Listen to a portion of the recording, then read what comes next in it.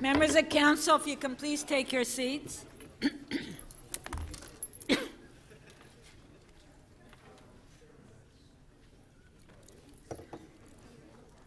I will call this meeting to order.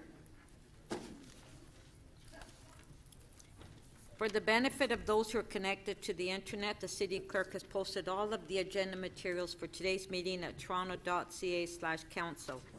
I will now call for a motion to confirm the minutes. Councillor Bailão.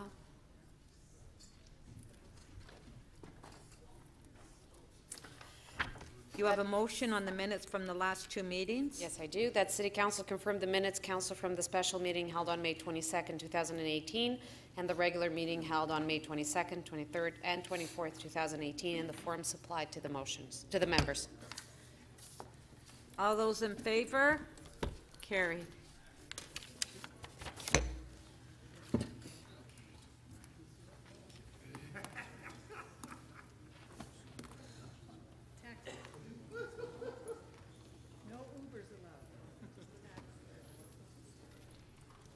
I would now call upon the committee chairs to introduce their reports. The chairs can speak about the reports for up to 5 minutes. Mayor Tory, you have a motion to introduce the Executive Committee report.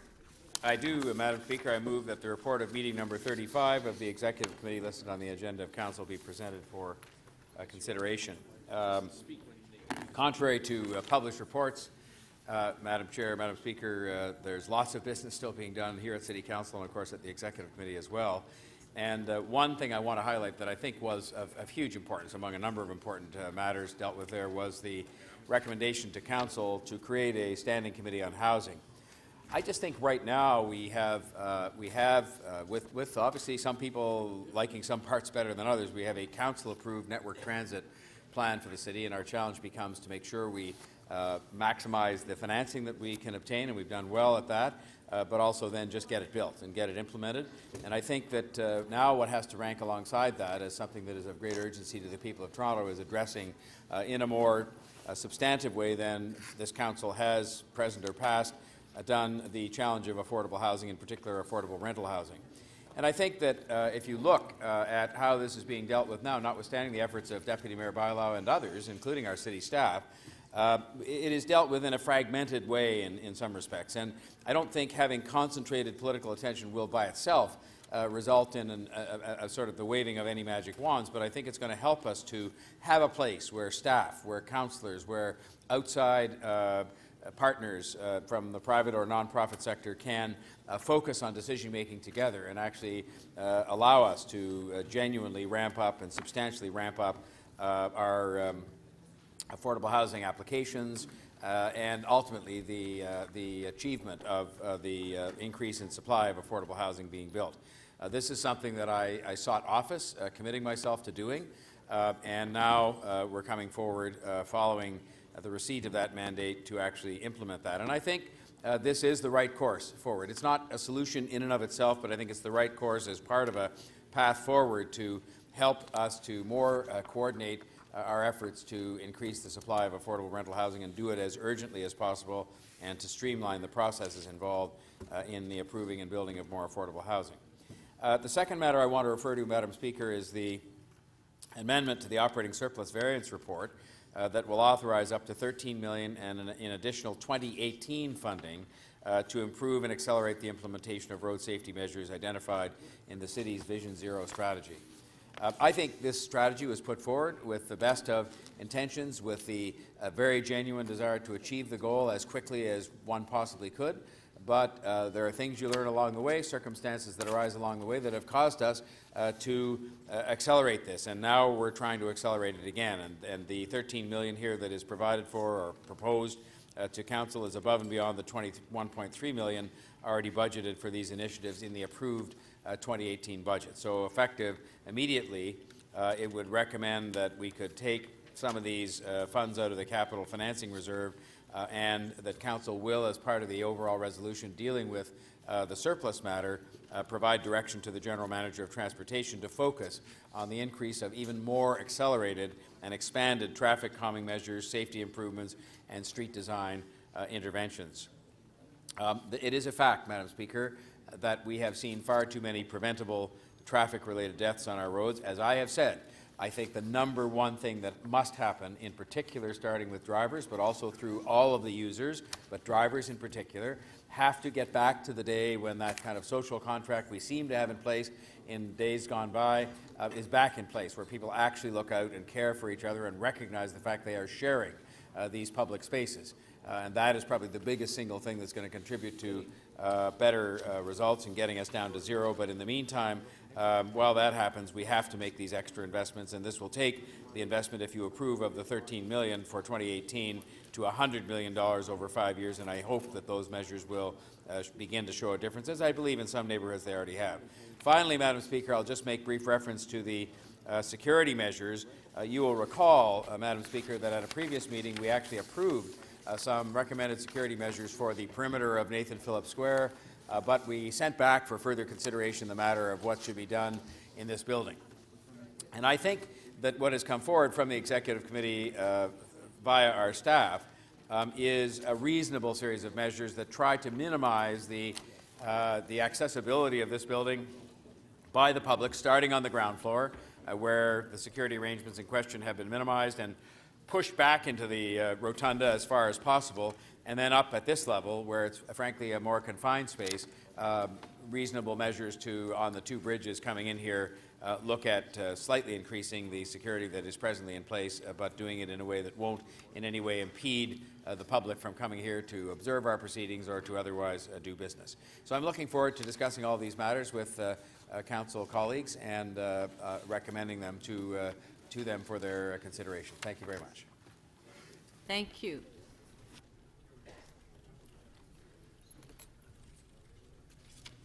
Councillor Mihevc, you have a motion to introduce the Board of Health report. Yes, Madam Speaker, that the report from meeting 27 of the Board of Health listed on the agenda be presented for consideration. The two big items are the Toronto Overdose Action Plan. I see that Councillor Joe Cressy has held that, so I won't steal his thunder on that item, as he is the chair of the Toronto Drug Strategy. The second item is the 2018 Student Nutrition Program. I will have an additional motion to that, noting that Senator Art Eggleton, who was the former mayor of the City of Toronto, in his role as senator, has asked that a national, universally funded, healthy school food program be considered by the federal government, and I think we should rally behind that. So I have a motion that is being prepared to that end. That basically will take care of the work of the Board of Health for this meeting. Thank you, Madam Speaker. Thank you, Councillor Mihevc. Councillor Pasternak, you have a motion to introduce the Community Development and Recreation Committee Yes, I do. report. Thank you, Madam Speaker, that the report from meeting 29 of the Community Development and Recreation Committee listed on the agenda of Council be presented for consideration. I would bring to the attention of Councillors CD 29.5, which is the Downtown East Revitalization Area. Committee worked very hard to move a series of motions that substantially enhance the staff report before us. I would also bring to your attention CD 29.7 and 29.8, Shelter and Related Services, Shelter Infrastructure Plan and System Update. As we all know, and we continue to hear, it represents one of the great social challenges facing the city. How do we accommodate people who are homeless? How do we accommodate the growing influx of asylum seekers and refugees? Thank you very much. Thank you.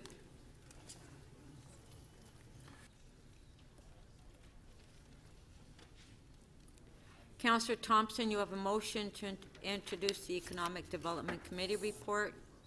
Thank you. I do, Speaker. That report from meeting 30 of Economic Development Committee listed on the agenda of Council be presented for consideration.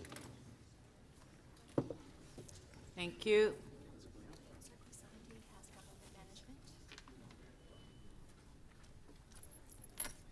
Councillor Crescenti, you have a motion to introduce the Government Management Committee report. I do, Madam Speaker, that the report for meeting 28 of the Government Management Committee listed on the agenda of Council be presented for consideration. Thank you.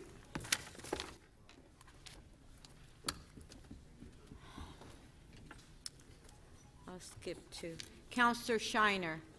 You have a motion to introduce the Planning and Growth Management Committee report. Oh, Councillor DiCiano. Thank you, Madam Speaker. As Councillor Shiner is on the way momentarily, I have a motion that the report from meeting 30 of the Planning and Growth Management Committee listed on the agenda of Council be presented for consideration. Thank you. Councillor Palacio, you have a motion to introduce the Licensing and Standards Committee report. Yes, I do, Madam Speaker, that the report from meeting 26 of the Licensing Standards Committee listed on the agenda of Council be presented for consideration. Thank you. Councillor Robinson?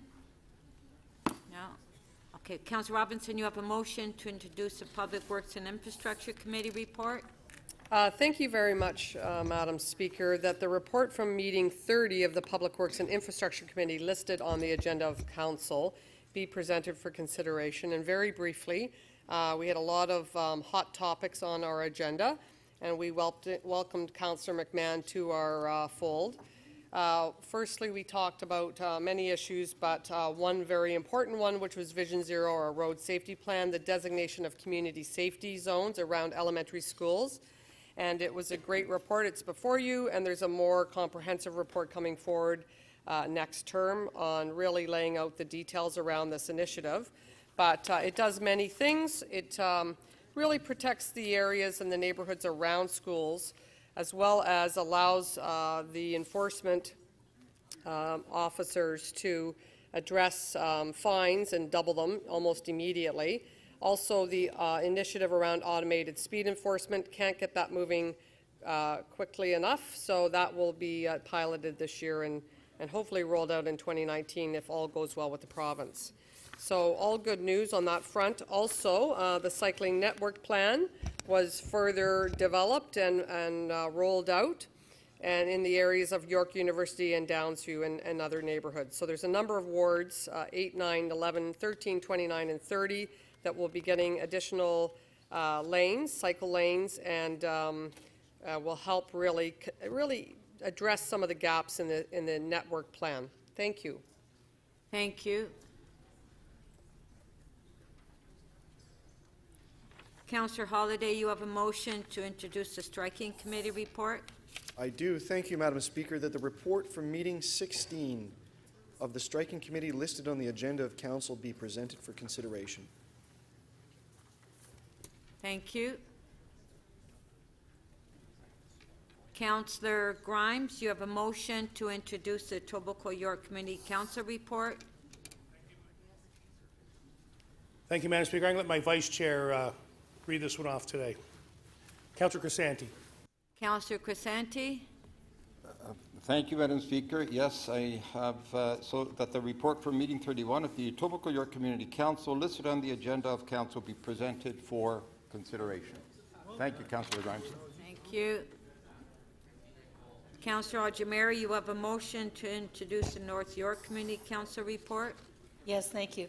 That the report from meeting 31 of the North York Community Council listed on the agenda of Council be presented for consideration. Thank you.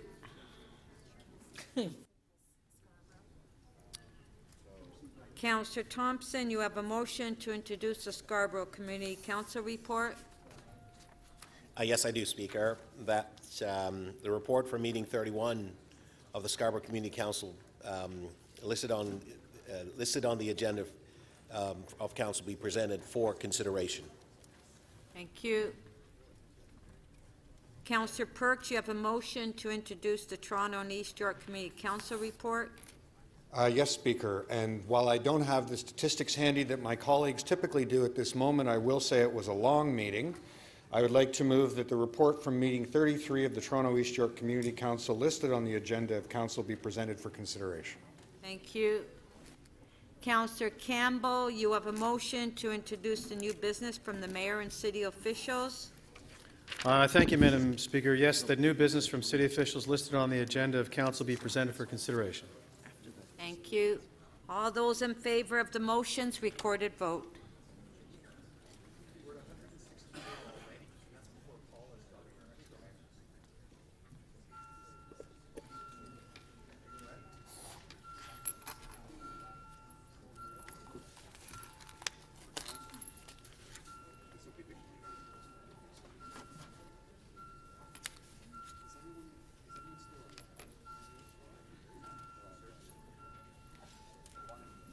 Councillor Perks, please. Councillor Mammoliti. Councillor DiCiano, please.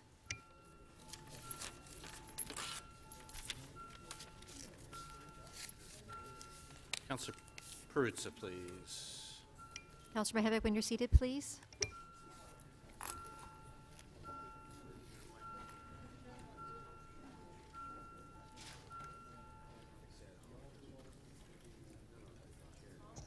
The motion to introduce the reports carries unanimously, 33 in favor.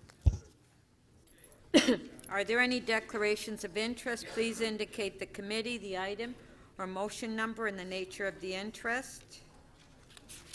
Councillor Grimes.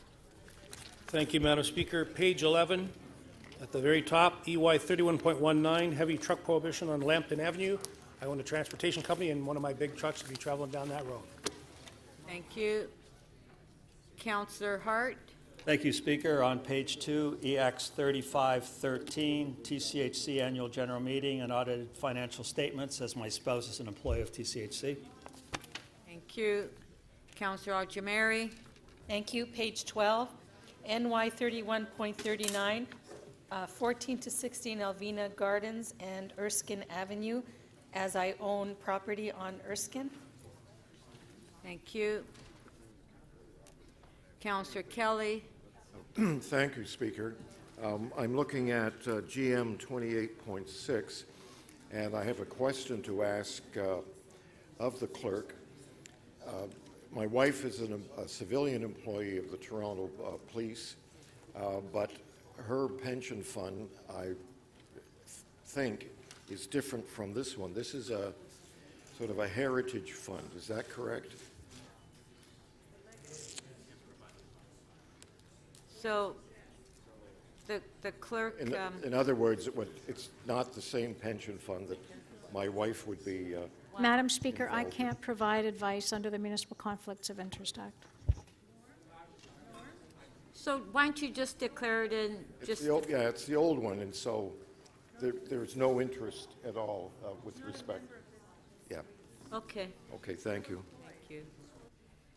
I will now call for petitions. Are there any petitions at this time?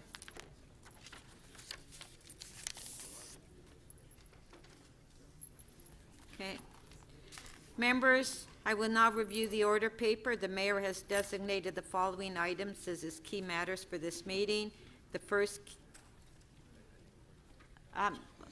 the names that are up there, what is that for? Pardon? We're not even at that yet. We're not at timed items. We haven't even gone through the agenda. Pardon? Oh, for the first page, okay. Well, let me just start. The mayor has designated the following items as his key matters for this meeting. The first key matter will be item CD 29.8 on the 2019 Shelter Infrastructure Plan and System Update Report. This will be our first item of business today.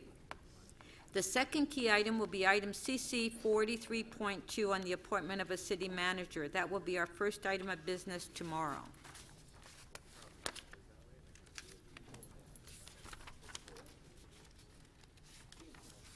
I also propose that Council consider the following related items together. Item EX 35.46 on one-time funding from the Ministry of Health and Long-Term Care for additional staffing and supplies for supervised injection services at 277 Victoria Street, with item HL 27.1 on the Toronto Overdose Action Plan Status Report 2018. And item GM 2828 on land exchange with 2470347 Ontario, Inc. Galleria Development for city land forming part of Wallace, Emerson Park and Community Center at 1260 Dufferin Street with item T 33.5 on 1245 DuPont Street, 1260 Dufferin Street, 213 Emerson Avenue, official plan amendment and zoning amendment application final report. Notices and motions are scheduled to be dealt with at 2 p.m. tomorrow, only if the mayor's key matters have been completed. I propose that City Council set a time for a closed session if required later in the meeting.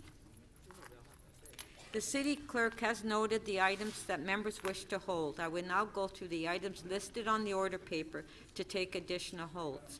I will recognize requests to make matters urgent at time specific after I go through the items for additional holds. Once the order paper has been approved by council, any change will need a 2/3 vote. Councillor Mammoliti? Just on a point of privilege, if you don't mind. I missed what you said about safe injection sites. Is there something different that I've missed? It's on the agenda. No, Are you claiming that it's what? No, I'm just suggesting that it be dealt with another item. Together with another Yes, item? Yes.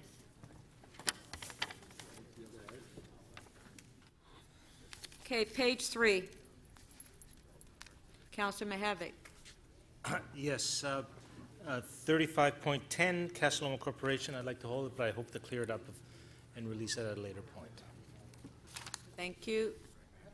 Councillor Pasternak. Yes, thank you, Madam Speaker. I'd like to do a delayed interest in EX 35.30 out of abundance of caution, Toronto Public Library project costs and cash flow adjustments. Although on leave, my wife is technically still an employee of Toronto Public Library. So you'd like to declare an interest on that item? Okay. Councillor Cressy. Item EX 35.1, creation of standing committee on housing.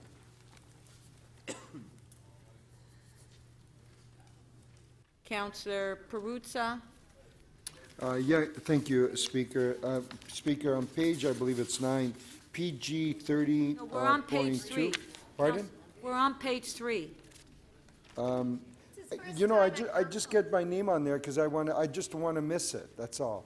So PG 30.2, Speaker. Wait till we get to page 9, Councillor. Okay, sure. You want me to take my name off and put it on again? Yes. Yes. Okay.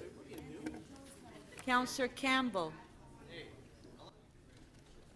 Thank you, Madam Speaker. I want to hold 35.13, Toronto Community Housing Corporation Annual General Meeting and 2017 Audited Consolidated Financial Statements. Thank you. Page 4. Councillor Cole, page 4. Thank you, Madam Speaker. I would like to hold on page 4, item EX 35.23, status report update on St. Hilda's Towers Senior Housing. Thank you.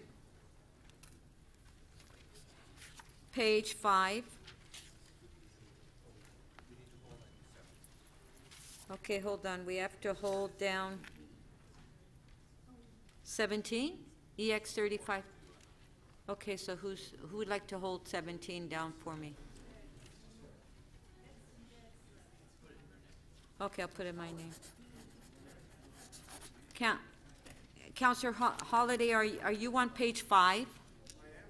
Okay, Councillor Holliday? I am, Madam Speaker. That would be HL 27.3. I'd like a recorded vote on it. However, I did hear Councillor Mihevik make mention of that item. So you want a recorded vote? I do, but I have a sense that Councillor Mihevik would like to hold that because he had an amendment. Madam Speaker, we could, if it's just a vote and if... Okay, we're going all over the place. Okay, Councillor Mihevik. Yeah, so Councillor Mihevik, does staff have your amendment? Did you want to move it? I'm happy to move it to expedite matters. I don't need to give a speech on it, Okay. but it's right there, and then we can vote on it. It's pretty self-explanatory. Okay, on the amendment, Councillor Holliday is asking for recorded vote.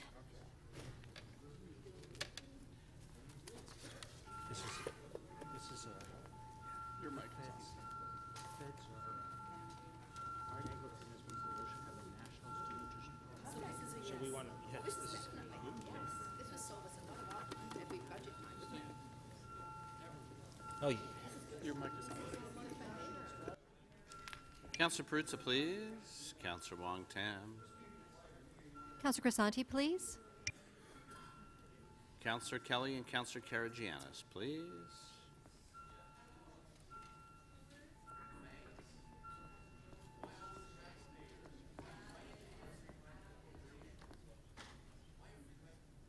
The amendment carries 35 to 2. Item is amended. On favor? Carried. Can't. Okay. Item is amended, recorded.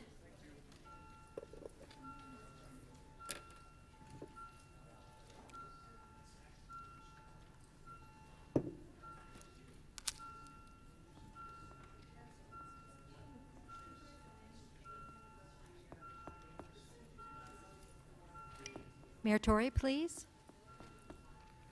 Councilor Mihevc, please.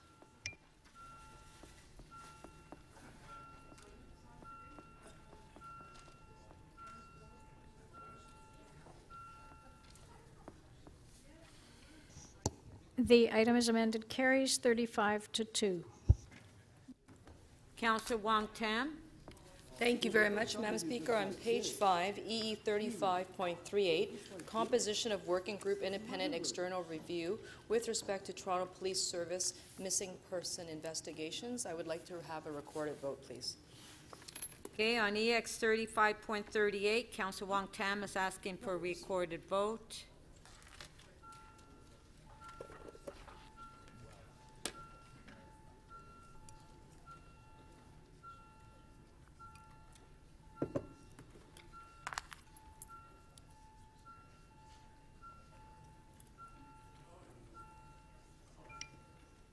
Councillor Mihevc, Councillor Fillion, please.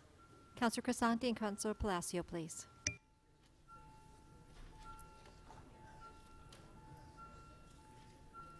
Councillor Fillion, may we have your vote, please? Thank you. Councillor Shiner, when you're seated, and Councillor Megardician, please.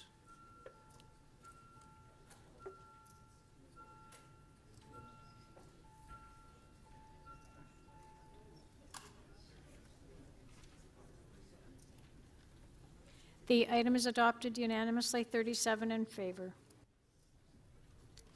Councillor Bailão.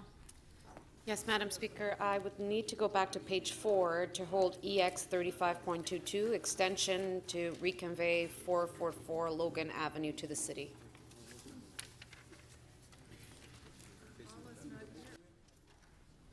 Councillor Mihevc. Yep, that would have changed. Oh, you've already was on the other item. Councillor Perks. Yes, Speaker, I have two. First, EX 35.42, the Create TO Procedures Bylaw. Okay. And second, 35.43, because I love procedures bylaw, the Toronto Investment Board Procedures Bylaw. I've made the clerks happy, I can tell. Thank you. Councillor Davis.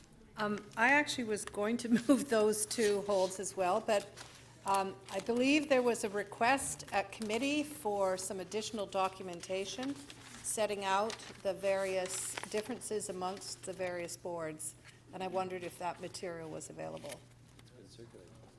It has been circulated. Councillor Grimes. Page 5, EX 35.40, capacity improvements and bus and subway services, all wards. Councillor Kelly. Speaker, on page 5, EX 35.39, out of an abundance of caution, I'm going to declare an interest. My wife is a civilian employee of the Toronto Police Service. Okay, thank you. Page 6.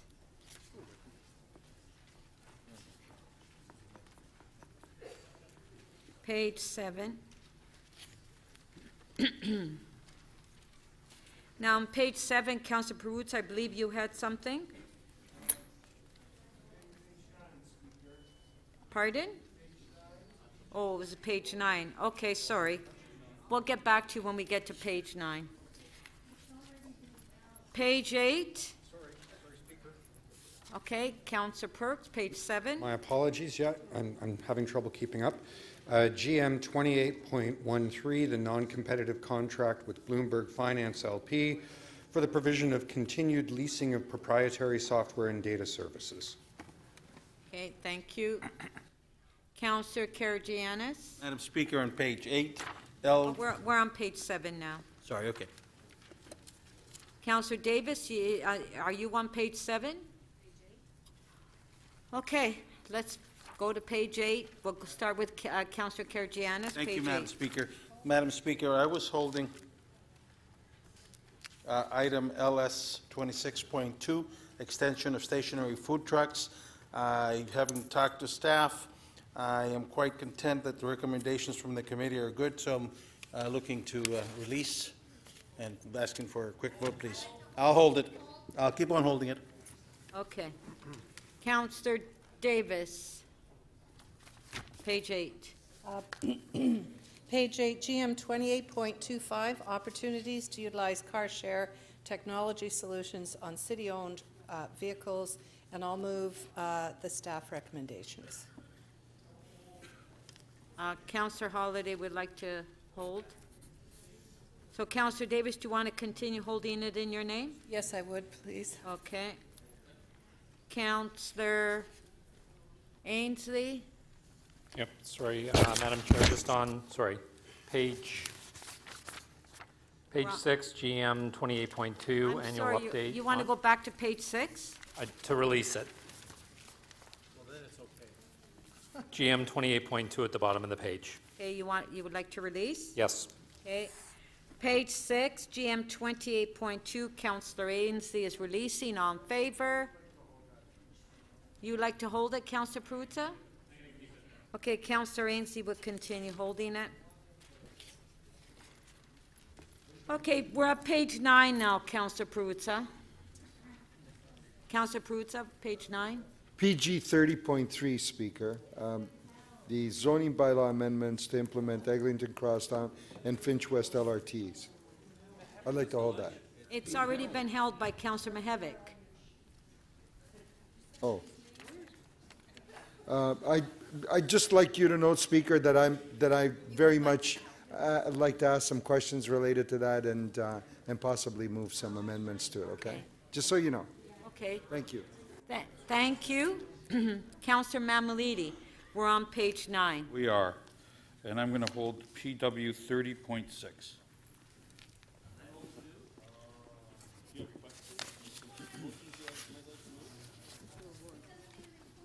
Councillor Burnside?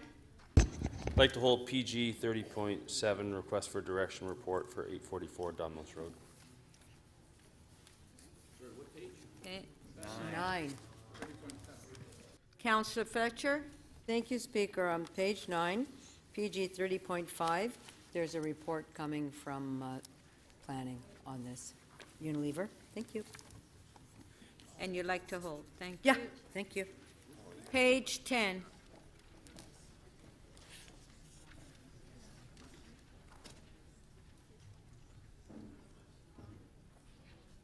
Councillor Holliday, page 10. Thank you, Madam Speaker. I will note that ST 16.5, appointment to fill a vacancy on the Employee and Labor Relations Committee, is without recommendations, and therefore I'd like to hold it.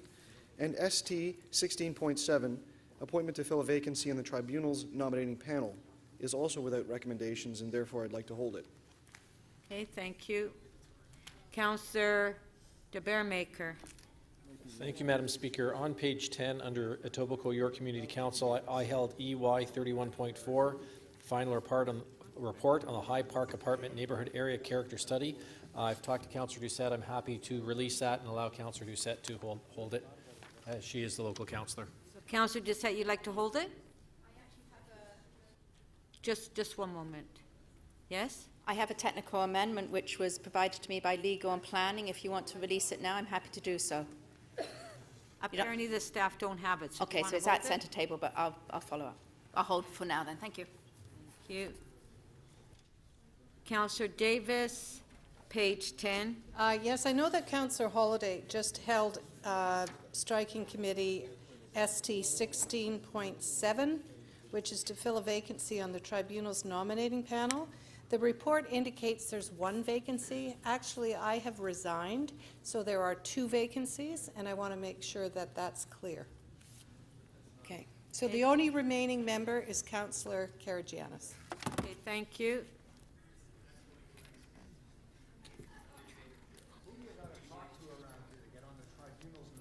Page 11.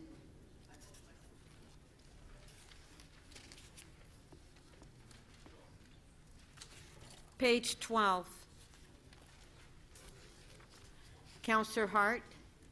Yes, Speaker. SC 31.3, 4342 Lawrence Avenue East, zoning bylaw amendment, final report. I'd like to hold that.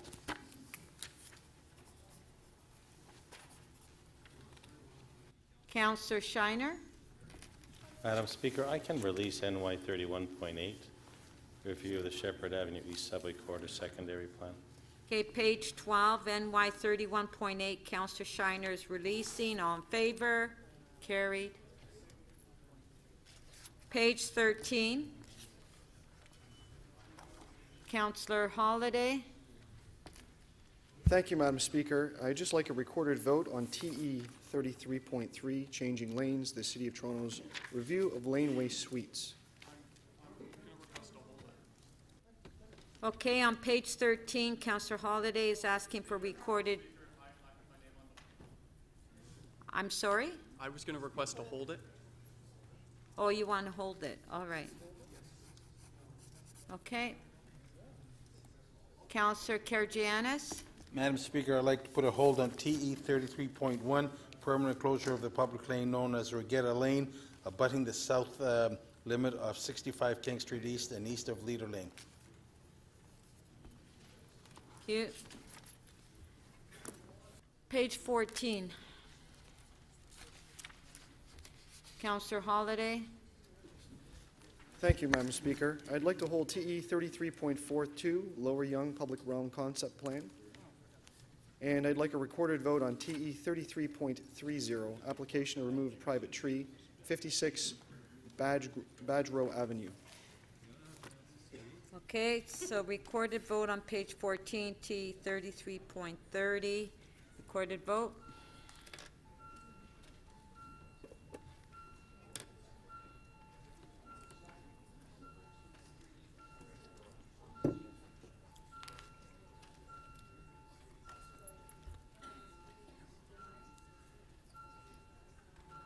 Councillor Wong-Tam, please.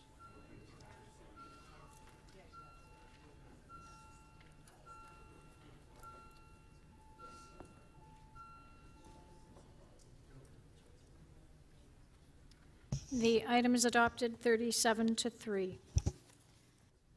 Councillor Wong-Tam, page 14.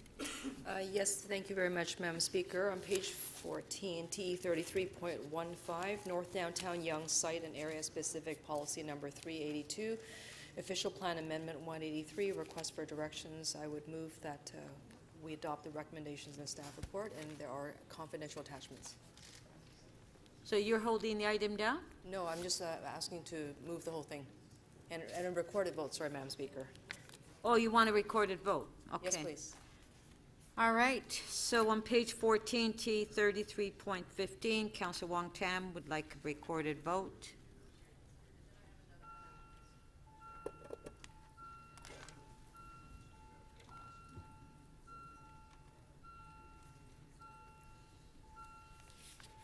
Councillor Perruzza, please. Councillor DiGiorgio.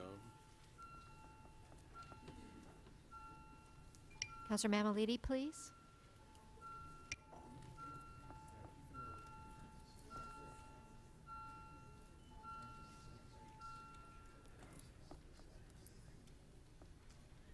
The item is adopted unanimously, 40 in favor. Councillor Wong-Tam. Thank you very much, Madam Speaker. I do have one more. TE 33.21, Historic Yonge Street Heritage Conservation District, request for directions. And again, acknowledge that there's a confidential attachment. I'd like a recorded vote on both. Okay. On page 14, T 33.21, recorded vote.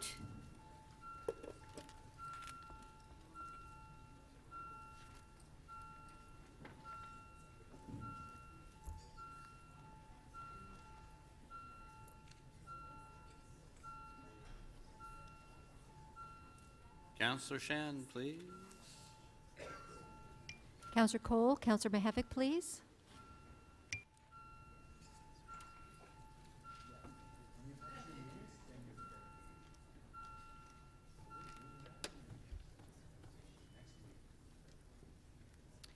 The item is adopted 40-1. So Councillor Holliday, we're on page 14. Do you have another one on page 14? Page 15? Yes. Okay, Councillor Holliday. Thank you, Madam Speaker. I'd like to hold TE 33.50, residential on-street electric vehicle charging stations, parking amendments, non-delegated location. I'd also like to hold TE 33.80, traffic control signals, Bay Street and Grenville Street. And I would like a recorded vote on TE 33.78, traffic control signals and pedestrian crossover, Lansdowne Avenue between Weddock Avenue and Bloor Street West. Okay, recorded vote on T 33.78.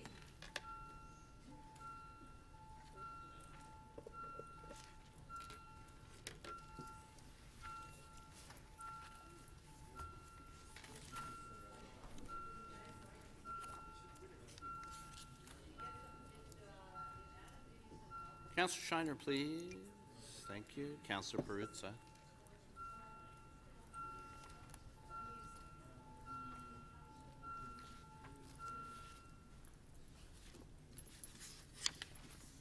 The item is adopted 36-4.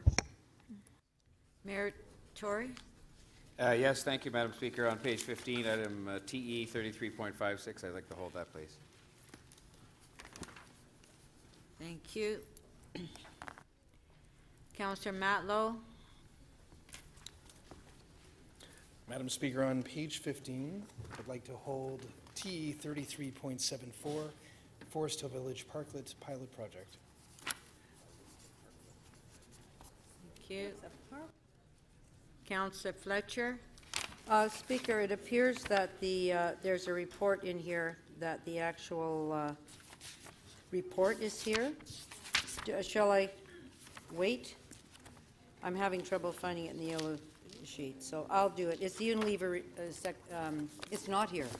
It shows it's here. Okay, so I'll wait. I thought it was in here, but happy to wait. Sorry. Are you holding down an item? Yes, I'm waiting for a report. Which item is it, because you Mine. haven't told us? It's mine, Planning and Growth 30.5, I believe. Oh, not on page 15. No, it's not. I was standing up after that, Speaker. Okay, just a sec. Don't worry. I won't. Which But it's, page? Speaker, the report isn't here yet, so But I'm not sure which item you want. I've Oh, already I'm sorry. held it. I was going to. PG 30.5. I was already held it. I was going to release it based on the report, but apparently the report's not here. Okay, thank So you. I'll just sit down. Thank you. Page 16. Councillor Mamalidi, page 16. Yeah, I'm going to hold CC 43.1, please.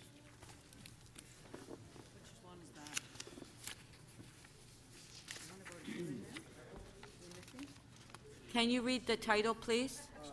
External compliance audit reports for the Integrity Commissioner, Lobby Registrar, and Ombudsman's Office. Page 17.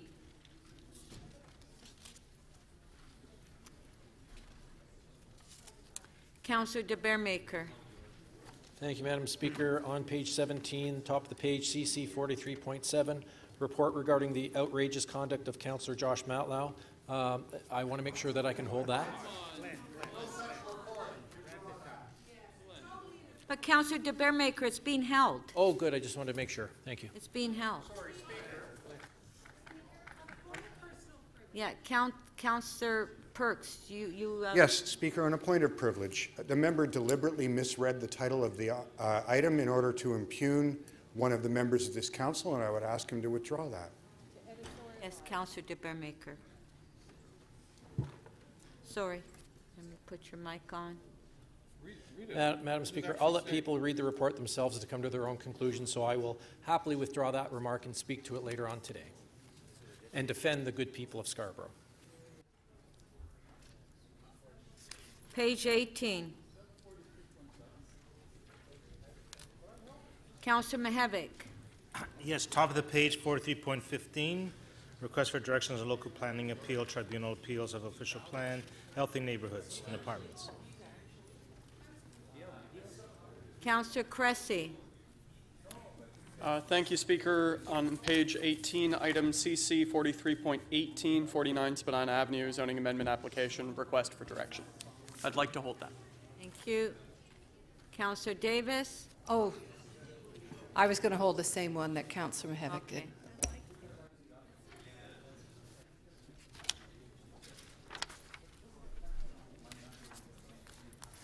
Okay. I will now consider request to make items urgent and time-specific. Councillor Bailao. Madam Speaker, I'm wondering if we can have the EX 35.1 creation of standing committee right after the mayor's key items. Okay, there's a motion. On favor? Carried. Councillor Crawford. Thank you, Madam Speaker. EX 35.26 operating variance report for the year ending December 31st, 2017. I guess I'll make it after, I want to make it after the mayor's key item tomorrow, but I'll make it after Councillor Balau's item. On favor? Carried. Councillor Fillion. I'd like to move that the three items related to the Integrity Commissioner, CC 43.56 and 7 be dealt with as the first item of business on Thursday morning. On favor? Carried. Councillor Holliday. Thank you, Madam Speaker. I'd like to move that EX 35.14 Toronto Hydro Corporation Annual General Meeting be the first item after members' motions on day 2. I think that slot is still available. Well, we're not sure because there's other items that have been scheduled for after the mayor's key items. So we'll deal with that, I guess, as time goes along, but can I put that in there for now? Does the staff have that motion?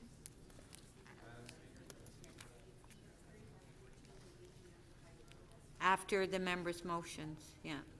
On favor? Yes, Councillor Shiner. And I would like to speak to that because I held the item and I might not be able to be here tomorrow because of a conflict of a funeral that I'm attending.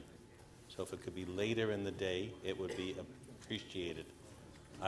So I think my colleague would be fine with that, but possibly after 4 o'clock. Councillor Holliday. I have the microphone. Madam Speaker, maybe if I can just articulate my intent of that. We have to bring a team of people over from Hydro, and that takes them away from operating that business. So I'd like to try to be efficient with the timing of that particular item so that the staff don't have to sit here for 1, 2, 3 days on end. So I'm happy to work out a time, and I put something provisional there, and if it can be... Okay. All right. Councillor Mammoliti. I'd like to try to do 2 timed items if possible. First one is HL 27.1. I think you incorporated that with another item on the agenda. And I'd like to do that right after the Integrity Commissioner reports on Thursday. And then after that, I'd like to try to do PG 30.3 as well. That has to do with the Finch West LRT. Okay, so we'll have to do them separately. Okay. Okay, on the first one.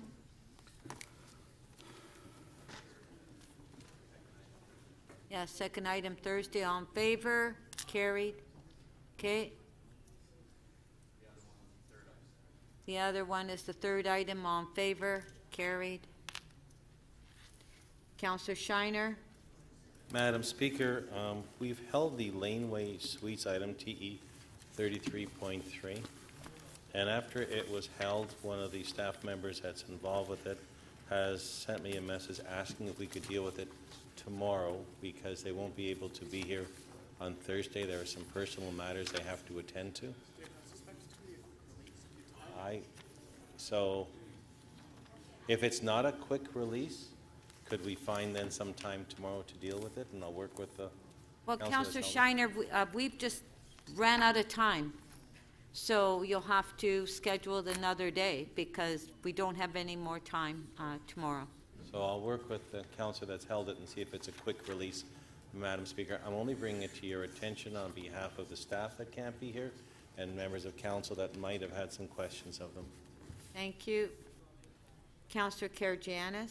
Madam Speaker, I'd like to ask for LS 26.2 to be the first item on Thursday afternoon on the agenda. This is 2-year extension of stationary food trucks. To be. Yeah. So, There- okay, could be there- the 6th item for Thursday then. Well, we've already got 5 items timed for Thursday. We're running out of time, days, and I don't know. I mean, if you want to do it Friday, Friday. Because we're coming back Friday, obviously. First thing Friday morning. On favor? Yeah. On favor, carry.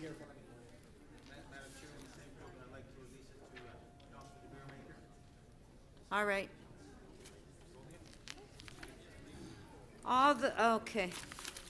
Before we vote on the items not held, Councillor Grimes, we have to vote on your items, so if you have an interest. So on EY 31.19, recorded vote.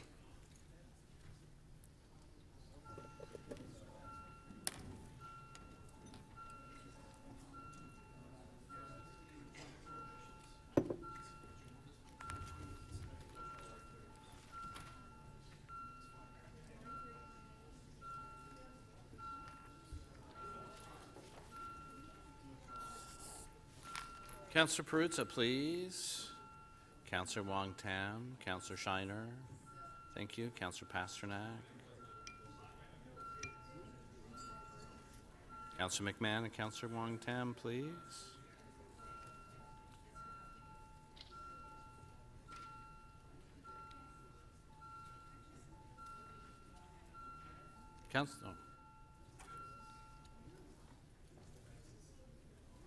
The item is adopted unanimously, 40 in favor.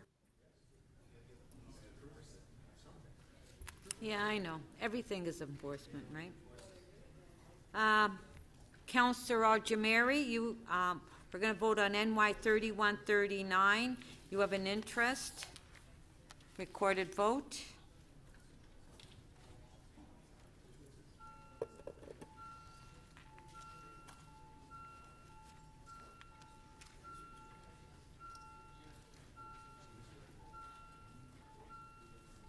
Councillor Perruzza, please. Councillor DeGiorgio, Councillor Wong Tam, Councillor Layton.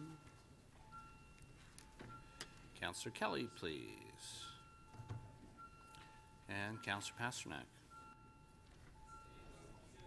Councillor Mamalidi, when you're seated, please.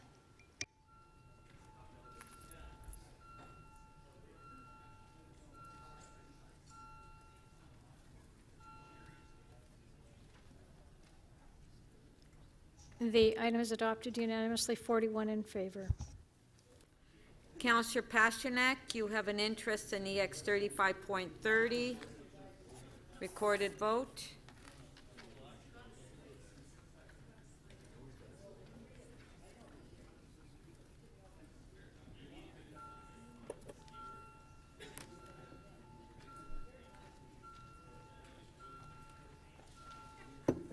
Councillor Perruzza, please. Councillor Kelly. Deputy Mayor Minnan-Wong, please, and thank you. Councillor Crisanti, please. Councillor DiCiano and Councillor Grimes, please. Councillor Kelly, please.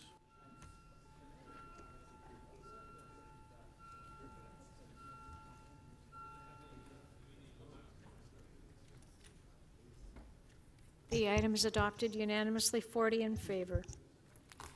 Councillor Kelly, you have an interest in EX 35.39, recorded vote.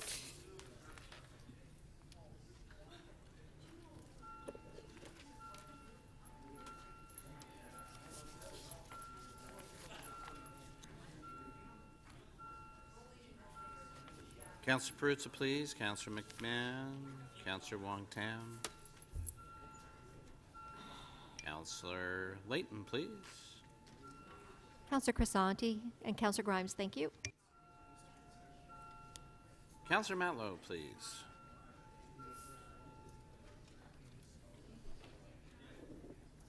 The item is adopted unanimously, 40 in favor.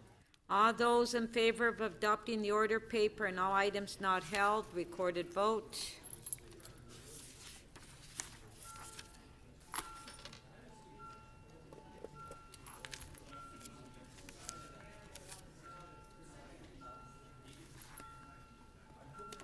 Councillor Bailao, please. Councillor Davis, Councillor Perruzza, Councillor Layton, and Councillor Wong-Tam, please. Councillor Ainsley, please. Councillor Mihevik. Councillor Crawford, please.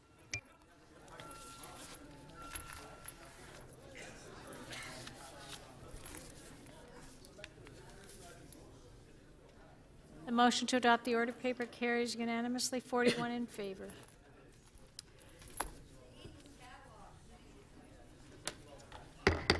Please. Thank you. Please, Councillor Campbell. Councillor de Beermaker. Members of Council, I want to stress the importance of preparing your motions in advance.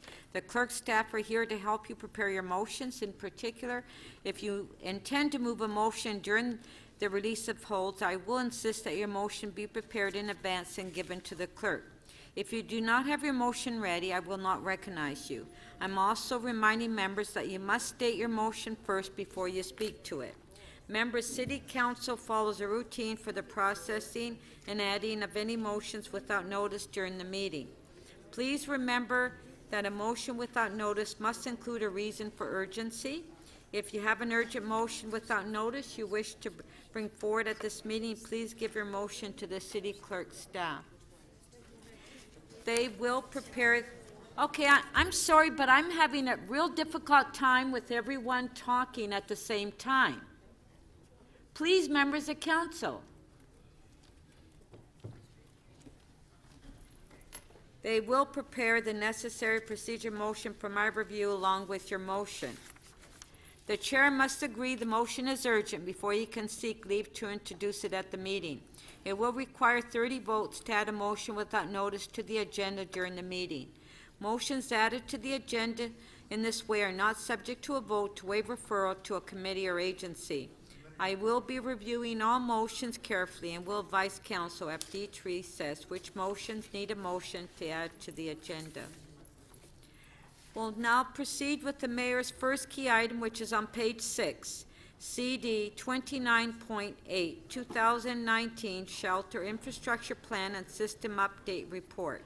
Do we have questions? Deputy Mayor Minning Wong. Yes, in the recommendations, recommendation 1, it says the City Council reiterate its desire to welcome all newcomers. Can you define newcomers for me? Through the speaker, newcomers could be refugees, asylum seekers, anybody that's coming in from a different country that has chosen Toronto to be its new home or its community. And we support them and try and integrate them into. So those are individuals that come into the country. So you would include refugee claimants, yes? That's correct. And individuals who come in and seek status as permanent residents, correct?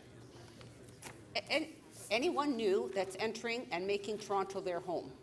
What about those who are determined through a legal process that they are not refugees and then they're asked to leave? Would you include them as newcomers? Those people that are without status and who have gone through a legal process and who are found not to be at risk and not to be refugees. Through the Speaker, those processes are the responsibility of the federal government, so we have no jurisdiction or a role in that process. If the federal government determines that someone should leave, then we would respect the direction of the federal government in that respect. So therefore, so I agree with that, and it goes without saying that the federal government determined, the federal government and the courts and administrative tribunals find this out. This is all self-evident.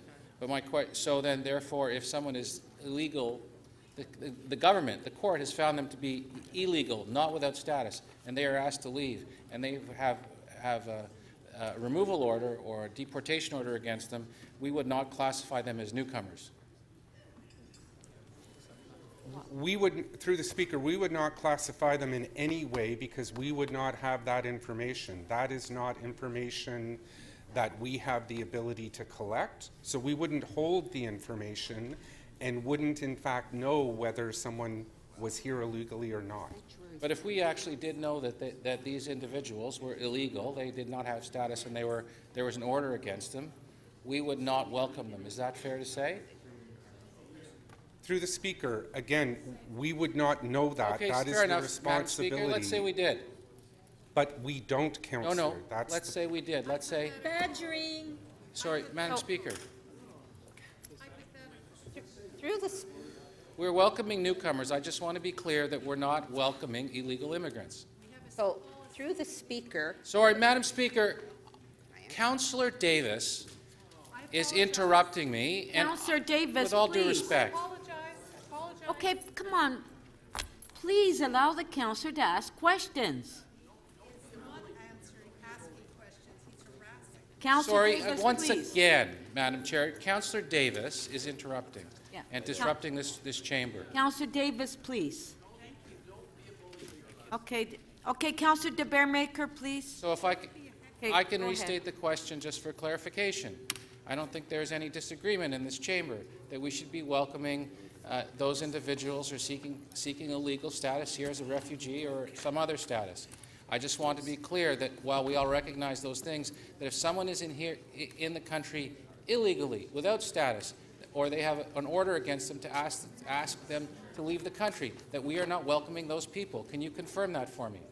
So as Mr. Brillinger explained, we wouldn't have access to that information, but I will be clear that even if we did have access to that information, the city itself does not have the power to deport people.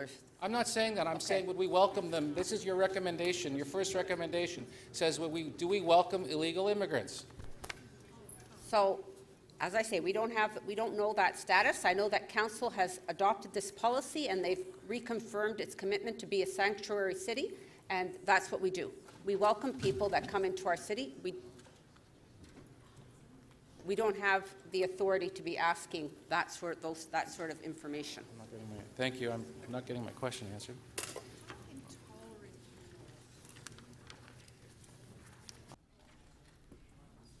Councillor Jamari. Thank you. The City of Toronto last year incurred an additional $15.6 million. That's what the report says. Through the Speaker, that's correct. And then, in another part of the report, I think it's page 9, it says the federal government has indicated that $11 million will be made available to the province. Through the Speaker, that's correct. So there's a big difference between $11 million Ontario-wide and 15.6 citywide. How do you have a If I plan? can just clarify, 15.6 was for the 2017. If you tally up what we spent in 18 and what we're going to be projecting to be overspent this year, it's actually closer to 65 million. Janet, please. Just to be clear, I'm sorry, say it again. So in combination, over the past 2 years, Council's commitment to this, to support this, has been in the range of 65 million, 64.5 million. So I just wanted to clarify, it's not just the 15.6. Right, and my point, which brings to bear my point, that 11 million seems pretty short of the total. So that's correct. The province announced it, however, as an initial payment or investment of 11 million. So we anticipate there will be more You mean being the announced. feds? Sorry, the federal government. So My apologies. Do these $11 million flow through the province? Or No, that's correct. It flows through the province, and the province then determines how to flow it out. Right. And the fact that we are saying in this report that we're in dire need, the need focuses on the ask to the feds and to the province. Besides the flow-through mechanism, are we also asking for money from the province directly? So if we requested assistance from both orders of government, not only in terms of money, but also in terms of facilities, because we've exhausted our search for appropriate facilities to help house these refugees and other shelter users, and we need resources to help staff those facilities. So are you saying that the facilities that we own as a city and all of our subsidiaries, there is no place we continue to for look. this kind? We have done an exhaustive search. We continue to look. Are we asking the province to make available their facilities? We have asked the province and the feds to identify federal or provincial properties or any properties they know of that are vacant or suitable for us to convert and use for housing, for shelter use for these refugee families. And if they do not do so in the next month, what happens in August? Come August, we have, when the 800 refugees that are currently housed in the colleges have to move out because the students are moving in. That's where it's a big concern, and we're continuing to work closely with the province and the feds to try and identify additional properties, and our real estate division is working very hard to find additional properties. In the report, it mentions that there is a sort of tripartite agreement between Montreal, the Quebec government, and Ottawa, but that no such agreement was ever drawn up for this province. Mr. Brilliger can explain. My Thank you. understanding is that in Quebec, the province takes the lead in coordinating. Oh, does it? Through the Speaker, it's not so much an agreement as it is an integrated program response between the Government of Canada, the Government of Quebec, and the City of Montreal, where there is an integrated triage system that receives the irregular migrants, asylum claimants, and then determines how to best support them and direct them. That does not exist in Ontario. The report is requesting that the Government of Canada and the Government of Ontario initiate that immediately. So while the Quebec government set this up, the Ontario government never did. Certainly the situation in Quebec presented itself much earlier. Oh, I see. Chronologically in terms of the irregular migration movement. Thank you. Councillor Pasternak. Thank you, Madam Speaker. Just for clarity's sake, sanctuary city and no one is illegal, are those concepts interchangeable or not really? Through the Speaker, sanctuary city is a colloquial term used for municipalities, municipal councils that have taken the position that an individual's status should not be a prerequisite or requirement for access to municipal services. In the context of Toronto, Council has such a policy. It's the actual title of the policy is Access TO, and it gives direction to staff with respect to when we cannot ask any questions related to status. So the second part of that is TDSB has a policy that's called no one is illegal, or something similar to that effect. In other words, school-age children showing up to the schools, TDSB staff are not allowed to ask their status when they register. I guess as long as they're in the catchment area, they can go. So back to my earlier question, we don't do we adhere to the stringencies of not asking status when it comes to city services? And if we don't ask, how do we come up with the numbers of refugees, asylum seekers, newcomers? So through the Speaker, by council policy, we do not ask unless it's a legislated program by the province which requires us to ask. So for example, access to childcare subsidy, we have to ask the question through provincial regulation, through provincial legislation.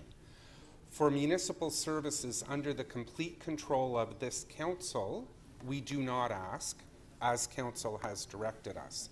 With respect to how do we know, in different service areas, including shelter support and housing, through case management, as we're working to determine how to best assist a client, that information may be shared. But it is not asked nor a requirement for most municipal services. And if I can just add to Mr. Brillinger, two other pieces to that declaration is since 2016, we've seen a sharp increase in the number of people identifying as refugees in the shelter system. For the previous 10 years, plus or minus 5%, there was approximately 10% of our shelter users were refugees. That has grown over the last 18 months to 46%. The narrative is completely aligned with the migration issues we've seen across Canada and in Quebec. But there's, maybe I should drill right down to the point. There's sort of a war of words between the city and the federal government over what these numbers really represent. Are we constrained from asking people when they approach us what their status is, so that we can say to the feds, well, wait a minute, we've interviewed extensively, they've self-identified in some way, these are the real numbers? Through the Speaker, the policy allows for, however, information related to the profile of service users, including their immigration status, is necessary in order to plan and provide adequate service supports. That was my reference to case management. So when we are working with an individual client, trying to determine, in this context, their best housing option, that information may be pertinent. Okay. So we can ask in certain circumstances. There's no barrier to getting our real numbers. We ask when we're required to by provincial legislation, and if it's pertinent to a case management exchange with an individual client. The other indicator is the country from which the individual comes from. So the vast majority of individuals in the shelter system, currently, the current flow, are Nigerian, which is a good indicator that we're talking about the same population. All right, I'm running out of time. Just very quickly, Office of Emergency Management, I would say we have a refugee asylum claimants crisis in Toronto. What is prohibiting us from declaring this a civil emergency and seeking the funds that are available from our provincial and federal counterparts to deal with it? That was your last question. Yeah. So, could you just repeat the question on the contingency, sir? Okay. Your time's up. Okay, did you not hear the question? I'm wondering why. Oh, thank you, Madam Speaker, for the flexibility. Why we are not declaring this a civil emergency and then seeking the supports and helps from our federal and provincial governments or colleagues that would come for extreme weather events, industrial accidents, flooding, tornadoes, what have you. Okay, thank you. So the whole principle and concept through the Speaker, the whole principle and concept through the Emergency Management and Civil Protection Act on declaring a state of emergency is you actually do not need to declare a state of emergency to begin to act under those conditions and request other levels of government for the assistance and for the resourcing. Traditionally, the Emergency Management and Civil Protection Act on emergencies is designed for communities that have exceeded their capacity and are requiring the extraordinary measures that might not necessarily be able to be coordinated at that level. So right now what we're looking for is we have a coordinated understanding and a coordinated body between the City of Toronto, the province, requesting those assistance and requesting the resourcing, whether it's facilities, human resources, or financial resourcing. Thank you. I'd like to have a quorum call, please, because we don't have anybody in the council chambers. Well, we don't have a quorum.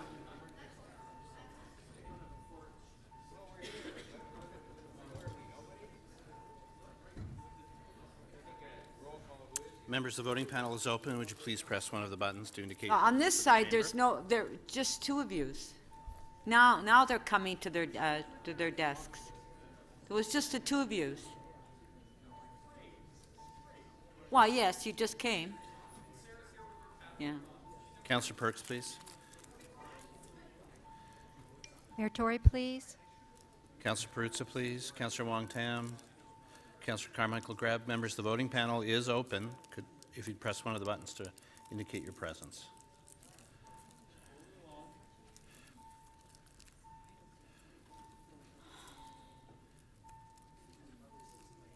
Councillor Shiner, when you're seated, please. Councillor Carmichael Greb.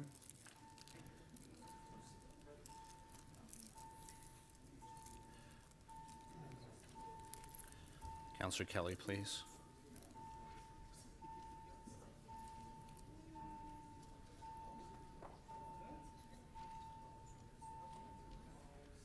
Madam Speaker, quorum is present in the chamber. There are 27 members. Okay. Councillor Thompson. Thank you very much, Speaker, through you to staff. So we have a homeless issue in the city. We're now talking about a refugee problem that we have in the city. Through the Speaker, that's correct. What's the difference between the two? Through the Speaker, so when you look at the data starting about 18 months ago, we started to see a sharp rise. The number of individuals that were identifying themselves arriving at shelters and TESS offices as refugee claimants. We continued to add service at that time. Since 2016, we've gone from 4,300 beds within the shelter system to last night we were accommodating about 7,600 people when you include the shelter system along with the motel program, along with the college dorm program and some respite sites. Can you help me to understand? So someone comes to the border and they come through without any contact with respect to a border agent and or the police. Are those the types of people that we're dealing with, or the people that we're dealing with that identify themselves as refugees? Do they have some contact with respect to our border agencies and or police, and they're allowed to either go to a specific place, a shelter or otherwise, in order to seek assistance? Through the Speaker, based on the information being shared, the vast majority are individuals who have started the refugee determination process. In other words, they have started their application with the federal government to be determined as a refugee. There would be many fewer what we would refer to as undocumented individuals who have absolutely no status within the country. So then let me ask you, at about 11:30 this morning, my office was contacted by a facility in my ward, indicated that they had some Romanian refugees who had no contacts and no place to go. How do they then get to Scarborough Centre without any sort of contact with vis-a-vis border agencies or otherwise, are seeking assistance?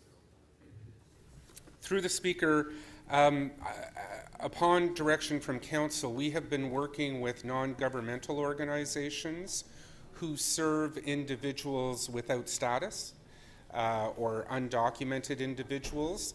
to assess how to best help those individuals get into the system, initiate the application process to become documented. So if a member of the public were to call the City of Toronto to say, for example, that they were contacted by someone who has identified themselves as a refugee and need help, what number would they call? Who would they call? They call the City Councillor's office. City Councillors call what I guess would be the system that's in place for assistance. My office is told that the folks that they speak to, they're not sure what to do. How is it that this particular system that you're talking about, how does it work?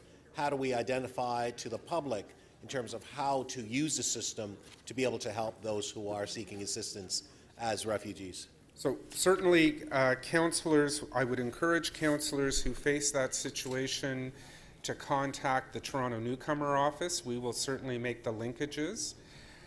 Recommendation with great 6. respect, Mr. Bellinger, we did, and they didn't know.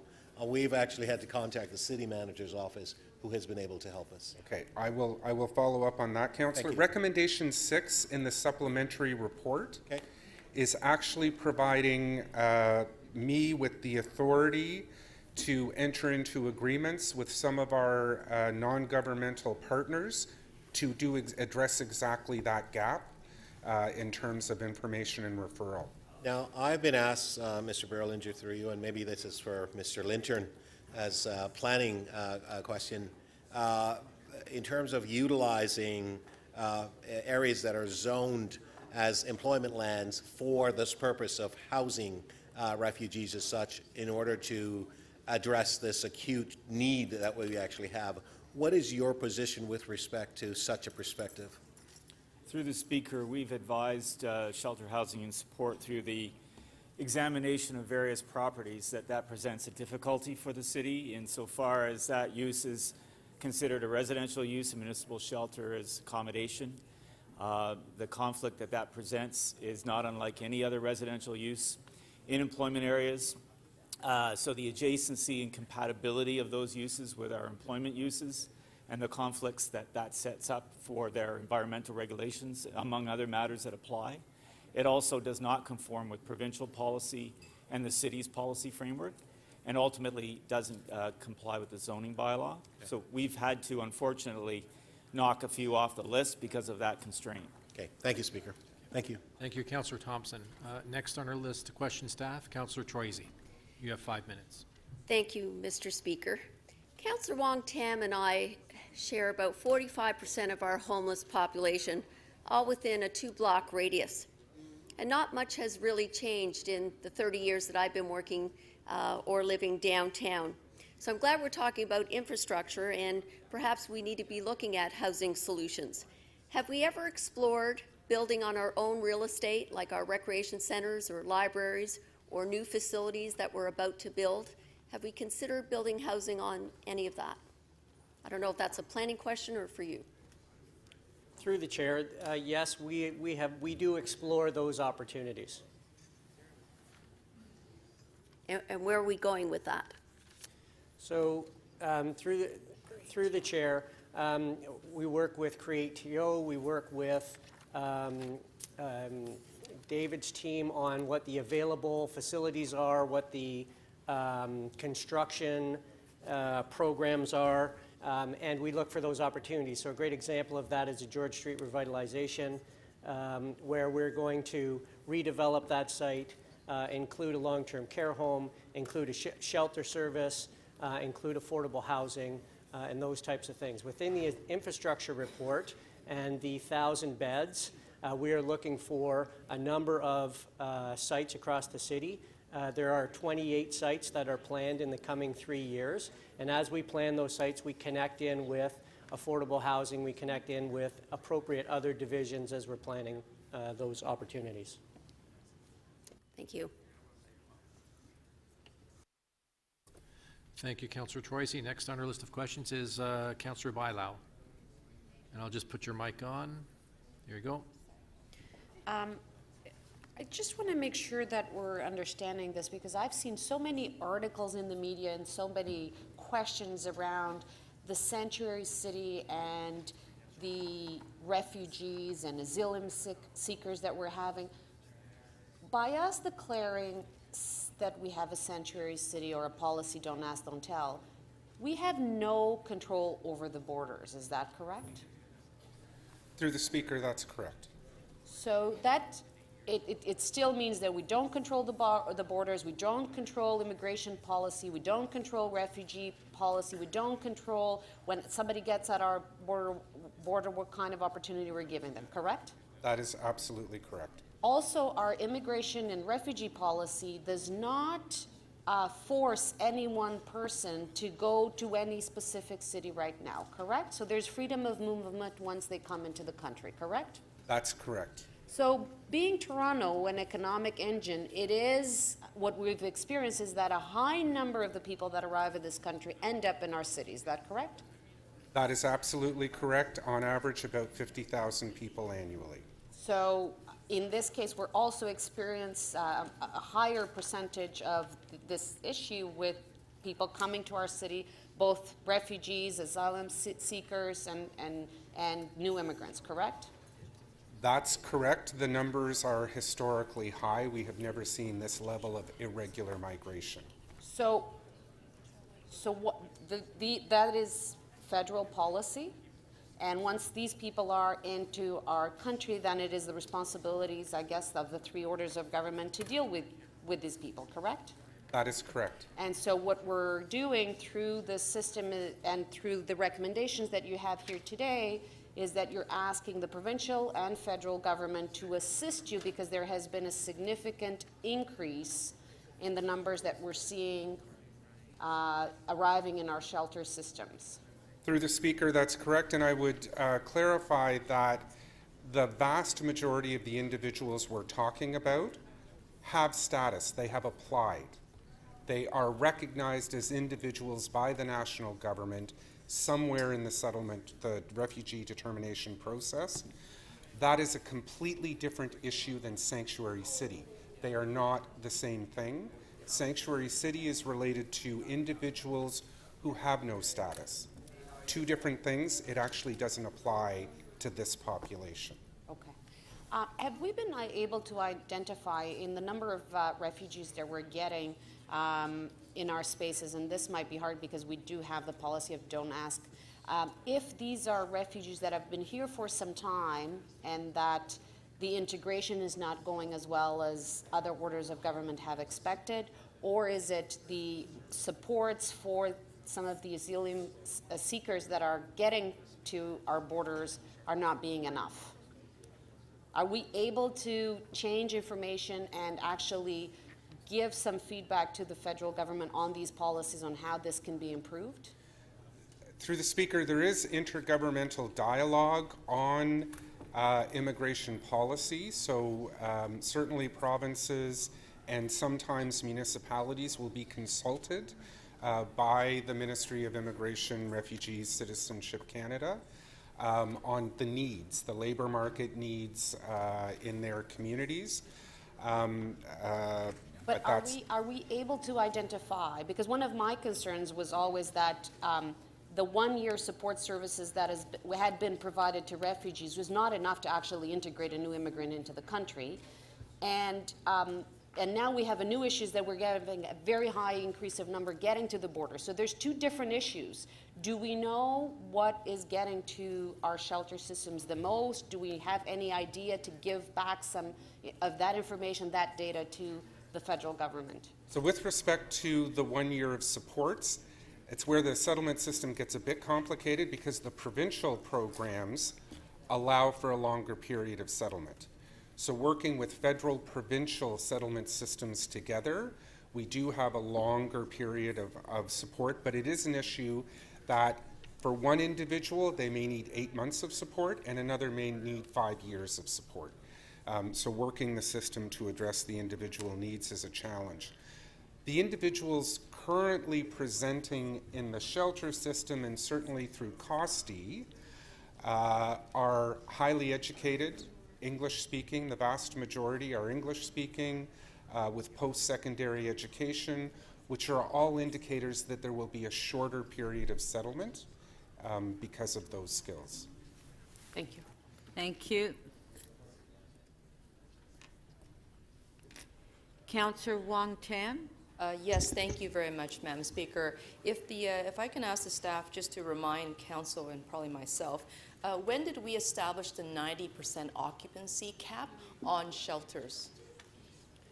Through the chair, I don't have the exact date, but it goes back probably 20 years. For 20 years. And have we ever been able to meet that 90% occupancy cap on shelters? Through the chair, not that I'm aware of. And when did the City of Toronto start to put motel rooms under contract for this overflow of shelter occupants? Through the chair, the practice of using motel programs has been in place for many, many years. However, we've used a small number leading up to 18 months ago. About 18 months ago, we started to bring on many more new hotel rooms, and we've added more than 2,000 in that time. And the 2,000 that you've added during this period of time, let's say spread out over 18 months, how many of those rooms are absolutely at capacity today?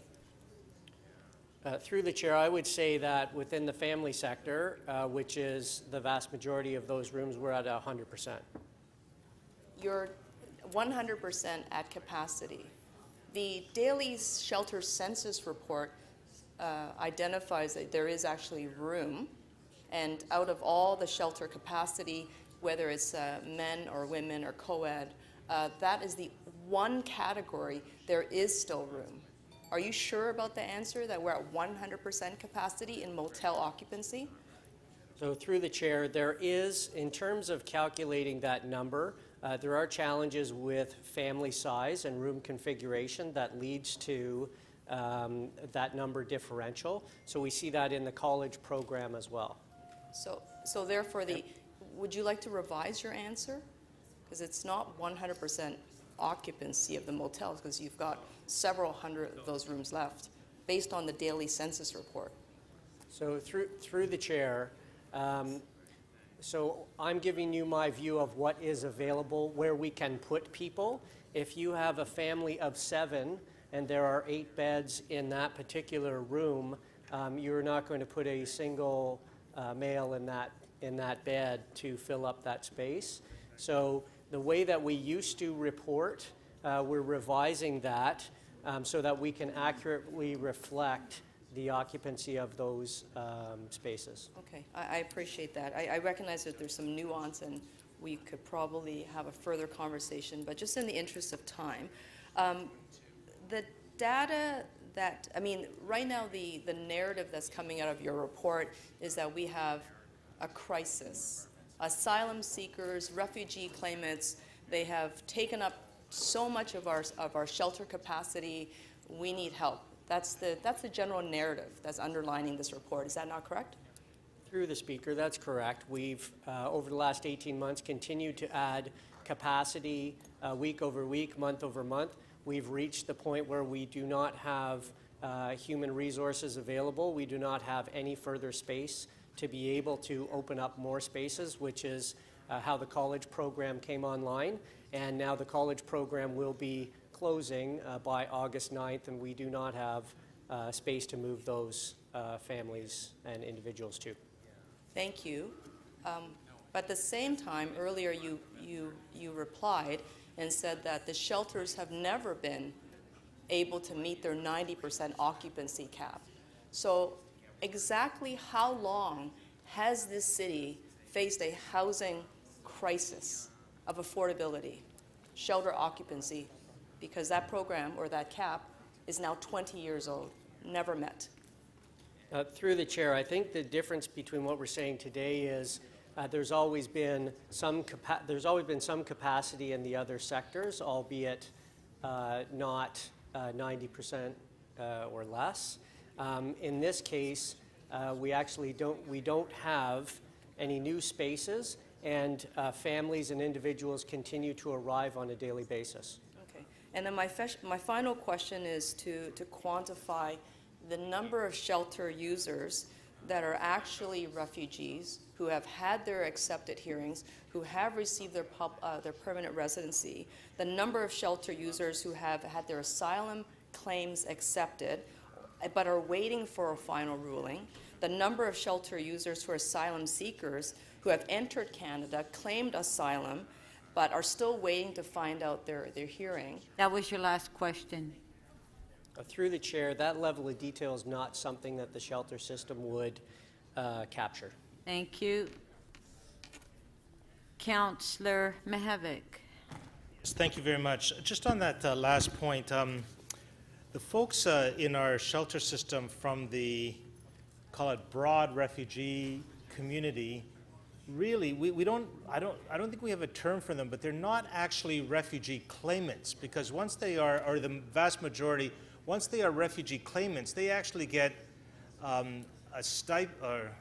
cash from the, I think it's the federal government, if not them, the provincial government, and they very quickly go into some kind of accommodation. Is that not? We're really talking about wannabe refugee claimants. They come across the border, they make an appeal.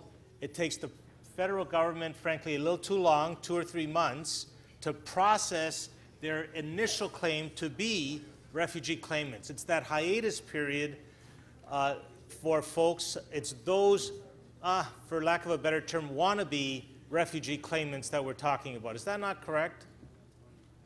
Yes, through the speaker. So an individual crosses the border.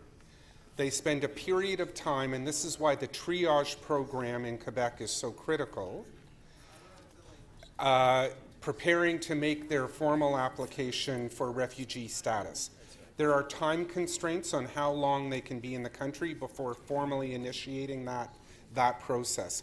Once initiated, an application has been accepted by the federal government.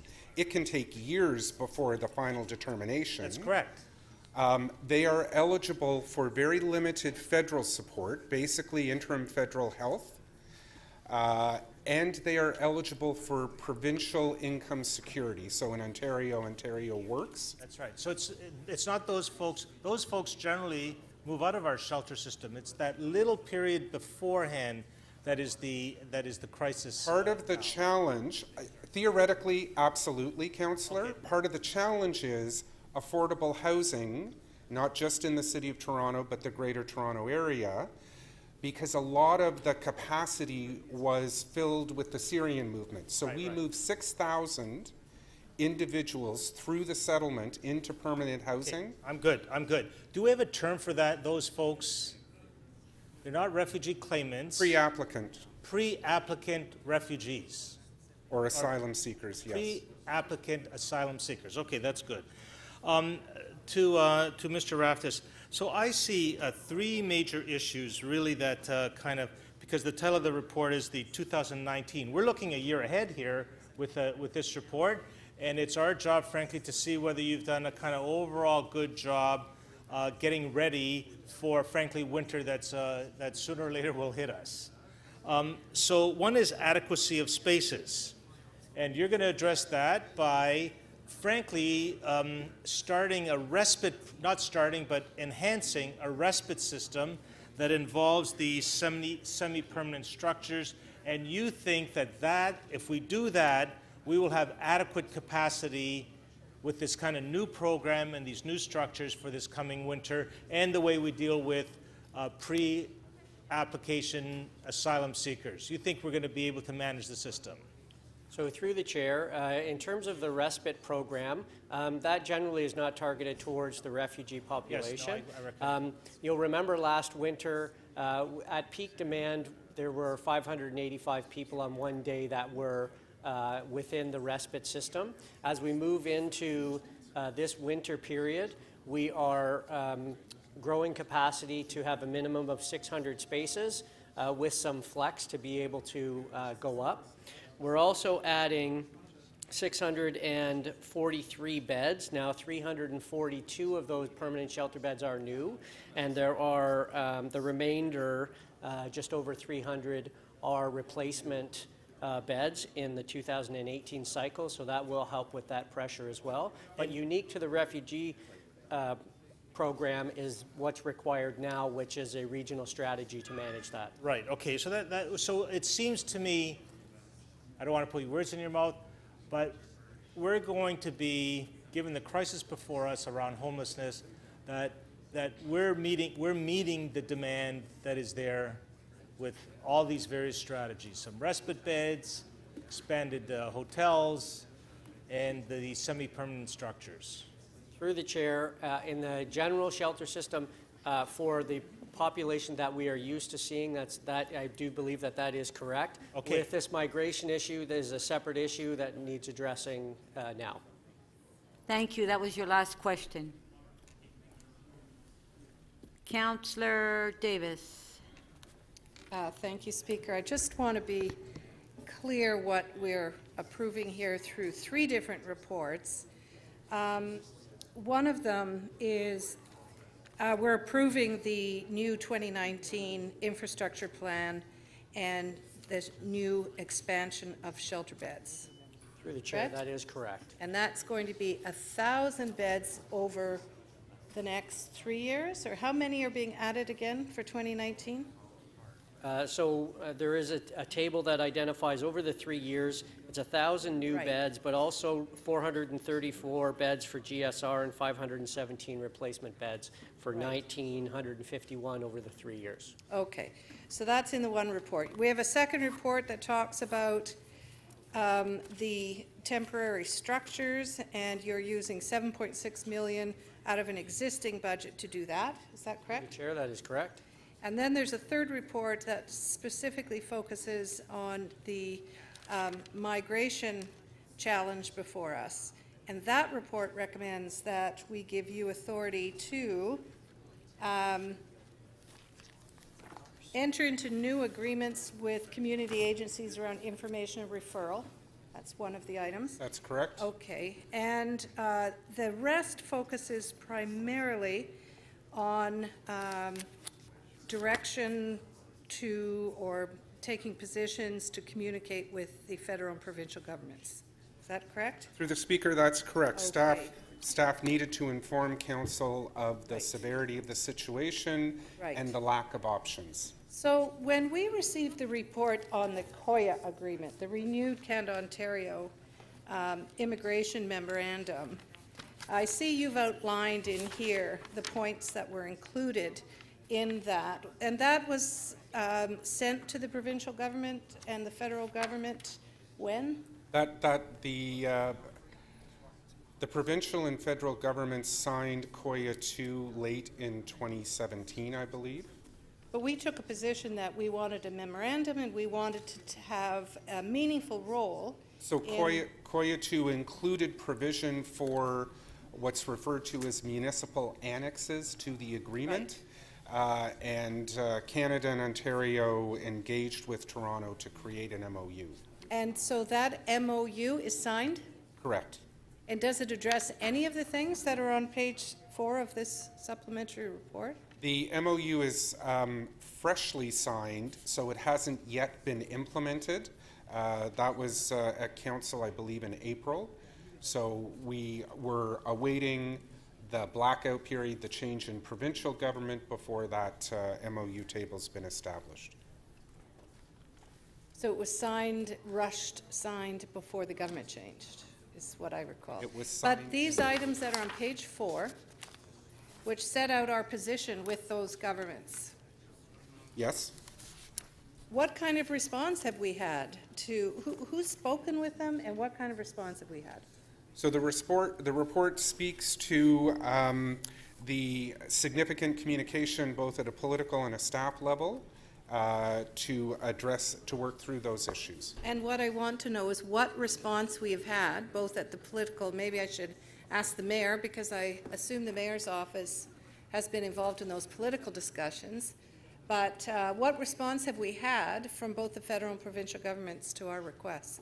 At the staff level, we have been working at the Deputy Minister and Associate Deputy Minister level with Ontario and Canada. We understand there is work to initiate a triage.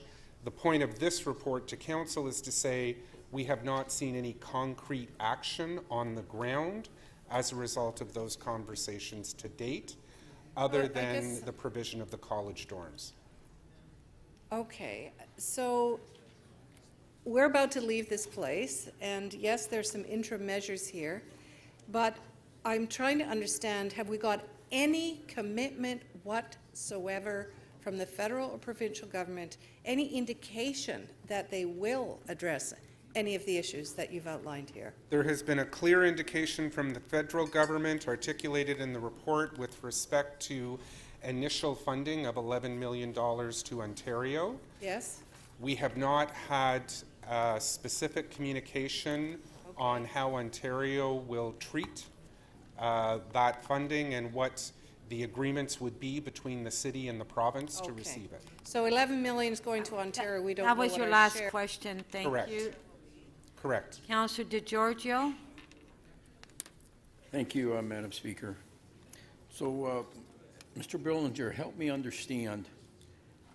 So we're looking at apparently having to rehouse about 800 refugees that are currently residing in our colleges. And then what is the rate or the inflow rate of new refugees that we're expecting? Through the Speaker, it may be a maximum of 800 individuals. Maximum of what? 800 individuals in the college dorms on August 9th that would need to be rehoused. With respect to the ongoing flow, that is a difficult question to answer because we don't know exactly how many individuals will find their way to Toronto. We know we are getting regular information from our federal colleagues with respect to the numbers that are presenting at Lacal at the crossing. But those numbers we can't necessarily translate on how many will present in the Toronto shelter system.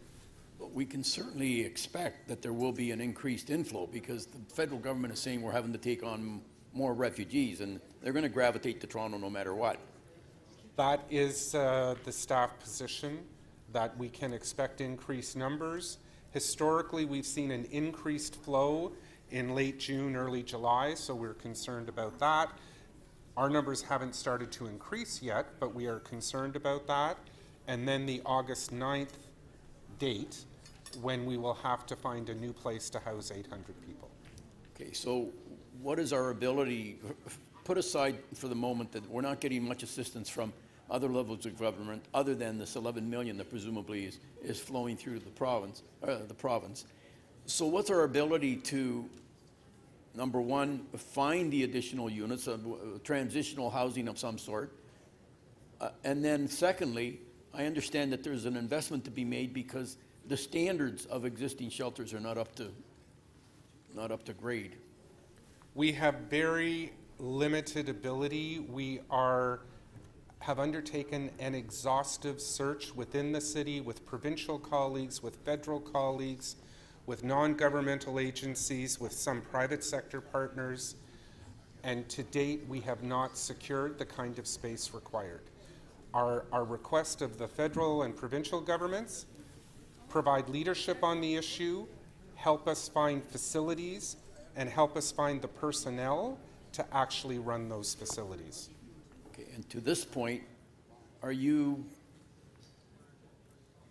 worried that in fact they're not coming across with those kinds of resources?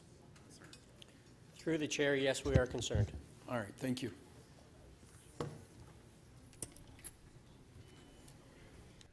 Councillor Perks. Thank you very much. My first question is to the Chief Planner. By about how much does the population of the City of Toronto grow each year? On an annual basis, about 35,000 for the last 7 years. Recently, your department brought sort of a status of the housing market report to the Tenant Issues Committee and found, I believe, that there are many segments of our population where they can't find rental accommodation and still be at 30% of their income. Is that? That's correct. That's correct. To the Director of SDFA, what's our current OW caseload? I don't have the exact number. I believe it's trending somewhere under 90,000, between 85 and 90,000. Between 85 and 90,000. And the waiting list for affordable housing in the City of Toronto, affordable housing in the City of Toronto? So through the chair, the social housing waiting list is about 92,000. 92,000. And am I right that the waiting list for supportive housing is about 15 to 20,000? Through the chair, it's in that range. It's in that range.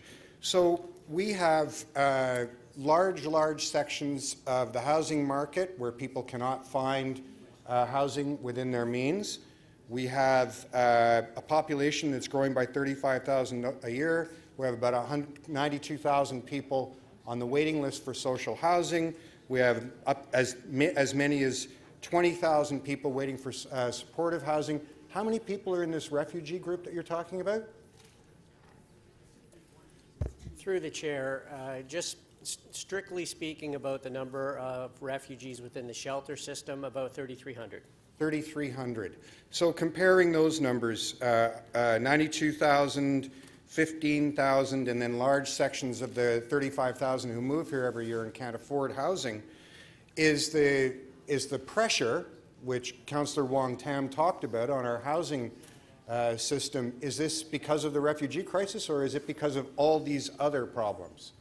Through the Speaker, there was a pre-existing pressure, and part of the challenge, and it's articulated in the report before Council, is that the outflow from the shelter system is constrained because the affordable housing isn't accessible. So the fact that we've been over 90% for as long as we've been keeping records, and in fact had a crisis in the last year that, or before we even had this refugee crisis, that meant that when this relatively small number of people came in, we had no capacity to deal with them. Is that a correct way of understanding? That is correct. And the housing that would be most attractive and lend itself to a large degree was taken up in absorbing the approximately 6,000 Syrian refugees who arrived less than 2 years ago. Thank you.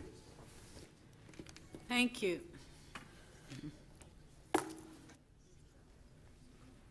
Mayor Tory to speak. Well, thank you, Madam Speaker. May I begin by just I have two motions to move here. One is to move the first supplementary report, which really deals with some of the budgetary considerations that weren't, I guess, completed in terms of the analysis at the time this was dealt with at the committee. And the second is to move the recommendations contained in the supplementary report, which was tabled yesterday, that has to do with the refugee and asylum claimant and the pre-applicant matter that we've been discussing a good deal of the time this afternoon. I'm going to confine my comments mostly to the latter supplementary report, Madam Speaker, and begin by restating what I said this morning, what I've said repeatedly, and I think it carries with it the support of most members of this Council, and that is to restate our support for the history of policy in this country and indeed in this city that welcomes people who are seeking refuge or are otherwise trying to regularize themselves, and in particular for newcomers to the City of Toronto. The city has been built by generations of people who have come here in a variety of different circumstances, including the success story that I have occasion to refer to repeatedly as recently as the Costi picnic this past Saturday. Refugees have come in waves from Vietnam, from Somalia, from all kinds of places, and made huge successes of themselves, and in so doing contributed to the well-being of the country. But having said that, that success story is a fact, and it's a happy fact. I also want to confirm for the members here, Madam Speaker, the scope and the nature of this challenge. And you know, one of the things that's been raised is somehow that we, by messengers sent from Ottawa, that somehow we miscalculated or we got our numbers wrong.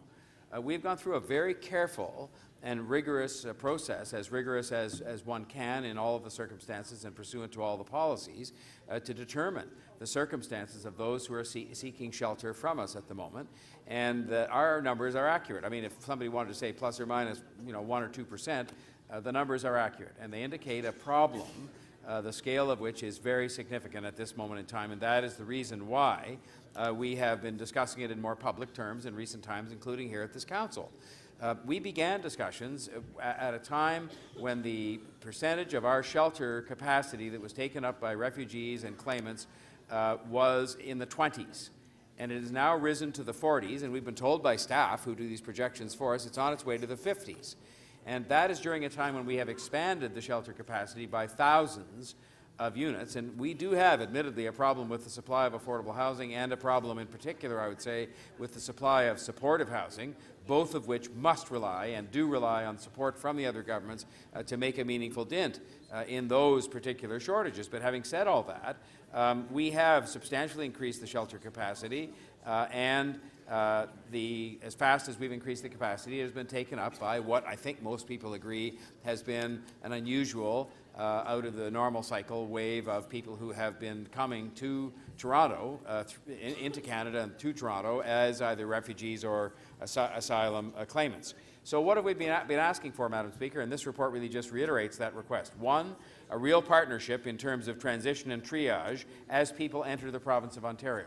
And again, we've seen a bit of the kind of ping pong that goes on when we have other governments involved, other governments plural, in that nobody will sort of step up and say, well, we're just going to do it, it's going to be open by this day, and we're going to start to triage people and make them aware of opportunities that in fact we know exist in other parts of the province so that not everybody comes to Ontario. Second, a real partnership on making available federal or provincial facilities to house refugees and claimants, and that those governments would take some shared responsibility for those facilities. It's not just a matter of saying, hey, we have a building over here, although that would be a very good start, because I find it difficult to believe that the other governments don't have any facilities. Beyond, I will say, the college dorms, the province did facilitate having made available to us, but again, that was for a known temporary time, and they also, by the way, provided $3 million in assistance to help pay for those shelters, those dorms. Thirdly, yes, financial support, and I acknowledge there's been an announcement made by the federal minister of some support, but as yet, that's on its way through the province. We haven't seen it. We don't know the details of how much of that we're going to get, because that was the number for all of Ontario. And fourthly, speedier processing time. Because obviously the degree to which people are in this applicant phase that was referred to earlier by, I think, Councillor Mihevc, the speedier that can get dealt with, then the less we're going to have this challenge. But bottom line, Madam Speaker, is this. We need help. We cannot and should not have to do this alone. We support the policies that continue to have Canada and Toronto as places that embrace those who are seeking a better life here, who can make appropriate claims under our laws, and the need to look after them in the period when those applications are pending. But it should not be our responsibility to deal with this alone. The responsibility of the Government of Canada does not end at the border, and we are asking for what I think are very reasonable, very practical means of urgent assistance in a situation that is urgent, where we cannot be taking community facilities, for example, that are used heavily by families and by people who live in the city, and turning those over to this purpose at this time. We have our numbers are accurate.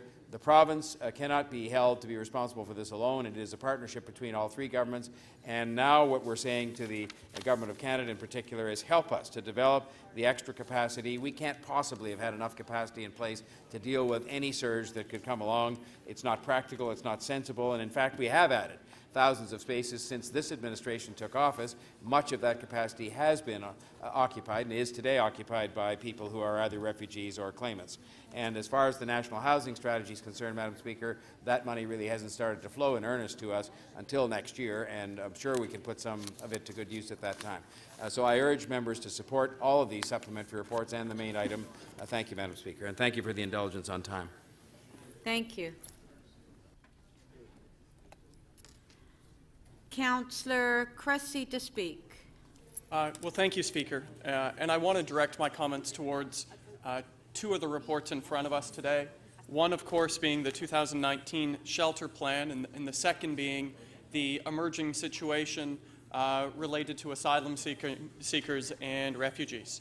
And I should begin by thanking tremendously our City of Toronto staff within SDFA and SSHA for their nonstop work on both fronts. The first is on the shelter situation. Shelters should be nothing more than an emergency response. The minute we start to think of shelters as housing, we are embedding a problem. But they are a needed and a necessary emergency response. We have nearly 8,000 homeless people in the City of Toronto today, and we have not had, until last year, a significant investment in our shelter system in 7 years, with corresponding increases in homelessness. And so therefore, we have on the emergency level a duty to scale up our work on an emergency basis to have adequate and dignified shelter capacity and standards. And I think last winter, it surely showed us the need and the urgent need. And so this report in front of us on shelters proactively puts us in a much stronger situation on an emergency basis related to next winter. But our focus here, I think far too often, because of the much needed and necessary discussion of shelters and the emergency of homelessness, our focus has to transition right away to ending chronic homelessness. We need adequate shelters, and our work has to continue to proceed on that basis. But we also desperately need adequate transitional and supportive housing. We have a current waiting list in the province of 14,000 on the list. It's estimated to be closer to 18,000. And of course, once you're in supportive housing, unless you have access to permanent housing, you're not going anywhere. And so unless we start thinking about the shelter crisis in the context of ending homelessness, we're going to continue to have similar debates every year. And I think that's where, just as we scale up in 2019 to prevent the unnecessary loss of life due to homelessness, we need to do a much better job with our other government partners of transitioning to the housing approach. But housing, when it comes to refugees and asylum seekers, at the situation we are here today, housing is in many ways, along with the supportive services around it, at the crux of the issue. It's a dangerous conversation when you start talking about the crisis or the challenge associated with refugees, because for too many, and I suspect the speaker after me, they will then point to the problem being refugees, as opposed to refugees are part of what makes this city stronger and better. The problem is the absence of adequate support services to welcome refugees. That's the problem. We have a proud history in the 1970s with the Vietnamese of opening our doors in our city, in the 1980s with Somali refugees, more recently with Syrian refugees. We have a welcome and I think celebrated federal policy around opening our borders. But the challenge, again, comes back to settlement and housing for those newcomers. The challenge is not the newcomers, but the services for them. 46% of the spaces in our shelter system are currently housing asylum seekers and refugees with different status. 46%. In 2016, we had 459 people who were refugees or asylum seekers in our shelter system. Today, it's 3,200. 459 to 3,200 in 2 years. And so just as we want to encourage the federal government to open its borders, and just as we want to encourage newcomers to settle in our city, unless we have proper support from the provincial and federal governments to help settle these newcomers, we are creating a serious problematic stance.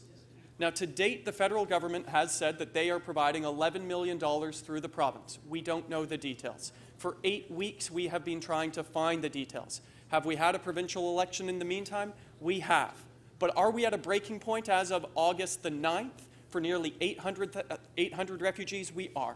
They should be our focus, not elections, not the interjurisdictional haggling and the merry-go-round, but how we're going to ensure that those 800 refugees and the more than 3,000 in total in our system not only have shelter to stay in, but a house to live in, the schools for the kids to go to, and the wraparound services to help settle them.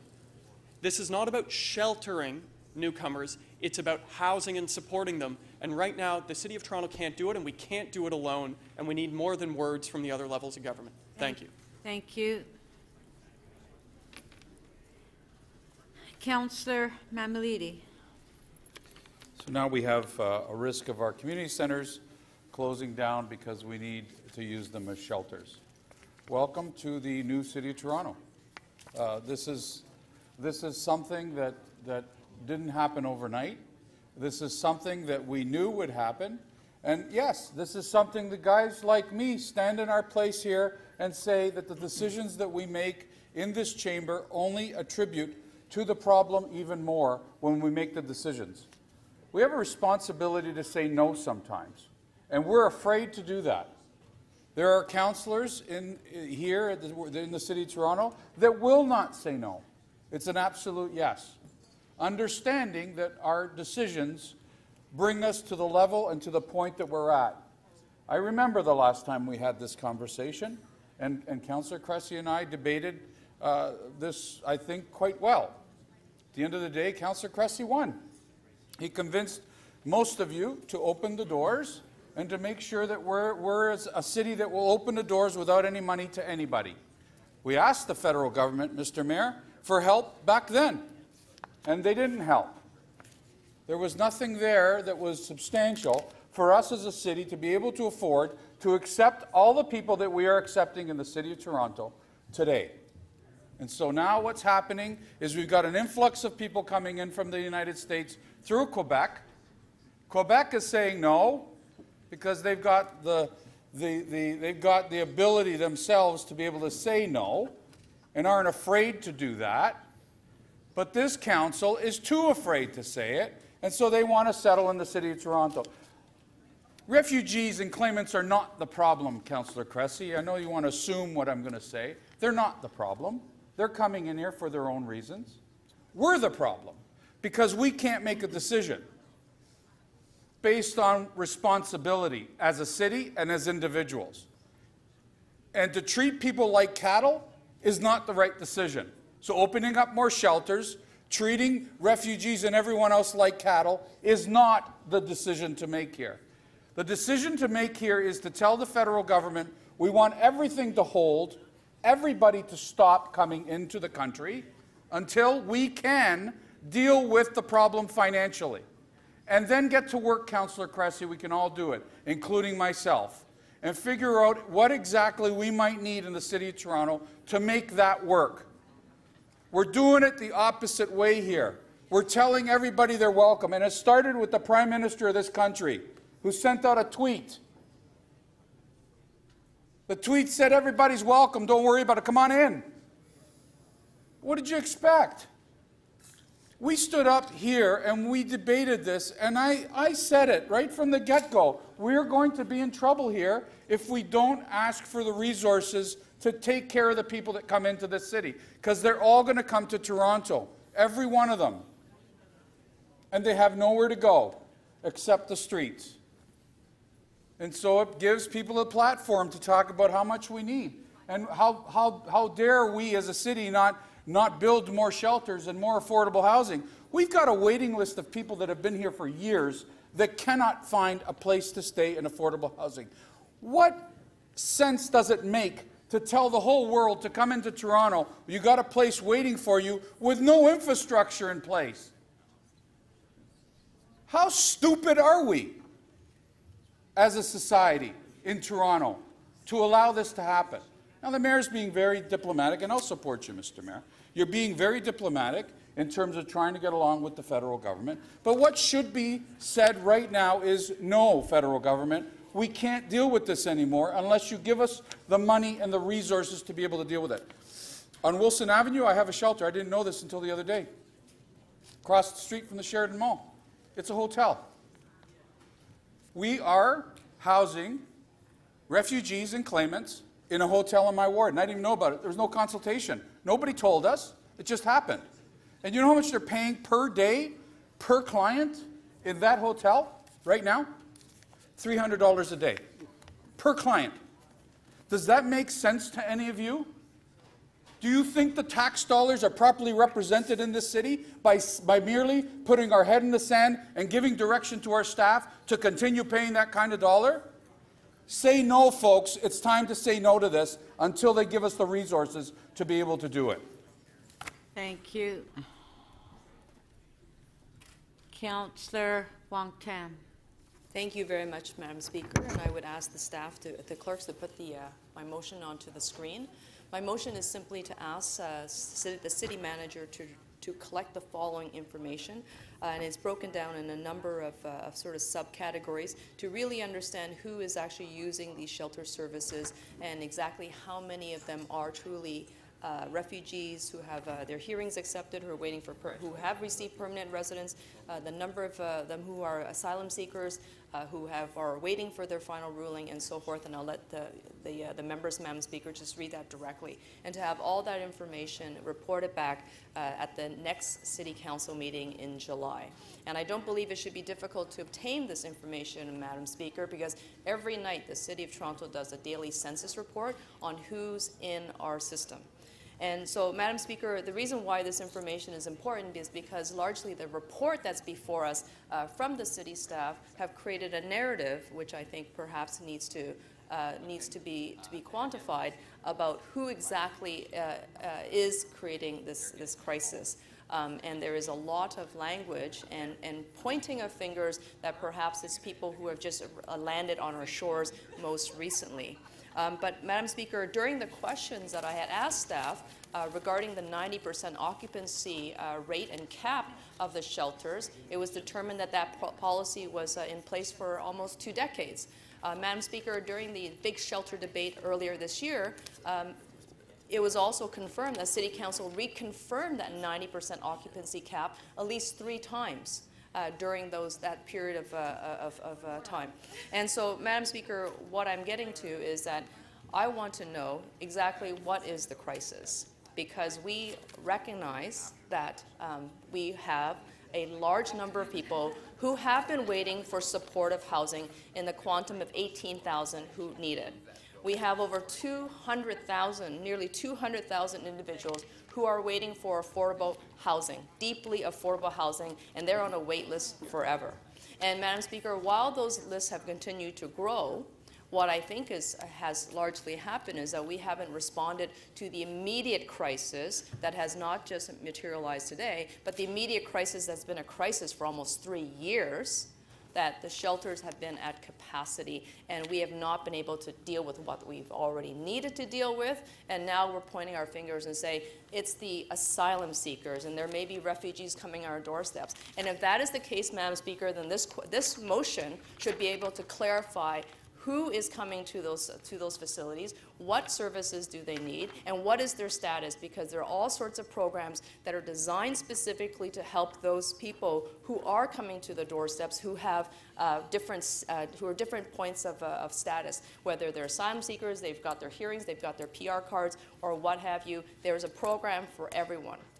This is not to say that we do not need to work better with the provincial and federal government, but I do think that there has to be some honesty, and there needs to be some ownership to the fact that this problem pre-existed this report.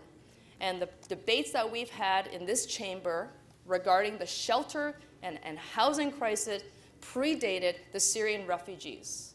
And it predated even 10 years ago, because we have seen homelessness in our neighborhoods and in the community for some time. And there is actually an even greater problem, Madam Speaker, and the greater problem is that people are finding it very difficult to make ends meet in the city. We heard from staff very clearly that those who are coming into the system today are highly educated, they're mostly English speakers, and they're able to move through the system very quickly. So if that is the case, Madam Speaker, then who is actually in the system that needs to be housed and that needs shelter? Because if it is the case that we're going to be hiding behind the don't ask, don't tell policy, then we better stop talking to anybody else, including the federal and provincial government. We can't ask for data because we're not supposed to. The program was not designed, Madam Speaker, to put people in harm's way. The program was designed to keep people safe and to keep them from being deported, and to make sure that they're able to access services when they need it, and that's what the sanctuary city policy is about. It's not to be used as an excuse that we don't know, and therefore we're taking some guess that perhaps it's a great number of Nigerians that are coming through our doorsteps. And so therefore there's a dog whistle in that, Madam Speaker, is that all of a sudden we're creating this cloud of fear and xenophobia. Thank you, Councillor Wong-Tam. We do have a question for you. Councillor Holliday, 3 minutes, clarification. Thank you, Madam Speaker. I'm not sure if Councillor Wong-Tam heard Councillor Minnan-Wong's questions at the start of this, but what I heard Mr. Brillinger say was that when Councillor Minnan-Wong asked about what a newcomer was, Mr. Brillinger said that he wasn't able to determine it because he didn't know the status of the individuals. And I guess that was the policy or the procedure that they had. So through you to the councillor, is what you're asking for in the motion doable considering the policies that we've got? Have you checked with staff that they can actually do this? Madam Speaker, thank you very much. If the staff need to clarify exactly what is the don't ask, don't tell sanctuary city policy, then I think they need to be able to do that. But right now there is a blanket that we better not talk to individuals and we can't ask them for pertinent information. And I just wanted to say, I actually did copy down the answer from staff when Councillor Minnan-Wong asked that question, what is a newcomer? And staff replied, anyone new and making Toronto their home. Well, that could just be about anyone moving into the city. So I didn't get a lot of clarity from that response. So let's have staff clarify by responding to this motion. Okay, and a follow-on, Madam Speaker. By logical elimination, there would be three categories of individuals. There would be those that fall into the process of claimant. There's a whole bunch of steps in there, as you elaborated to. There would be those that are, I guess, undocumented because they haven't entered that process. And I guess the third category would be Canadian citizens. So would you be supportive of making sure that all three of those categories are established? Because you wouldn't have an accurate read on the numbers unless you understood all three buckets. Is that logical to you, and is that the intent? Madam Speaker, I think my response to that particular question will be what information are we looking for? And Madam Speaker, the reason I preface that way in that fashion is because the staff have clearly produced a report, and it's actually not the first time that this report has come before us. It was the same report in April saying that there is this crisis. And this crisis is largely because of these individuals that have come to our shores because of the relaxation of the immigration policies. So I would like to know, Madam Speaker, is who exactly is creating this crisis? Because so far the category and definition of newcomers is rather vague. If it is someone who is an asylum seeker, then where are they within that process of documentation? Because there is a different program for different people at different times of that process. And are we tapping into that? It's not clear to me. And so if they're not asylum seekers, would you also gather that data so that you could have a full picture for the entire census of the occupants of the shelters? That was your last question. Sure, Madam Speaker, I would be agreeable to collecting as much data as possible, because if we have some very solid baseline data, then we will be able to know exactly which order of government is responsible for who. For example, veterans, Indigenous individuals, they are responsibility of the federal government. That is their target population. Thank you, Councillor Wong-Tam. Thank you. Councillor Pasternak to speak. Yes, thank you. Thank you, Madam Speaker. I just want to speak for a couple of minutes because I chair the committee that's been handling this issue over the last number of years, and I wanted to thank my committee members publicly for the hard work they've done in trying to work with staff and make sure that we do the best we can as a municipality with limited powers over immigration, limited powers over asylum seekers, and of course a staggering cost that is now up to $64.5 million, which represents a 2.5% tax increase, and that would be just to cover newcomers to our shores. A few people have asked about the Quebec situation. Well, if you look back at your history of the late 70s and early 80s, during the various constitutional battles, Quebec vigorously fought to have a robust say in who comes to Quebec and their first right of refusal of those coming from French-speaking or the Francophonie countries. They wanted to be able to preserve their demographic of French language speaking, and they fought vigorously to make sure that they were at the front of the line when it came to newcomers. So I can only express profound disappointment that they're now turning their backs on something they fought so vigorously for a generation ago, where they were vigorously asking, and many other provinces had to make constitutional compromises to allow that to happen, to put together a package that could pass the Senate, the House of Commons, and the various legislatures across the province. I would also mention that, you know, within the City of Toronto, we have a robust Veterans Affairs department. I took a tour of the department up at Downsview.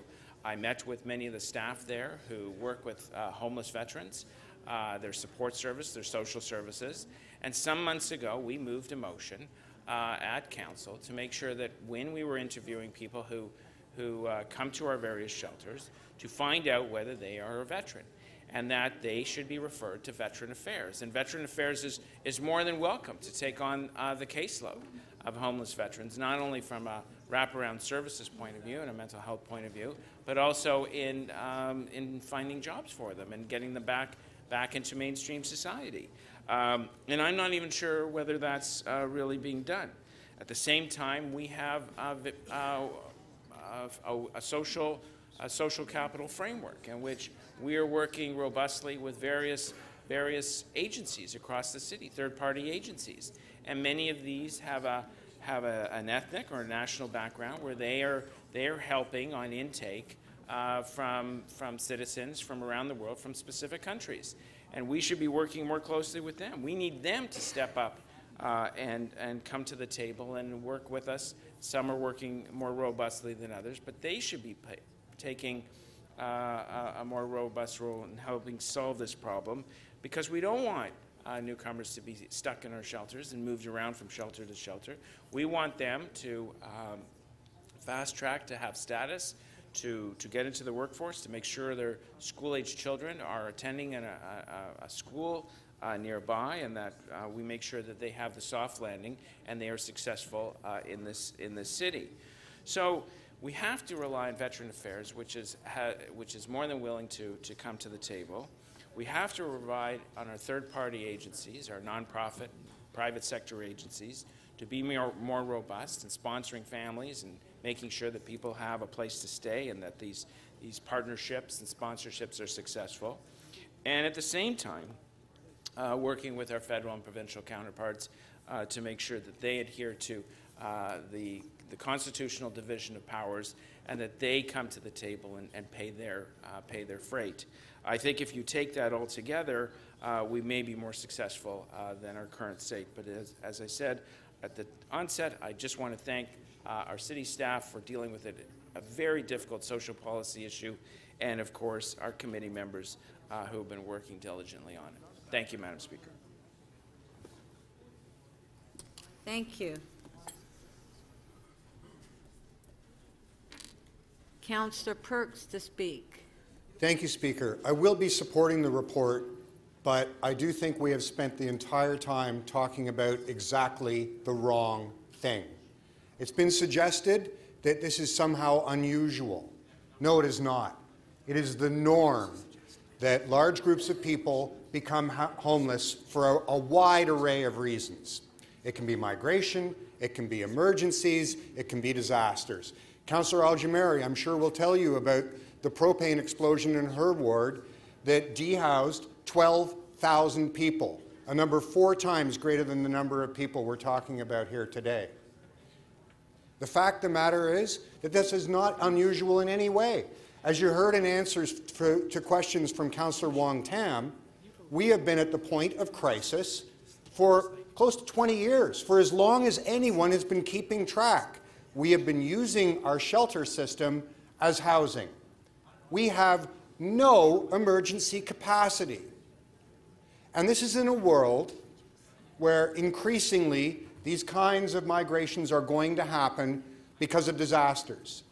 The United Nations Refugee Organization estimates that within the next 30 years, upwards of 100 million people will become migrants because where they live is no longer viable because of climate change. And here we are in one of the very richest cities in the world, and we have no capacity for emergency housing. And it's not by accident, and it's not, Mr. Mayor, unusual, it's by design. It's the consequence of deliberate and constant underfunding of our ability to build affordable housing. And yes, Mr. Mayor, you've built some affordable housing, but as the Director of Affordable Housing told us last time we debated this, we're losing affordable housing faster than we're building it. So, I have been here 12 years, Mr. Mayor, and during that 12 years, we actually approved a housing report, which we were working on, but 2 terms of austerity, yours and Mr. Ford's, took all the money out of it. So no, we haven't been building housing. Was that Councillor Mammoliti? No, it wasn't. I could talk to him about the first 4 years. So, it's by design, and it's by neglect. It's because we think it's more important to keep property taxes low than we think it is to invest in building housing. It's because we think freezing property taxes for people who have the wealth to own a home is more important than getting people out of the shelter system. It's by design, it's not unusual, it has nothing to do with a momentary crisis. It's the kind of thing that is going to happen again and again and again. And while, yes, the federal government does have a responsibility that they are not bearing, and yes, the provincial government has a responsibility that they have not been bearing, and I shudder to think where they're going to go, we have a responsibility too. As long as we continue to think that our first duty is to people who already have wealth invested in the home that they own, and our first duty is not to recognize that housing is a fundamental human right. A roof over your head, something to eat, a job, a meaningful place in society. These are the things we could be choosing to deliver, and we do not. So while I agree we have to ask the federal government to step up, I don't think we can do it with clean hands. I have moved motions every year for the last 8 years asking us to make larger investments, and I've been voted down every time. Maybe next time I make that motion, I won't be voted down. Thank you, Councillor Perks. Next on the speaker's list is Councillor Ajamari. You have 5 minutes. I'll just hold on. Here you go. Thank you. The other day I was asked to attend a local elementary school in my ward, and it was a grade 3. And the teacher had the students build a city in the middle of the floor. So their desks surrounded a hotel, a city hall, an airport, a building. I don't know why, but they called it Big Ben, the building, and houses and all sorts of things, and streets. It was beautiful. They turned out the light in the classroom, and they turned on Christmas lights to light the streets, and it was a beautiful thing. A day and night city.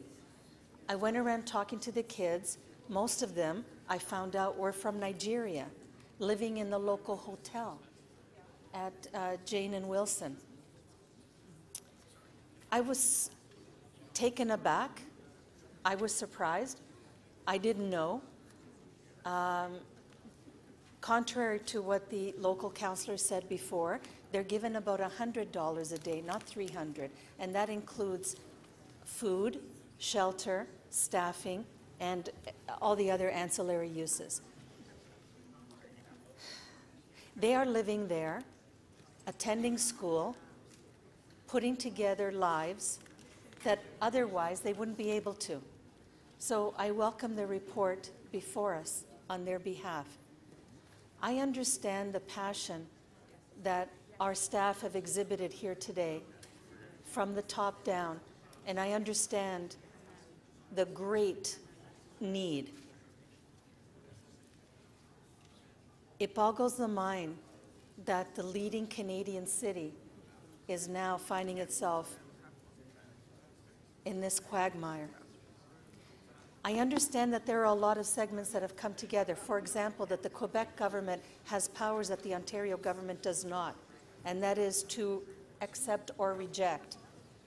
But let's call the truth here to that power. La Belle Province has decided that even though they say they want French language speaking immigrants, they do not want them from Haiti. I wonder why. That is something that has to be acknowledged and said, because that is the truth. One of my best friends is a professor at Osgoode Hall, York University. He's working on his 8th book on the Nigerian situation, both in and out of the country, that country and the exodus here. I am informed that although the great need is there from many places in the world, those particularly from Nigeria are people who have postgraduate degrees and have come with their families. Most of them, about 80 to 90%, I understand, are not alone. They've come, their parents and their children. Each wave of refugees brings with it its own particular set of issues. Some from war-torn countries, some from other kinds of political situations that we won't go into, but we would not want to be in those situations. And some, as Councillor Perks alluded to, are going to come in the future because of climate change, and there's no denying that. We can't stop what's going to happen here in the next 50 years. It's already too late. We have to be more prepared. Our different departments must be more prepared than we are now. Calling out to our senior levels of government, as we are doing today, is a fine start. We cannot stop there. We have to prepare on our own, because this is not going to be the last time we are going to be hit with these consequences of a global nature and a global effect. Thank you. Thank you. Councillor Mihevc to speak. Yes, thank you very much, Madam Speaker. I've been following the conversation fairly closely, and I wanted this piece not to be missed in the conversation, especially as we are addressing our responsibilities and the responsibilities of the provincial and federal governments. To me, the issue before us, it's important to remember, it's the 2019 Shelter Infrastructure Plan and System Update Report. So really what staff is reporting on is how we're doing as a system, and will we be ready for winter as it comes in 2019. What I'm hearing is that with the addition of the semi-permanent structures and with the addition or strengthening of the respite program, that staff, and with the addition of some new permanent shelters, that staff feel we're in a good place so that we're not in the same place as we were last year with a severe crisis right in the middle of the dead of winter.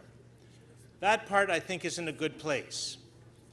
On the funding side, I think it's in a little bit of a different space insofar as we've put a lot of money in. We've put a heck of a lot of capital money in. We are putting a lot of operating money in. We've allowed the general manager, frankly, to go beyond the budget that has been allocated to his department.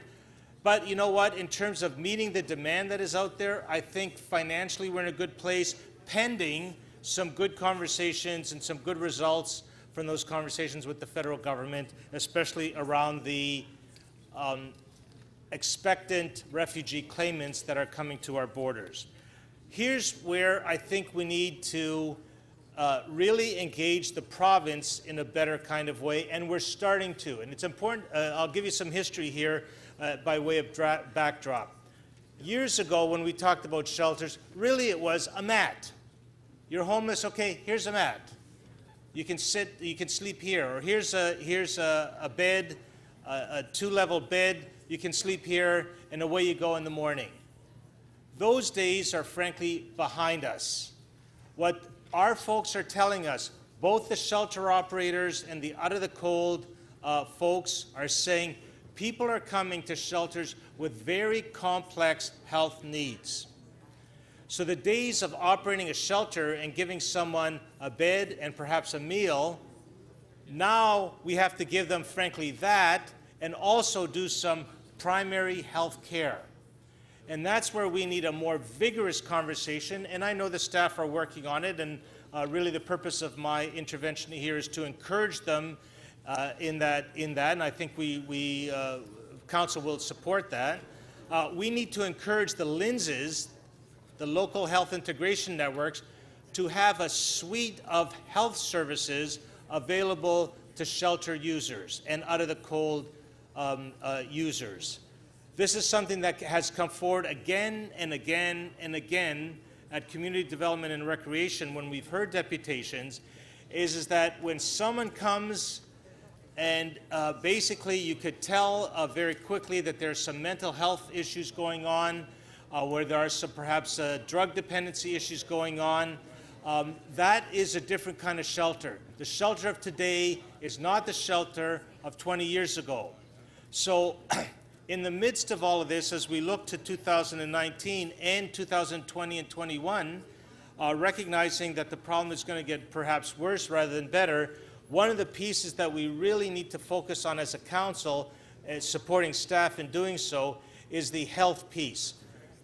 We need a public health nurse, a health nurse. We might need a podiatrist. We certainly need someone who's able to do assessment and provide the kind of supports. We might need someone as well on the economic development side who can help with identifying jobs and opportunities, and we need a housing help worker as well. So it's that suite of services that I think really is the next phase of work for us as a city as we try to meet the homelessness crisis. Otherwise, if we don't do that work, it's just going to be a revolving door, in and out, because we don't deal with the real deep causes of why homelessness is produced. Those are my comments, Madam Speaker. Thank you. Thank you. Councillor Bailão.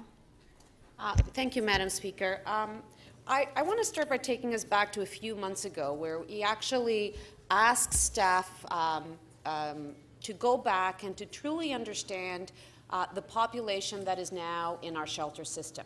Because if we were to solve the issue, we knew that there were different needs that needed to be addressed. We knew that there's 10% that use 60% of the nights that are chronic homelessness, that need special supportive housing, that need more than just a homes. We knew that there was a very high number of refugees. We just weren't quite sure how big and severe the numbers were, and it's clear now in front of us what that issue is. And there was actually a big number of it that go through the shelter system, use it, and then go on and move into housing. So we know that in order to address this, we need to address the intake of housing, the intake into the shelter system, invest into rent eviction prevention, ensure that people, don't enter the system. But we also need to ensure that the housing is there to support the people. And this is the big issue that we're all talking about in here, being the refugees or being the newcomers that are coming here, or being the ones that are in shelters, or being the ones that are overhoused, underhoused. The issue is, and many people have said it here, that we have a big housing issue that starts with shelters all the way to market housing. We don't have enough rental being built. We don't have enough money, enough people investing into now affordable home ownership. We don't have, our social housing stock has a huge backlog. We don't have enough affordable housing being built. We don't have enough money being invested in our shelter system. So the only way, we've said many times and often in here in this place, the only way that we're going to be able to solve this issue is by cooperating with the three orders of government. But I have to say that in the City of Toronto, over the last few years, there has been a significant investment in all these three areas. We have approved money for shelter beds. We have invested money in the repairs of Toronto community housing. This year alone, we're investing $300 million to ensure there's no units closed. We have put up pieces of land to ensure that we're going to have affordable housing. We have partnered with the province. The province heard our call to ensure that affordable housing was being built, and over 2,000 units of rental, including 600 of affordable homes, are going to be done in the West Don lands. We just had an affordable housing committee that approved over 600 units of affordable housing and 400 of mid-range. We have right here developments in front of us, the Celestica, the Galleria Mall, all with affordable housing units. There's no question that everybody around this council chamber understands and wants and knows that we need to step it up. But the only way that we can do this is with the three orders of government working together. And I think that what we're doing in here by calling on the federal government, on the provincial government, and saying, we want to continue to welcome people into this country the way that many of us have been welcomed. I want to be able to say to the next 15-year-old girl that comes into this council chamber, that's the age that I came to this country, that they have the opportunity to succeed into this city. And the only way we're going to bring success and opportunity to people that arrive into this country is to guarantee them that they have a home to go, that they can look for a job, and that they go and go back home and know where they're going to sleep at night and help their kids with homework, and that they can succeed by working hard, but making sure they can afford to have a home and a roof over their heads for them and their family. And that is why this can't be done alone, but needs leadership from us. And I think that we've been taking serious steps in that direction. Serious steps in that direction. And in this agenda, it clearly shows that. I hope that we can continue to show that, but that we definitely send a strong signal to the provincial and federal government that we need them to come to the table, that we need them to partner with us to ensure, like I said, that we continue to welcome thousands of new Canadians that are needed in this country to maintain a robust economy, to maintain a thriving society, and to maintain a healthy city. Thank you. Councillor Fletcher. Thank you, Speaker.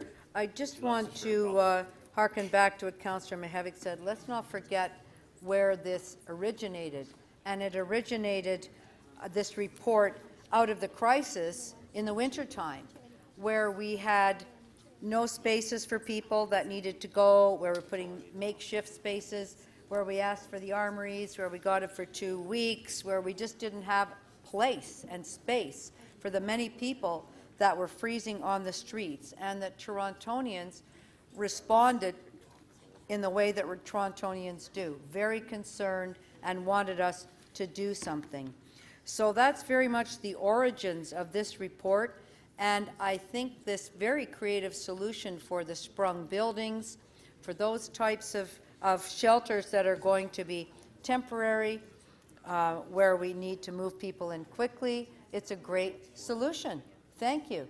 Very, very smart idea, because we can control that space, and it's not the Better Living Centre, and it's not TTC right away, and the staff, it's not in somebody else's building.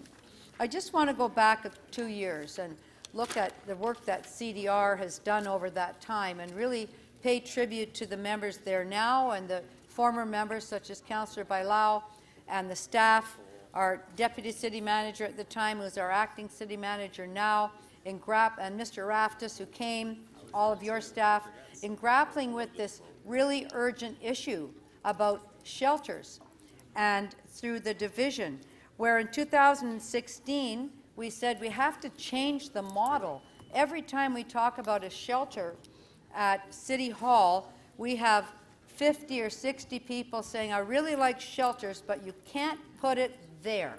And all the reasons why. That went on and on. I think after the 4th or 5th one, we decided we had to find a different way of doing it, a different model. And congratulations, working together, we have a different model and have taken a really difficult shelter in Councillor Nunziata's ward, and I understand have many people that are happy and want to help people. Torontonians want to help people. They can help people in these shelters that we're putting together. So we've changed that model. And then this winter we had our crisis.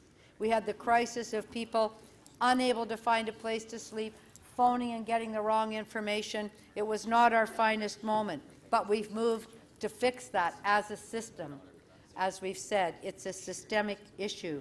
We've also quantified things. For the first time, we have the numbers. Here's the numbers in all the different kinds of shelter situations in the city. We've quantified the numbers, we've quantified the need, and we've recognized there are different types of shelters. And we're looking at the continuum from homelessness to housing. And the whole matter of different types of shelters. Rooming houses, which are very much under attack right now in the city. In the old part of the city, where that was a really important part and type of living circumstance, they are being sold, people are being moved out. I have one with 24 people that are going to be moved out because somebody has bought that and wants to change it. We have rent geared to income, we have nonprofits, we have TCHC, we've got market renters, low end of market, we're building new affordable low end of market, and we have ownership. What a spectrum. But today we're talking about the shelters. And I want to go back to the new model, actually. I heartily support the sprung buildings. I heartily support us being evidence-based, data-driven, knowing the clients, knowing what we're doing, but a system that is set up for people to get jobs, for people to get moved out of the shelter. At the shelter in Councillor McMahon's ward, and we share on Leslie Street, people have gone, hundreds of people have gone through that shelter. There's 80 beds. Hundreds have gone through. They didn't go back on the street. They went into an apartment. And also, the one thing we're missing, as was promised us by the LHINs, is a dedicated health worker, a nurse practitioner. We've been waiting for 2 years for that position. Yes, Councillor Mihevc, you're right. We need that. And the last thing I'm happy to say is recreation. Why should you, living in a shelter, mean you can't go to the recreation center, or you can't have a league, or you can't do something that brings you out as part of your important community? That's our new type of shelter. So I just want to say I think we moved a long way, and that this report is an important milestone, a milestone on our journey together. Thank you, Councillor Fletcher. Thank you. Councillor Matlow. Madam Speaker, I'd like to stand in support of the Mayor's motions. I think that it is it doesn't invalidate the existing concerns that we as a city and a province and a country have not addressed the shelter supports that we need to for a very long time. Well, what it does is it says very clearly that we have a remarkable influx of refugees. It's a reality. It shouldn't be editorialized, and it shouldn't be editorialized negatively. But it's a reality that we have to address. And in the Mayor's letter, it very clearly says that we can't do this alone, which is an arguable fact. And I think it's reasonable to request the federal government, which is responsible for immigration matters and border matters, to contribute to addressing the needs in the best way that we can support these individuals and their families who are coming to Toronto. So I think it's an incredibly important thing that we're doing. I think the timing is important. And I also want to acknowledge staff's work on this as well, to support the Mayor and Council in our request that we're making today. So I really just wanted to thank the Mayor and thanks the staff for ensuring that the federal government is clear and understands what our needs are and the kind of contributions that we need to be able to succeed on this. And I also want to acknowledge that the federal government, every time that we've asked them for something, whether it be their generous investment into infrastructure, most recently when we asked them for support to open up the armories as a respite, they were there. They responded positively and they were there to support us. So I hope that this is not an item of conflict, but really a way to move forward with the federal government to ensure that these refugees are supported and that they're able to be included in Toronto society in a way that they gain the support that they do need. Thank you. Thank you. Councillor de Bearmaker.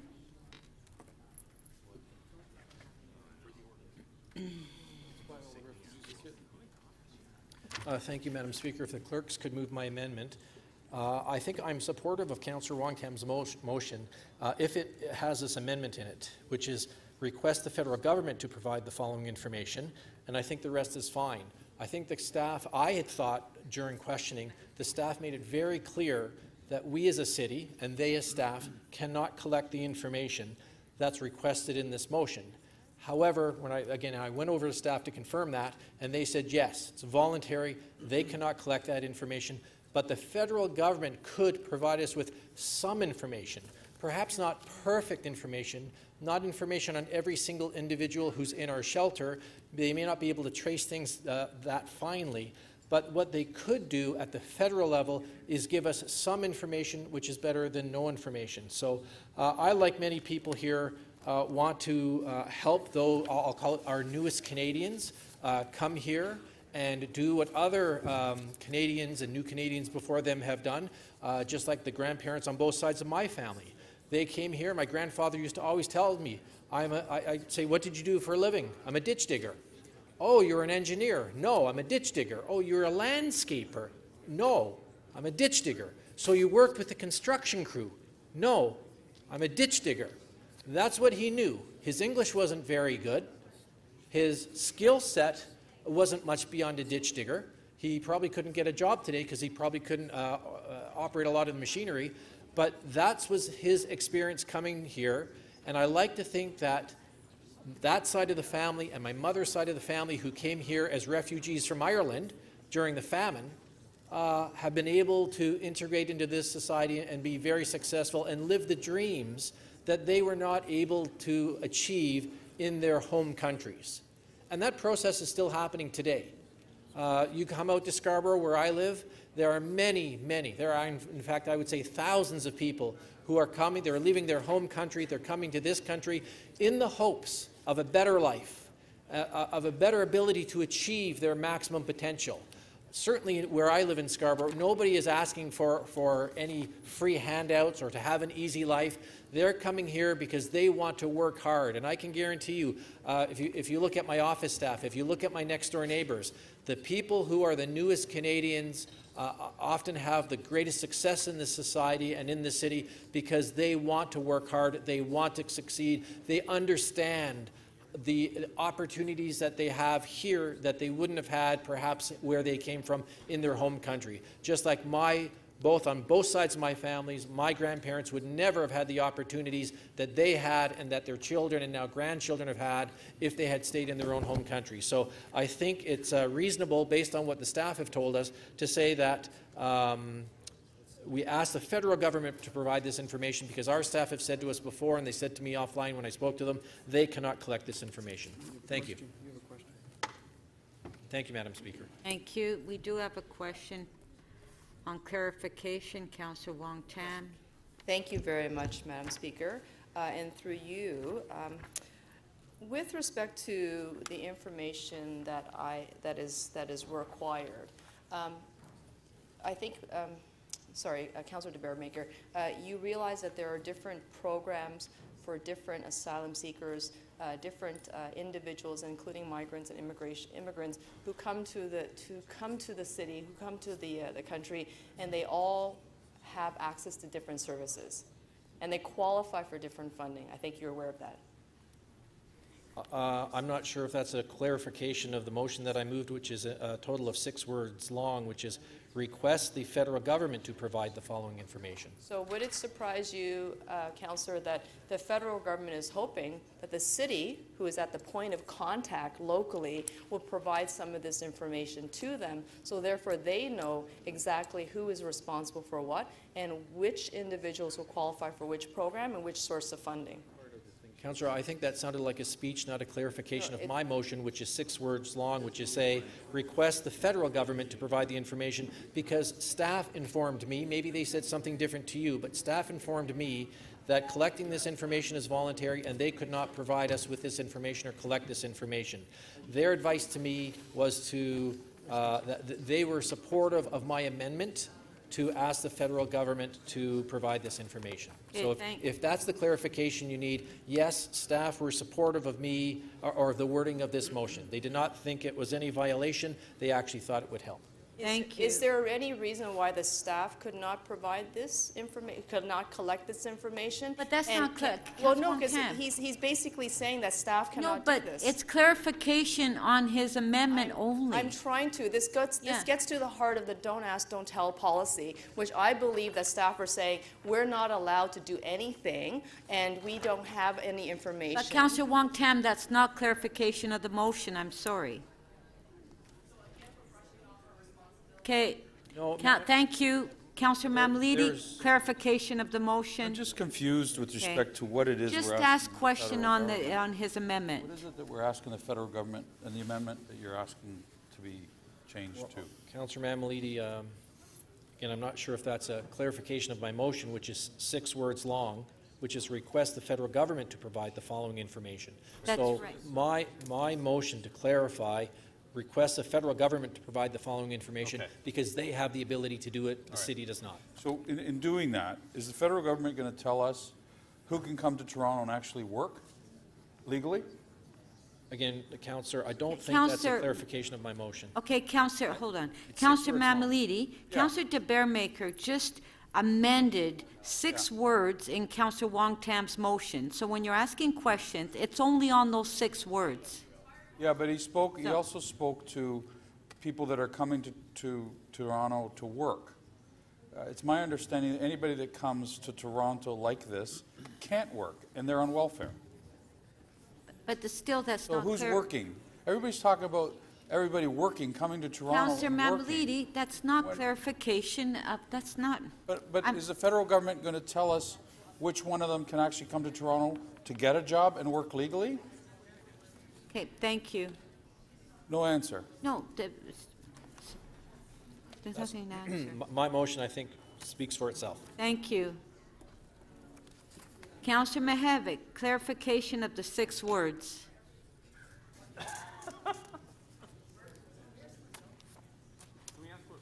Clarification of the 6 words that were amended. Yes, I just want to understand this because it's obviously a very touchy piece. Do you have any information on whether asking the city manager to do this would violate sanctuary city policies? Councillor de Bearmaker, it's an honest question. Yes, my intent is not to have any violations. My intent is just 6 words long, which is the request the federal government to provide the following information. So Yes, I'm and supportive. you're suggesting that the federal government might be in a better position to ask that because they don't have sanctuary city policies. We as a city have sanctuary city policies, and we might have some difficulties asking that because we have don't ask. We don't ask anyone what their status is. So it might be better. Is that the spirit of what you're trying to get to here? Yes. Okay, thank you. That's an easy way to get them to vote for it. Good job. Mayor Tory?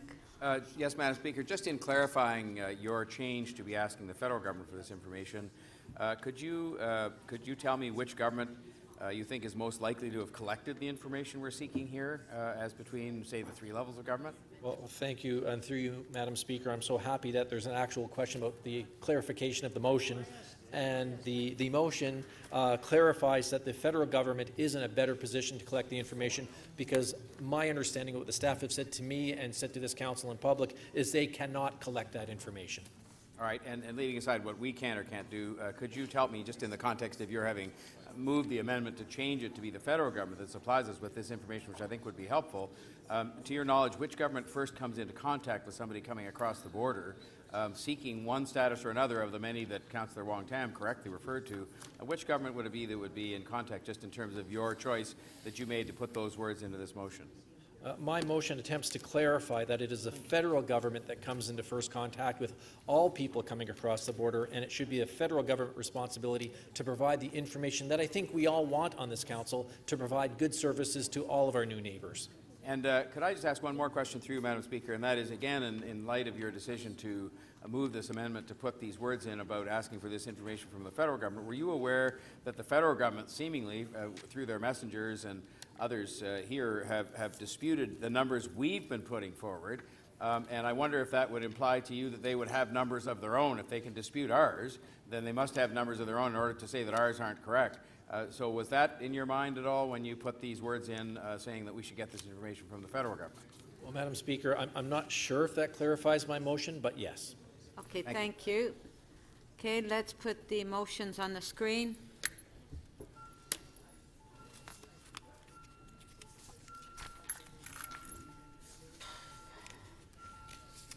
Okay, first motion is 1A by Mayor Tory. All in favor? Recorded vote.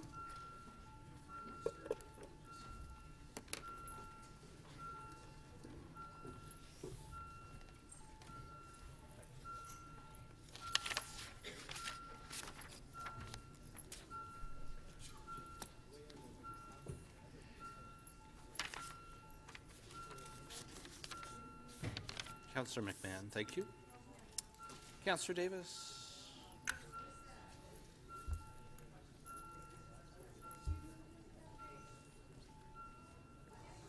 Councillor Crisanti, when you're seated, please.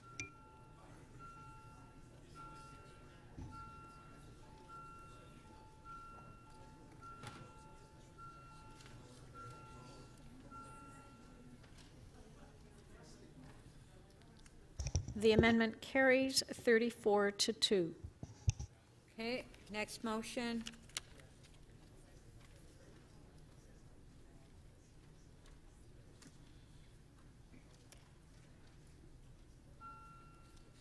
Okay, it's on the screen. Recorded vote.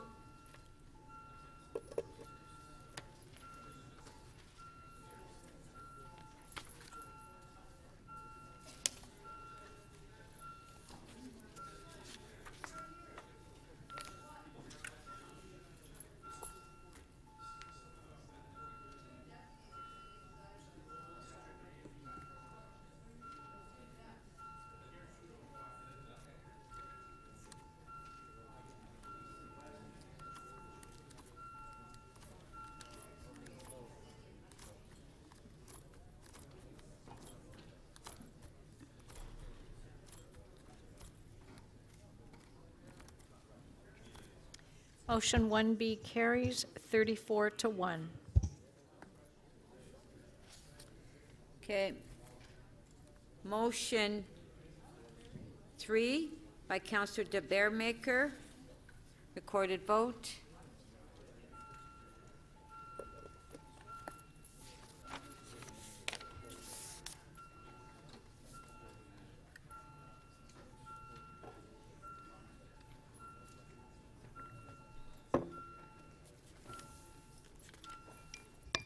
Councillor Mihevc, please.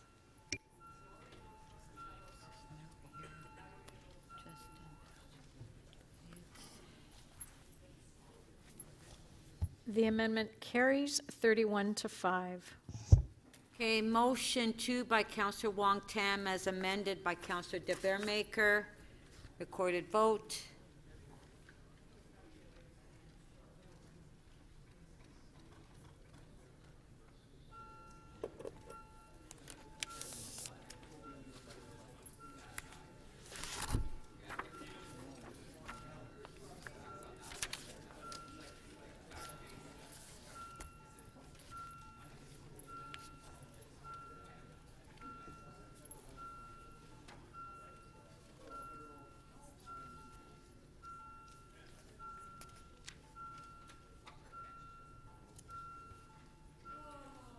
Councillor Wong Tam, please. Councillor Mihevc, please. Councillor Ainsley, please.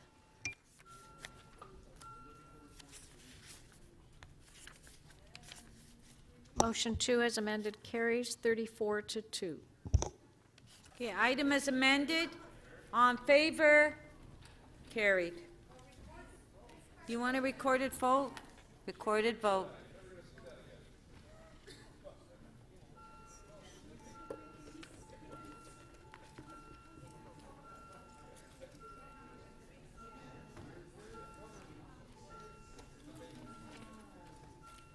Councillor DeGiorgio, please. Councillor McMahon, Councillor Wong Tam, Councillor Davis,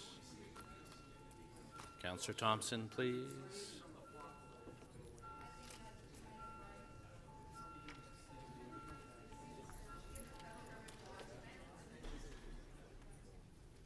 The item as amended carries 35-1.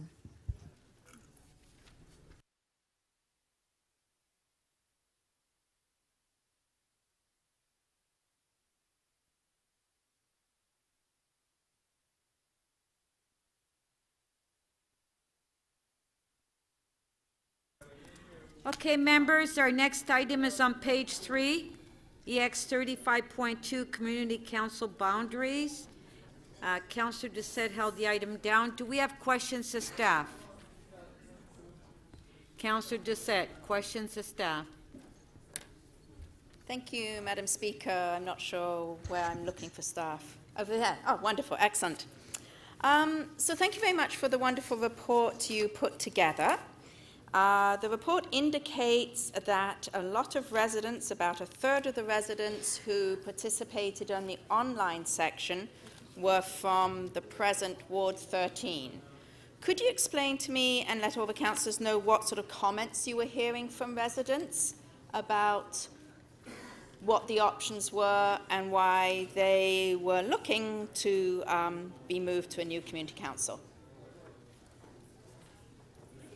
Thank you, Councillor. Yes, with regards to the public survey that we ran, about 1/3 of all respondents indicated... I'm sorry. Councillor Palacio, Councillor Crisanti, Councillor Mammoliti, please.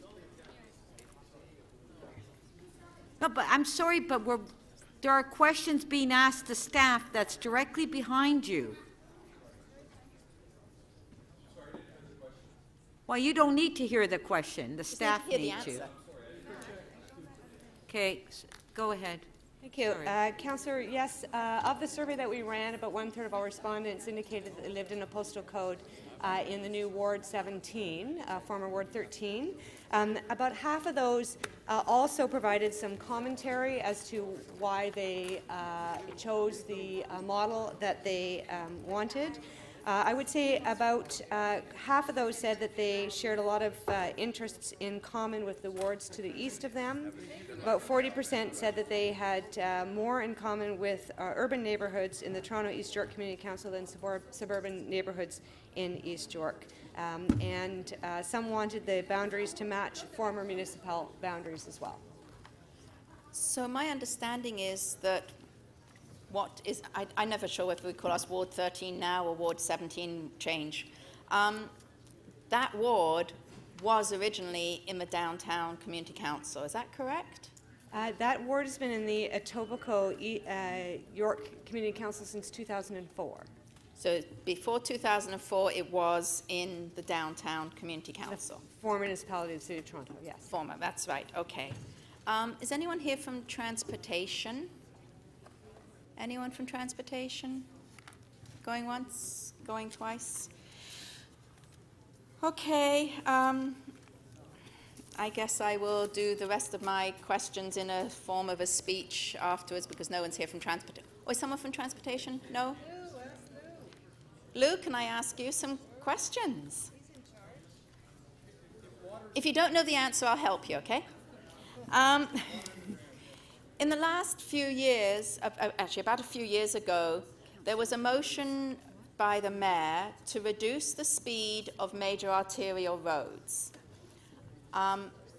This was looked at for the downtown, basically equivalent of downtown community council.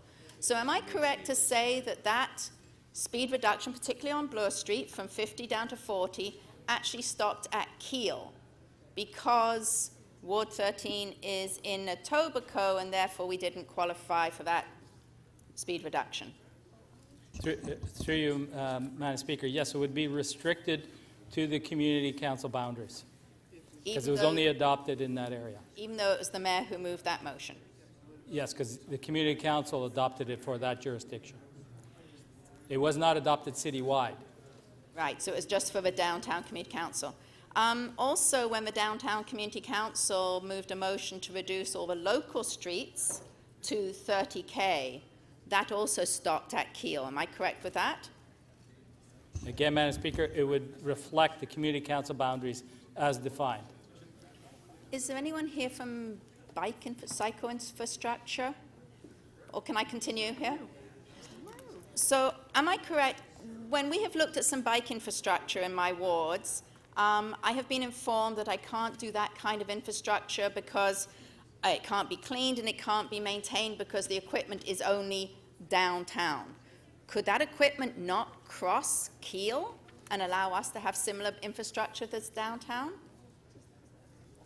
Through you, Madam Speaker, I would have to ask staff on the technical restrictions of why. I do not know the answer to that, sorry. That's okay. Thank you very much. Those are my questions. Thank you. Councillor Matlow, questions? Yeah, thank you, Madam Speaker. Through you, Yonge and Eglinton is one of the urban growth centers in the City of Toronto, and there's a number, as we all know, a lot of development pressure, and we're actually going through an entire secondary plan review. And the reason I state this is because, by the way, this is a lead up to a question, it's just to contextualize, is because there are ongoing issues where there might be a development in one ward across a community council line that has a direct impact based on precedent or other impacts on services and infrastructure that impacts another. Why was the new ward, I believe it's Ward 27, which is roughly the area where Councillor Robinson represents, and I represent part of it today too, on the northeast side of Yonge and Eglinton, why was that omitted from option C, which would be the Midtown Community Council? In other words, you know, and I imagine Councillor Robinson would wonder the same thing, why wasn't Yonge and Eglinton, the wards around Yonge and Eglinton, ever considered to be part of the same Midtown Community Council in one of the options? Through you, Madam Speaker, the options that were presented in the report were intended to reflect a number of principles that the staff were using to construct model community councils. Some of those principles were around population, some around workload, for example. And the intent of the review was to solicit other models and principles behind those decisions as well. We did hear from some people that Eglinton or the 401 or other major thoroughfares could be considered as boundaries as well, but there wasn't sufficient overarching view to that regard. The arguments for a more, more encompassing community council with all the wards that represent Yonge and Eglinton, were they considered with respect to the fact that there's a shared urban growth center and the issues regarding precedent and the shared, I would say, dearth of resources, whether it be infrastructure or social services? It's just the community is so intertwined with those challenges and those issues. Were those points ever considered? So in addition to the principles which staff put forward in the options paper, members of the public and members of council also raised a number of other principles that they wish to apply to the models. That included things like historic and political boundaries, geographic form, as well as built form and the history and the age of the area. A development was also raised in a number of cases. The challenge has been that when we looked at models which segmented the city in other ways, other fractures also appeared. So where we could solve one problem with one option, we created other fractures in other communities as well. I empathize with that and I understand that, but may I ask you for a more specific answer to the question that I asked? I understand in generality that you consider built form and all those different important matters, but with respect to Yonge and Eglinton and the Urban Growth Center, was there ever serious consideration and consultation with planning staff about the import of having a community council that reflected the Urban Growth Center as a whole at Yonge and Eglinton? So thank you. On that matter, there was some discussion with regards to where the major development nodes were. There was not a lot of discussion, particularly on that area, as there was about segmenting the city, not to separate major development areas. It wasn't so much a model which kept development areas together, but commentary was most about not separating out or dividing development areas. So an urban growth center wasn't as, is it fair to say, am I inferring correctly, that it wasn't a significant criterion for you? It was certainly mentioned by some members, but it wasn't the overwhelming response that we received. Thank you. Thank you. Councillor Bailao. Thank you. Through you, Madam Chair. There was also a significant correspondence and input on the consultations from the current Ward 18, 17, 14. Is that correct?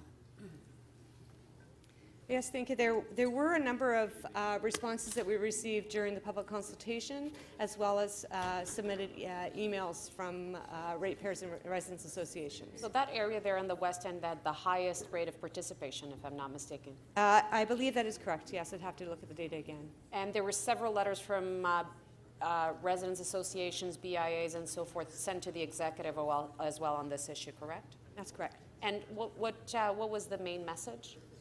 The message was what we found overall, which was the intent to keep communities of like interest, shared principles of heritage and built form and so on together, and that the predominant comments from the Residents Ratepayers Associations was an alignment with the Toronto East York, the Toronto East York Community Council. Okay. And what percentage of the new Ward 16 was part of the old City of Toronto?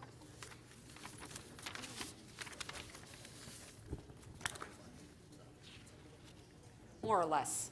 Not that you're going to have an accurate. Yes, sorry, Councillor, I'll have to check that data for you. Sorry. Would it be close to Rogers Road? Would you say that it's about 2/3 of the area at least? In the former municipality of the City of Toronto, yes, that is correct. Yes. So the majority of the area is the old City of Toronto? That's correct. Yes. Okay, thank you. Councillor Doucette to speak. Oh, sorry. More names added. Councillor Mamlidi. So, west end here. Yeah, no, I'm trying to figure this out. Why didn't we go with 5 community councils? Oh, I'm sorry. Yes. I got the left applauding me. Even Why didn't we go with 3? Even Scarborough was saying yes. We should have gone with 2, actually. No, why didn't we go with 5? So, through the Speaker, there was no overwhelming support to have any major change, and that's why we're recommending that we just adopt the minor tweaks to the 4 community council model. When you say there wasn't support for it, what was the level of consultation? Because I'm getting really concerned in how we consult in this city. What did we do to get out to, I mean, did we ask people, we didn't ask Etobicoke Community Council to hold a forum to ask people what they think. So who did the consulting? Through you, Madam Speaker, the public consultation was held. We spoke with members of council and with the public. We looked back at previous levels of participation and tried to figure out what's the best approach to take in this particular, issue. We issued an issues paper. We did receive over 600 members of the public responding and providing their input, as well as many submissions by email. That level is about 3 times more than was received in the former in the previous consultation on community council boundaries. A city of almost 3 million people, we got 600 people telling us how to divvy up the community councils. And that's a reflective number that we're comfortable with, 600 people. Councillor, the purpose of the consultation was not to solicit a vote on the matter, but to better understand the public's interest and principles behind which they would like council to consider community council boundaries. So where did you have these consultation meetings? So we had an online survey, we also held a public meeting, and we also met with the public during Doors Open Toronto. And where was it held? Doors Open Toronto was here at City Hall. I see. So anybody who lives in the suburbs who has a far chuck to come down here, do you think that maybe if we had consultation meetings in each of the jurisdictions, we would have had a better reflection of how people feel? So, Councillor, we did determine that on this type of issue, it's a very short response. People have a very clear idea about community councils. We looked back at previous participation. In 2000, there were only 114 people across the entire city which attended 6 public meetings. And so we looked at ways in which we could encourage and support members of the public to participate online at their leisure. So are we assuming that everybody has a computer and can go online and communicate with us?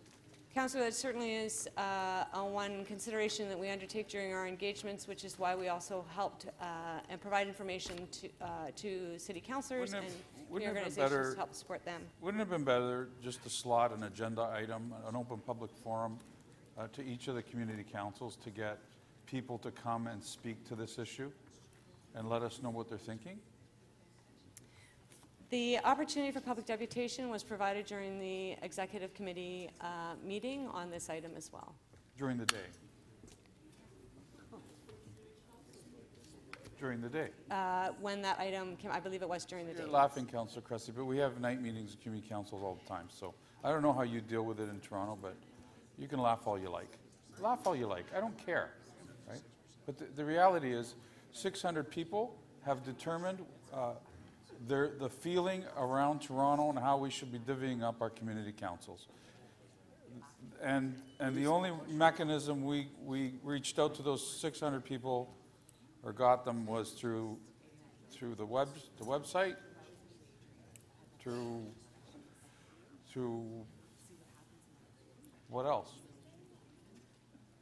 So we promoted the online and the public sessions through the city's website, through social media, through our Engage Toronto portal, and through our partners at the city. It was the approach that resulted in almost 3 times more participants than the last discussion, and Were you present? I was at the OMB when I appealed the decision on the boundaries. And one of the biggest issues that even the chairs that were there conceded was that there wasn't enough consultation done. Okay, Councillor Mammoliti, that was your last question. No. Okay. Thank you, Councillor Mammoliti. You're off topic. Councillor Shiner? Sorry. So through you, Madam Chair, if you could help me, there are some boundary changes in a few of the wards. I know in Midtown the boundary's coming down to Eglinton, but in essence with the recommended options that are in front of us, which wards are going to, shall we say, which wards are going to new community councils? So, Councillor, it's more a matter of the geography that changed under the ward boundary review. It's less than 2% of a shift from the former wards to the new community councils. So it's very slight shift. 2% of the population shift. A geography. But how many of my colleagues that are here would be sitting with new members of council for their community councils? Councillor, I just have to compare the 2 maps together, sorry.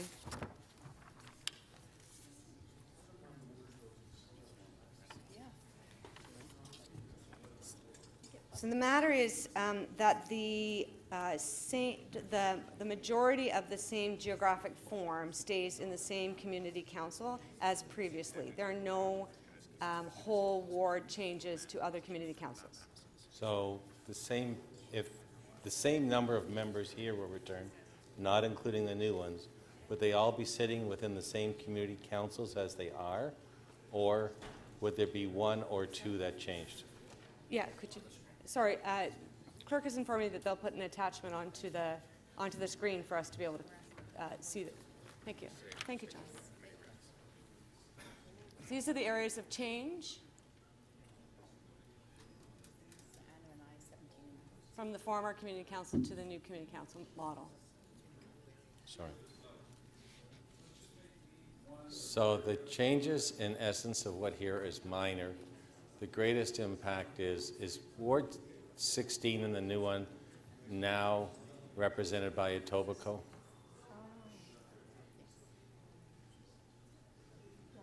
So new Ward 16 represented by Etobicoke. So the area between the former Ward 17, new Ward 16, at the very bottom of that ward is in the Etobicoke Community Council and had been in the Toronto East York Community Council previously. So those residents would be those are the residents that would be impacted. And Ward 33 in this new one, which community council is it currently sitting in? So that small area on the south end of New Ward 33 had previously been in the Toronto East York Community Council and now will be in the North York Community Council. So that's why you're saying, in essence, the recommendations that you have allow the residents of those communities, with the exception of 2% of the population, to continue to be represented where they are? So the recommended motion is minimal change to 2%. And it's those areas that are in gray, which are the minor changes, and those are the residents that are changing. They're shifting, yes. Thank you.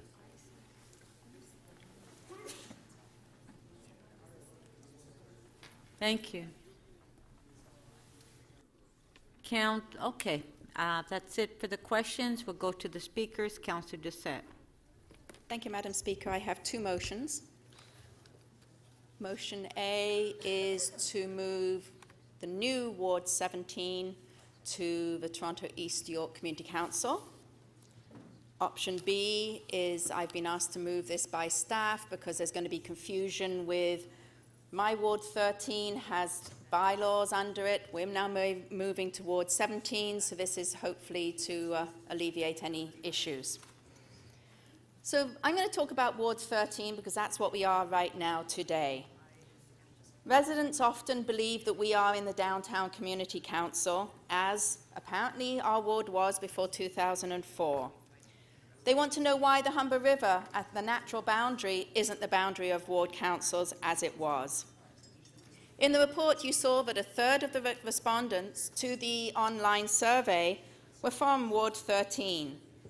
Their concerns were things like being with a similar ward to the east of us, where we have similar built form, street widths, the presence of laneways, parking issues, just to name a few of their concerns. Ward 13 residents are very engaged, believe me. And if we give them a choice of going to a budget meeting in Etobicoke or a budget meeting in City Hall, they will always come down to City Hall because it's so much easier for them to travel here. Councillor Shiner got to witness some of my very engaged residents when we were looking at the mid-rise guideline reforms. Residents came down to City Hall for 6 consecutive meetings to be engaged. Residents have, as I say, been very active, particularly when it comes to safety on our streets, and even more so around our schools. They were very upset to learn that in 2016, when the motion I put at Etobicoke Community Council to reduce the local streets to 30K only got one other councillor's support. Therefore, it did not pass. And yet, downtown, all the local streets have now been changed. As you heard me question, the Mayor moved a motion at one point to reduce the speeds on some of our major arterial roads. That stopped at the White Line at Keele, or maybe on the east side of Keele, but that stopped at Keele. When we've asked for certain bike infrastructure, we've been told, no, you can't have that because you need maintenance and cleaning, and we only got that equipment downtown. Well, Keele isn't that far away from downtown. In fact, it is downtown. In the upcoming election, Ward 13 will be expanding. It will be expanding into part of Ward 14 now. Ward 14 right now is in Downtown Community Council. So I have heard from several of those residents going, but we're downtown. Our local streets have been reduced to 30K. We have always done what downtown has put forward, and they want to stay in downtown. So basically, I am standing before you today, bringing to you the concerns of my residents, the wish of my residents, and asking you to support my motion to move what is Ward 13 now, which will be becoming Ward 17, into the Downtown Community Council, where it was before 2004. Thank you very much.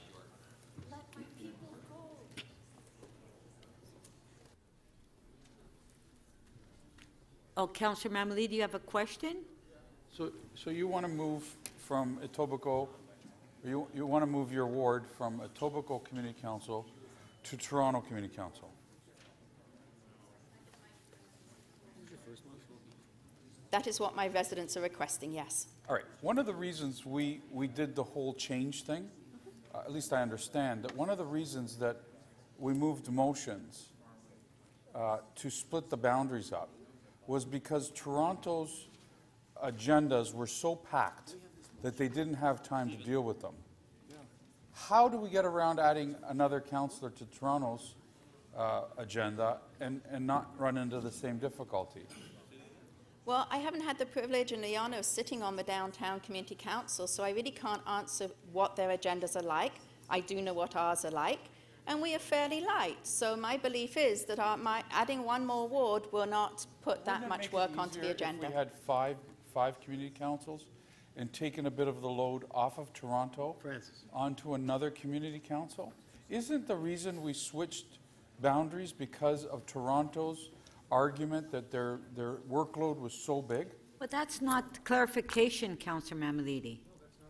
It's not. If you want to speak, you can speak on that. She wants to move to Toronto and make it even more complicated with their agenda. Okay. So wouldn't it have been easier to move 5 community councils? And if so, which one would you prefer? In the beginning, my residents supported option B, which would have started a 5th community council, but my understanding was that there wasn't support in this chamber for 5 community councils. The staff report didn't support 5 community councils, so my residents, still being persistent, said they'd like us to move to the downtown. If I moved the 5 community council option, would you support that? It's not completely clarification on my motion. No, I know it's not. Councillor Mammoliti, you could speak. You know what's great about this chamber? We got 100 different chairs. Okay, but Councillor Mammoliti, what you don't understand is what clarification of a motion is. No, okay. That's not clarification of the motion. Councillor Burnside, clarification of the motion. Yeah, thank you, Madam Speaker. This is just to sort of continue on with Councillor Mammoliti's question. So my understanding, you would then reduce Etobicoke to 10 and make Toronto East York 15, is that correct? If that's the number, I have not counted, to be honest. So if that's what you count, then yes. Oh, it was your motion, but okay. So have you given that we often hear Councillor Layton and Wong Tam talk about their agendas and how much work they've done compared to the rest of us, have you given any thought to maybe moving one of those 15 to another community council? I don't believe that's up to me. I believe that's up to other councillors to decide for their own ward. I would not move another councillor. That's not up to me. Okay. Okay, that's fine. Are you or ever have you been a member? Councillor Campbell, clarification. Your ward is becoming Ward 17, I gather, right? It will be new Ward 17 with so that's 13 and part of 14 put together. It doesn't add up, but it is 17. Okay. And just in terms of, to try to clarify, how many residents are in your ward? I mean, does this take into consideration the imbalance that already exists between Toronto and Etobicoke York? So right now I have around 54,000 residents. How many electors? I don't know that number, to be honest. I know you to count those. I don't know that number. Only electors count? Well, no, to me all my residents count, no matter how old they are, because they like the playgrounds and they like the parks and the libraries and things. I know. But in terms of in doing this calculation, does this look at the imbalance that presently exists between the Toronto York, or the Toronto East York Community Council and the Etobicoke York Community Council? So already there's an imbalance. This makes it greater by how much? I don't know the number by how much, but what I am doing, I'm standing here representing my residents. Yep, okay. All right, thanks. Yeah. Thank you.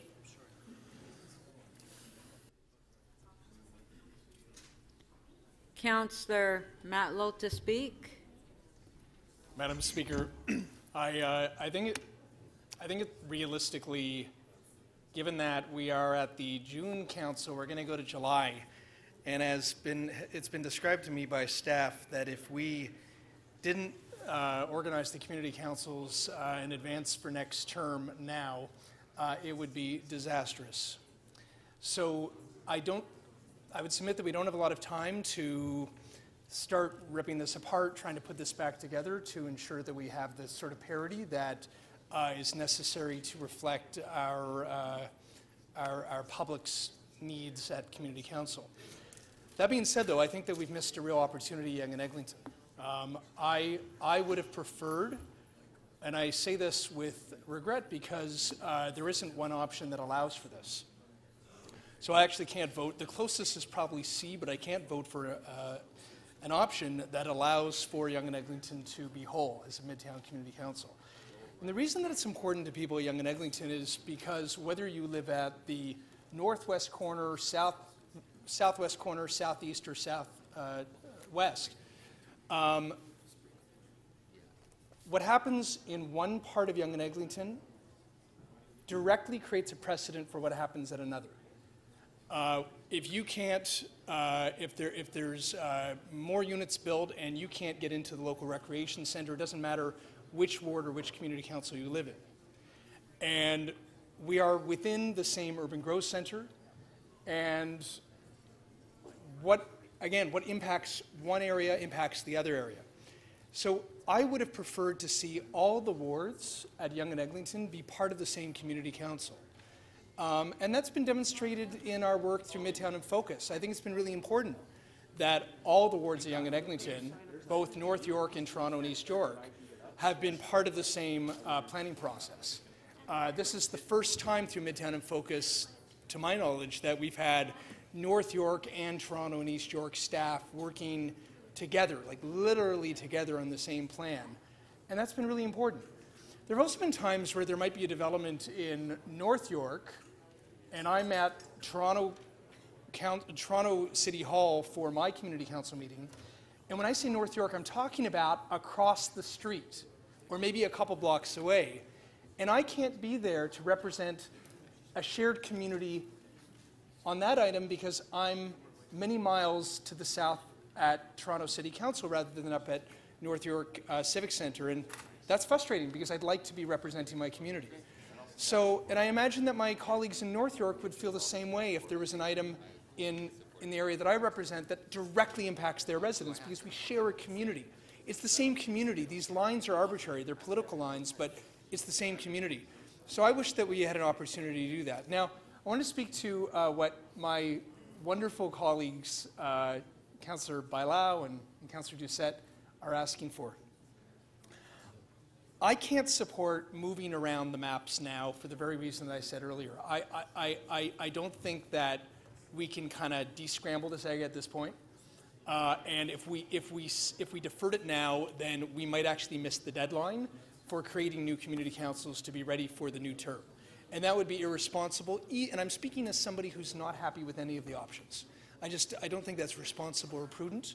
But boy, do I empathize with why they want to be in a community council that might better reflect their residents' priorities. And I think that they're doing their job to ask for the opportunity to be part of a community council that might better reflect the work that they're doing for their community. And I hope that maybe next term, once we are up and running, that we have an opportunity to reconsider two more things about the community councils. A, maybe take another look at the boundaries next term so that we don't break anything today, but that we move forward and then we can revise things as we move forward next term. And number two, take a look at what delegated authorities the community councils have and perhaps relieve some of the burden on city council and delegate more authority to the community councils to consider more of the local matters. And I think that's probably a healthy review to do as well. So so far, I'm going to be supporting item C or option C so that we can get as close as possible to a Midtown Community Council. That being said, though, if I continue serving on the Toronto and East York Community Council, that would be a pleasure for me if I'm re-elected, if I'm elected as a city councillor, because I've had such a pleasure working with that group of people. We have really thoughtful and supportive debates and votes. Thank you. Thank you. Councillor Bailão. Councillor Bailão. There's Mamalidi. There's Councillor Mamalidi. There's Councillor Campbell ahead of Oh, I'm sorry. Well, I don't know what happened. People keep taking their names off and on. It's a normal mental block. I understand it. It's okay. Nothing that therapy can't help. Councillor Mamalidi, your motion is not prepared yet. Oh, that's why. So, sit down. Well, I'm just gonna move option C. No, you can't. It's not prepared. Oh, you're ready now? Okay, they're ready. Okay, go ahead. Sorry. Let me just say sit down and don't talk. No, but sorry, It's I'm the just same going, thing. staff told me they weren't ready, so go There's ahead. always a different reason for you to ask me to sit down. So in this one, there isn't, because the motion's ready. I'm going to move option C. Is the motion ready? Can we see it? Yep, that's it. Yeah, I'll put your time on hold.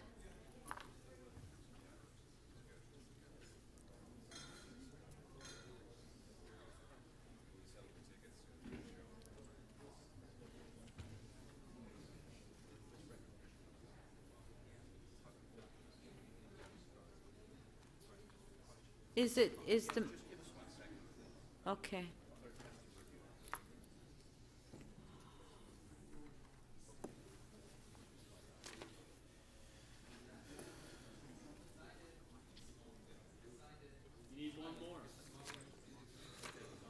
Okay, Councillor Mamalidi, it's there on the screen. So I'm going to move the option C because, in my opinion, this should have been the recommended option if we're going to really represent the community, the City of Toronto properly. We should, for a lot of reasons, we should have recommended this to begin with.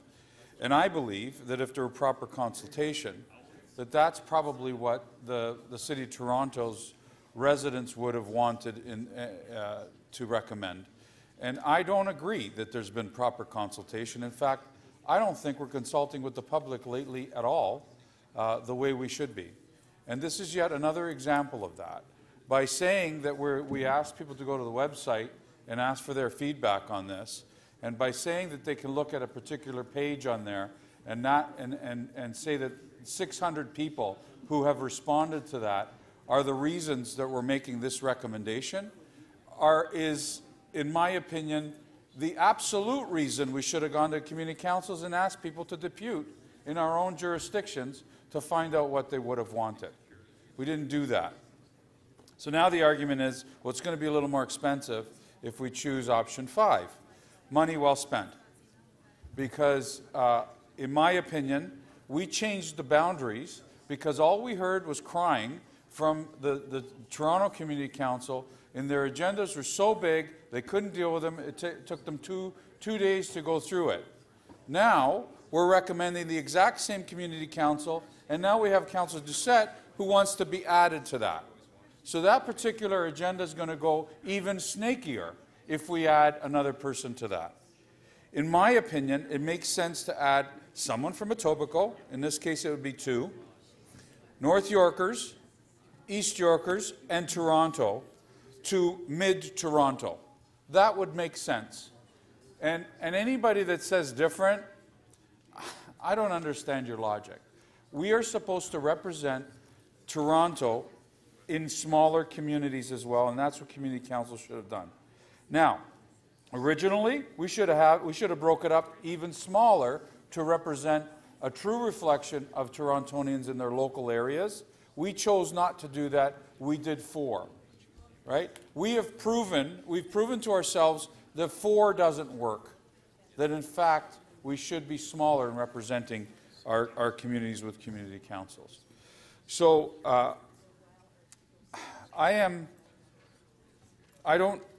get why people are saying, well, maybe this might be too expensive, but I have seen us deliver more and more jobs this term of office. There are more people hired down here than we could shake a stick at. Why don't we just take a few of them and move them into this jurisdiction instead of hiring new people? And that would be a recommendation that I would make. I'd ask you to seriously consider this, everybody, because we're only going to hear the same thing from Toronto, and that is our agendas are too packed. Bring them down, make them smaller, and everybody's agendas could be managed well. Planning agendas and otherwise. Transportation, garbage, you name it. And maybe if we do 5, our staff will finally come to realize that our city is broken up into much needed neighborhoods that deserve the quality of service that they bought into with the mega city. What's happened is, and this is the real argument that I pose here, Toronto was so big that all the resources that the suburbs had, Scarborough, North York, East York, or sorry, York, and Etobicoke's resources at the beginning of the mega city, all those resources went to the city, the former city of Toronto, which made up the community council in Toronto. You break that up a little bit, and you'll see a different level of service come into your community council, because they're forced to bring some of those services up into the suburbs. Whether you believe me or not, that's the best argument I can pose in managing this city. And whether you're in Scarborough or Etobicoke or North York, this is better for us to deliver the services that we've been waiting for 18 years since the mega city. So please support the 5. I think the 5 do work, and it's much better than the proposed 4, in my opinion. Thank you. Okay, we'll recess to 6:30.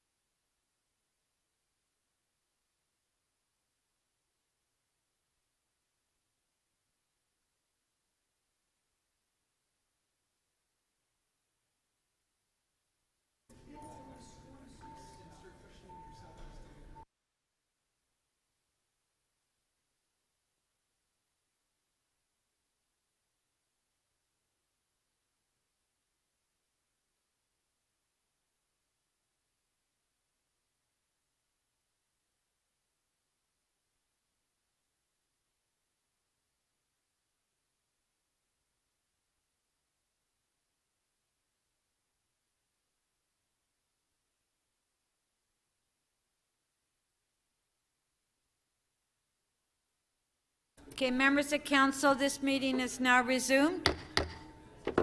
Before the recess, City Council was debating item EX 35.2 on community council boundaries. Before we return to that item, I would take the release of member holds.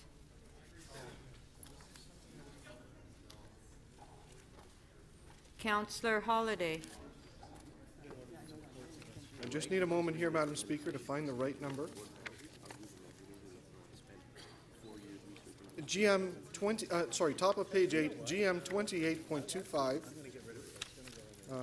Opportunities to utilize car share technology solutions on city-owned vehicles. I'm happy to move the staff recommendations, and I know that Councillor Davis, I think, shared that. I hope. Oh. Yes, but I believe that Councillor Davis moved the staff recommendation and Councillor Holliday held it. So are you okay with just moving the staff recommendation, Councillor Davis? I can't tell what he said. He said that he's moving the staff recommendation, which was what you moved. Yes. Okay. Never make a motion with your mouth full, Stephen. All in favor? Carried. Councillor Hart. Yes, thank you, Speaker. On page 12, SC 31.3, 4342 Lawrence Avenue East, zoning bylaw amendment. Staff have asked me to defer this to the next meeting of City Council as there's more work to be done on the zoning piece. Okay, Councillor Hart is moving deferral to next council meeting. Recorded vote. Recorded vote. Oh, the item is on page 12, SC 31.3, 4342 Lawrence Avenue East.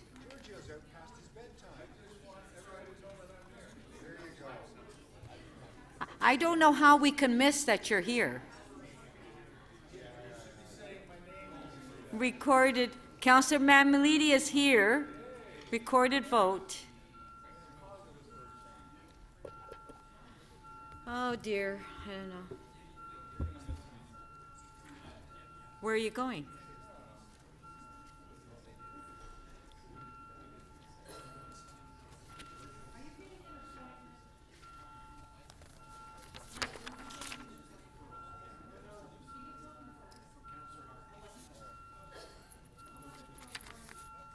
Councillor McMahon, please. Councillor DiGiorgio. Councillor Layton, please.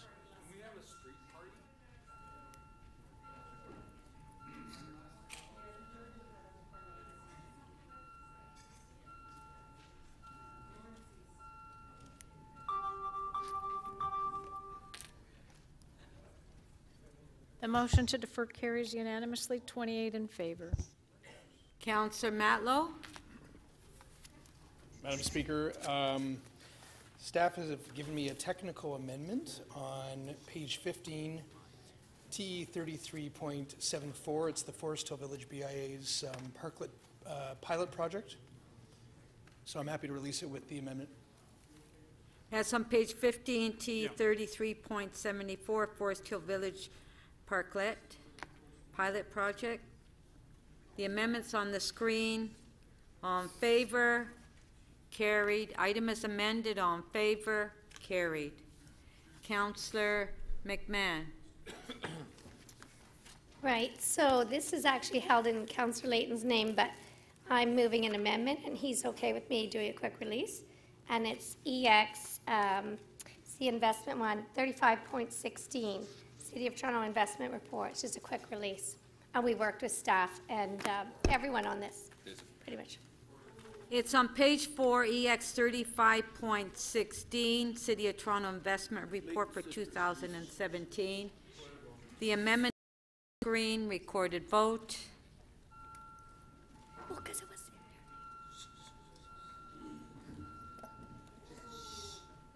Just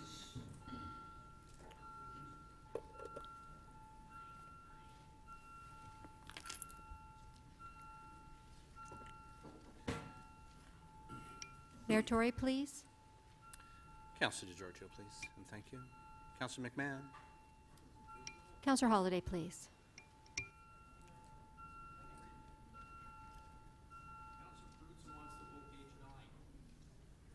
The amendment carries 28 to 2. Item is amended. On favor? Carried. Councillor Layton. Yes, thank you very much, Madam Speaker. Page 15, TE 33.51, Construction Staging Area 99 Atlantic. It came without recommendations. I'm going to move the staff recommendations and a motion.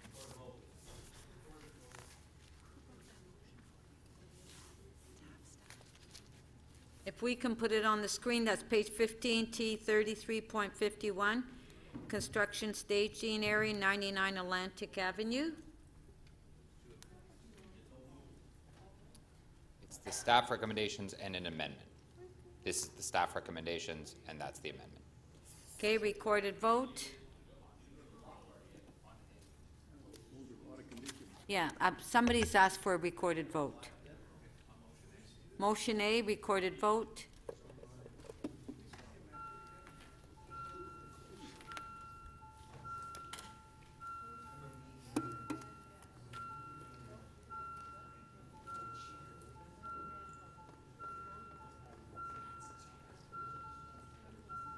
Councillor McMahon, please. Councillor Davis. Councillor Burnside, please.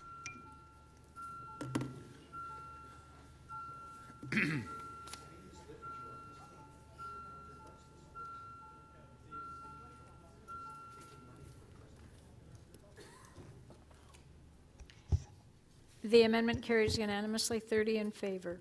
Item as amended on motion B.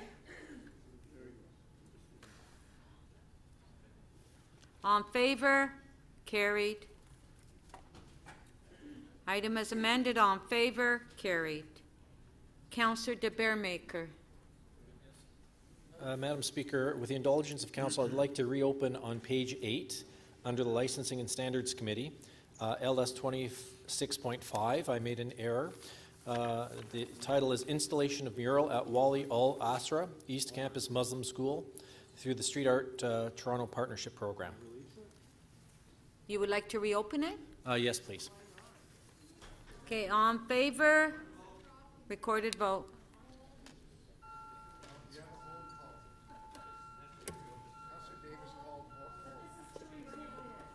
I'm already holding it as a local councillor. It has to be reopened.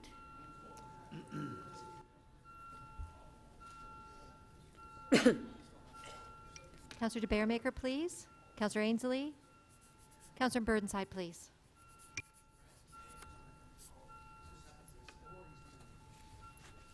Councillor Bailão, please.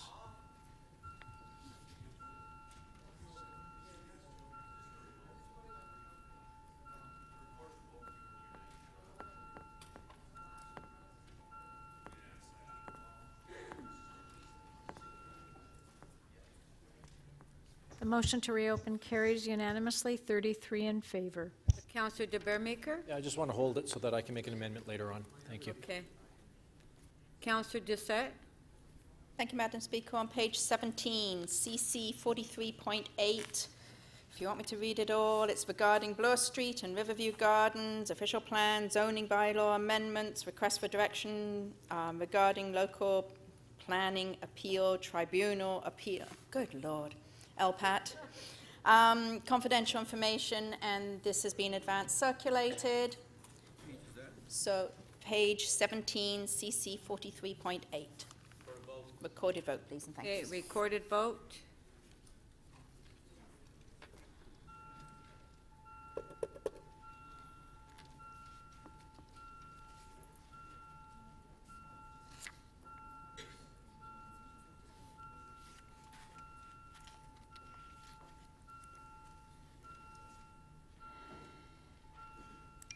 Councillor Holiday, Councillor Ford, Councillor Mihevc.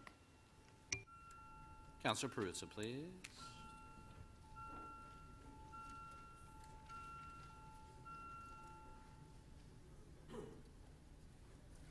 The amendment carries unanimously, 34 in favor.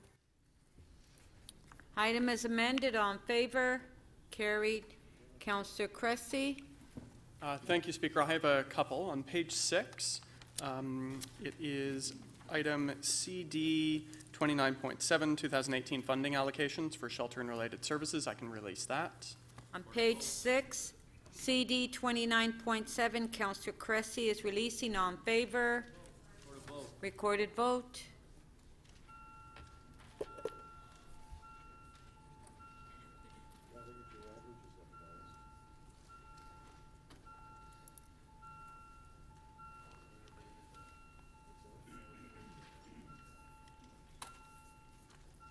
Councillor Matlow, please, and Councillor Wong-Tam when you're seated, please.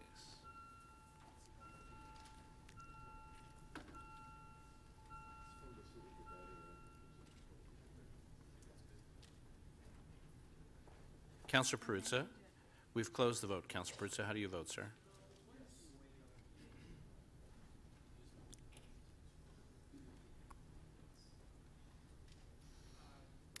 The item is adopted 34 to 1.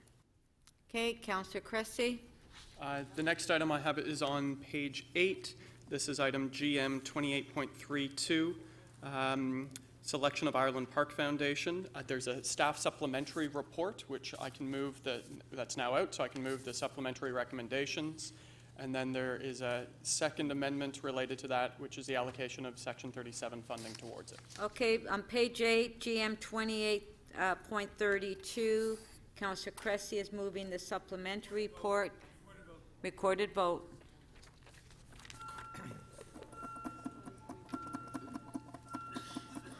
Section 30, sorry, it's a Section 37. Okay.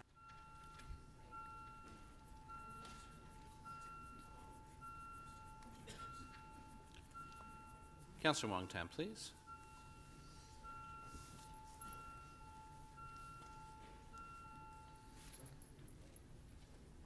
The motion carries 34 to 1.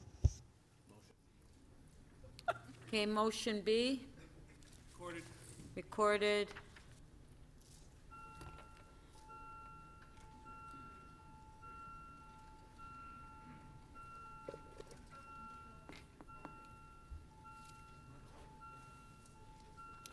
Councillor DeGiorgio, please. Councillor Perruzza, Councillor Pasternak. Councillor Ainsley, Councillor Troisi, please.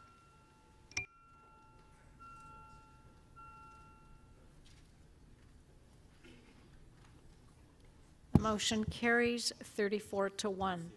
That's the item. Okay, Councillor Cressy. Thank you, Speaker. On page 13, TE 33 point, or sorry, no, that's the wrong one. On page 13, TE 33.9, the Bathurst Neighborhood Plan Study. This is the final report. I'm happy to release that as well. On page 13, T 33.9, Councillor Cressy is releasing. Pardon? Recorded vote.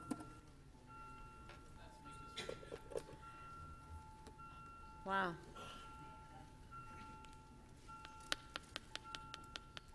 Councillor Perruzza, please. Councillor Wong-Tam, Councillor Pasternak. Councillor Bailao, please.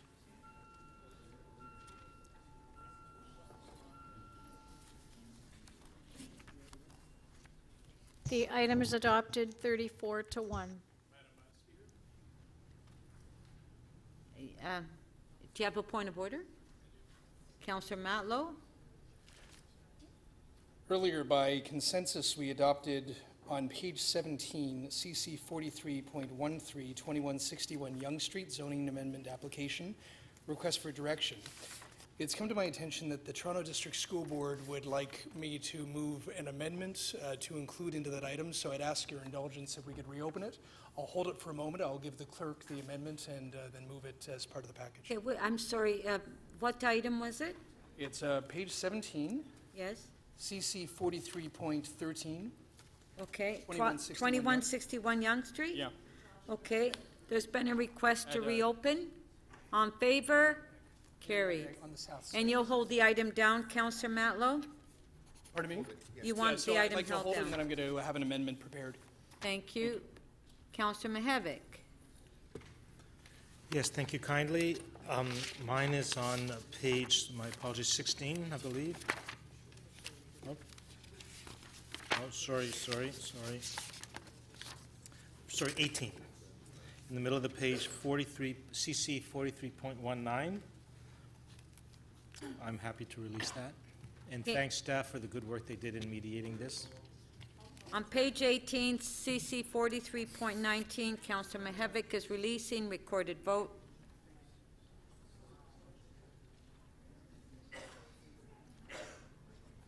Yes, recorded vote.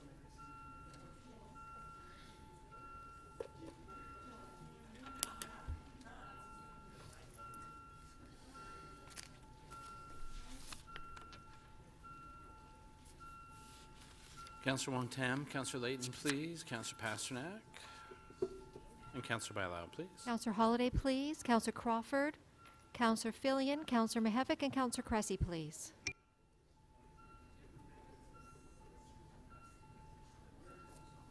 Councillor Cressy, may we have your vote, please? Councillor Bailao.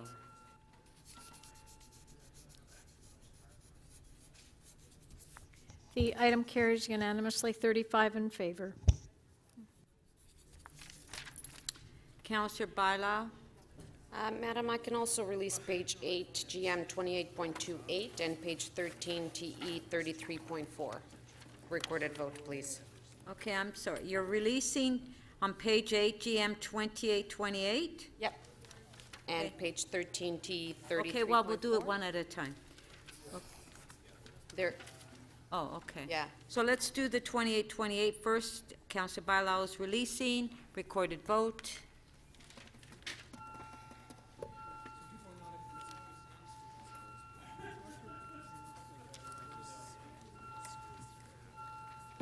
Councillor Perruzza, please. And Councillor Wong-Tam, Councillor Layton. Mayor Tory, please. Councillor Mihevik. Councillor DiCiano, please.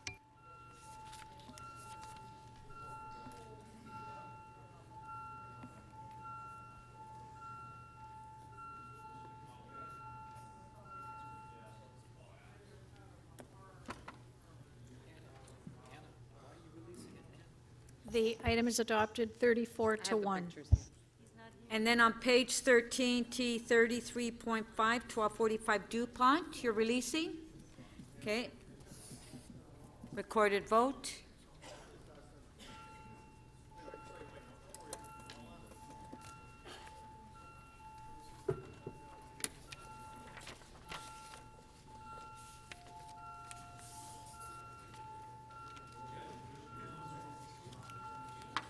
Councillor Wong-Tam and Councillor Layton, please. And Councillor Bailao. Councillor Mamalidi and Councillor Burnside, please.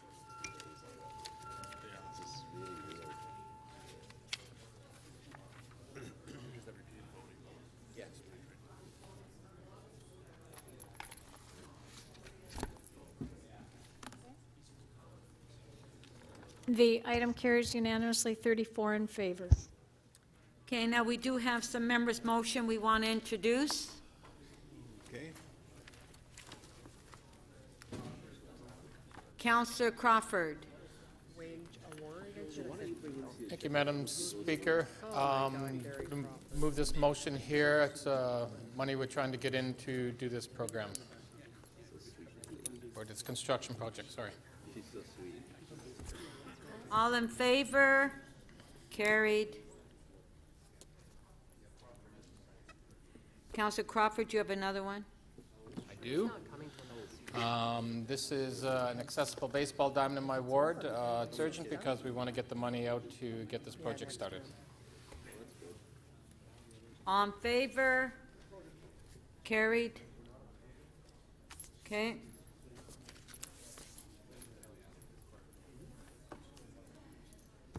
Okay, who's next?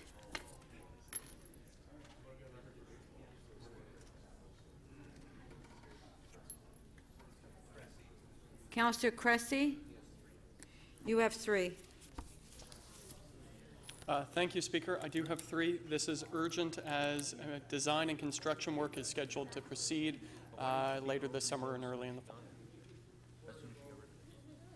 Recorded vote. This is just introducing. Recorded vote.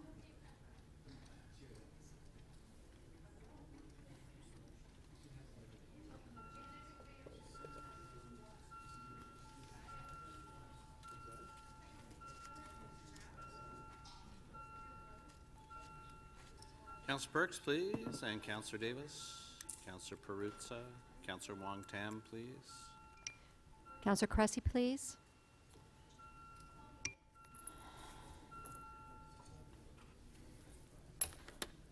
The motion to introduce carries unanimously, 35 in favor.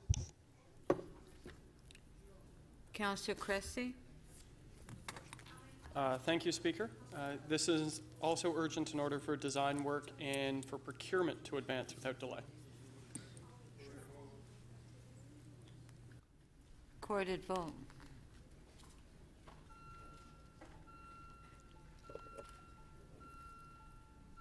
Man, you're really dumping your percentage tonight. Councillor Bailao, please. Councillor Perruzza. Councillor Layton. Councillor Crawford, Councillor Cressy, Councillor Mihevc, please. I missed the electrical tape. Councillor Cressy, may we have your vote, please?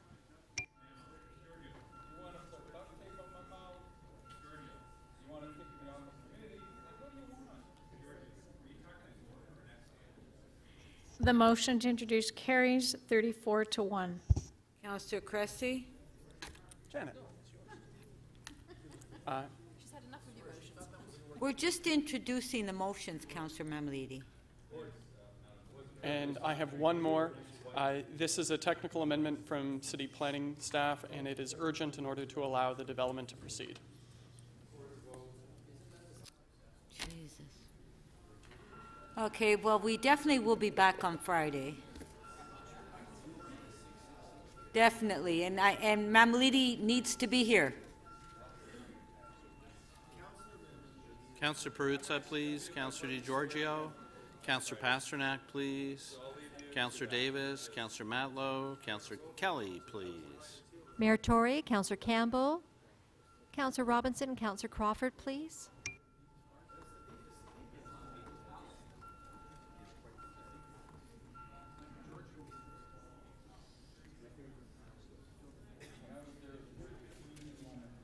The motion to introduce carries unanimously, 35 in favor. Councillor DiGiorgio. Yeah, thank you, Madam Speaker. This motion is necessary because of a technical matter where the applicant has to go to Committee of Adjustment, and we're trying to expedite getting a Committee of Adjustment hearing.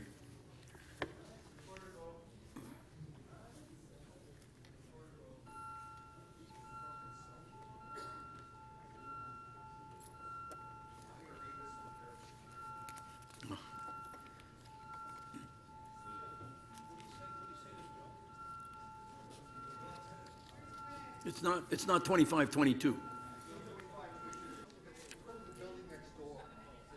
Councillor Matlow, please, and Councillor Pasternak. Councillor Burnside and Councillor Cressy, please.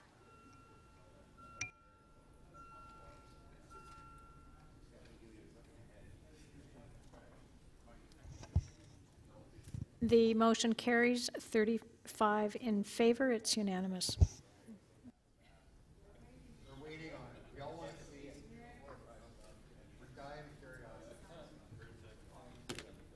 Councillor Burnside?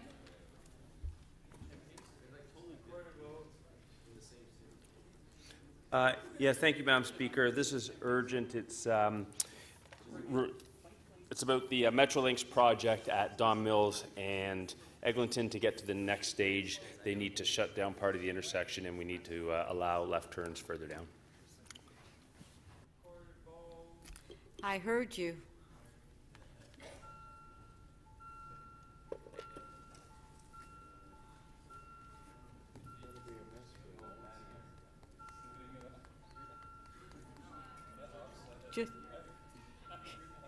You're probably going to leave after this. Yes, he is. Yeah.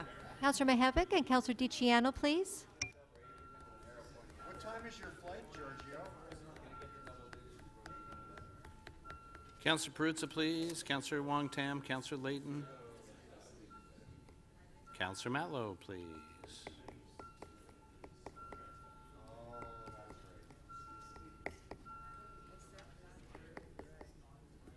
The motion carries 34 to 1.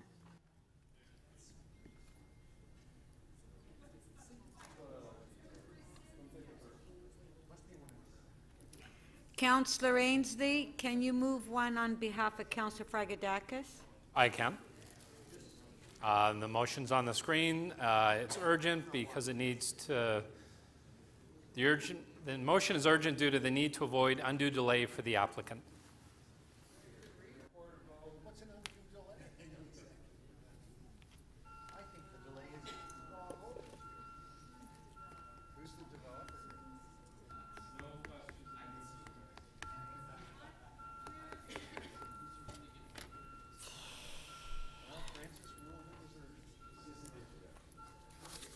Councillor Wong-Tam, Councillor Layton, Councillor Davis, and Councillor Matlow. At this time of the Councillor year, Robinson everything's and Councillor urgent. Mahavik, please. Councillor Kelly, please. Councillor Robinson, please.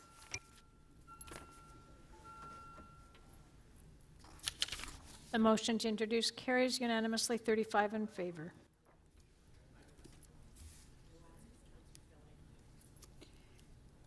Councillor Fillion.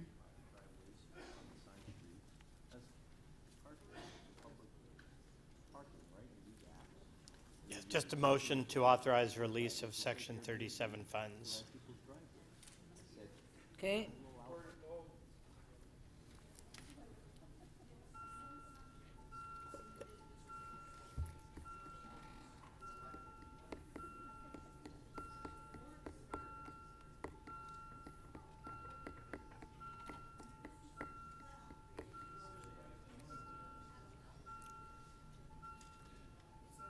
Councillor Perruzza, please. Councillor Wong-Tam. Councillor Pasternak, please. Councillor Davis, please. And Councillor thank you. DiCiano, Councillor Mahavik, and Councillor Cressy, please. The motion to add carries 34 to 1. That's it. Okay, so we'll go back to EX 35.2. If we can put the speakers, oh, Councillor Grimes, you have something? Sorry, Master, another quick release. Page 11, EY 31.46, endorsement of events for liquor license. I don't have my names on it. I can release that. Page 11, EY 31.46. Recorded vote. Oh, sorry. No, the reason is that Apparently there's others to be added. ready to hold if there's any other ones, and we'll let you know by tomorrow morning. Okay, never mind. I'm supposed to. All right. Can we put the speakers list up, please?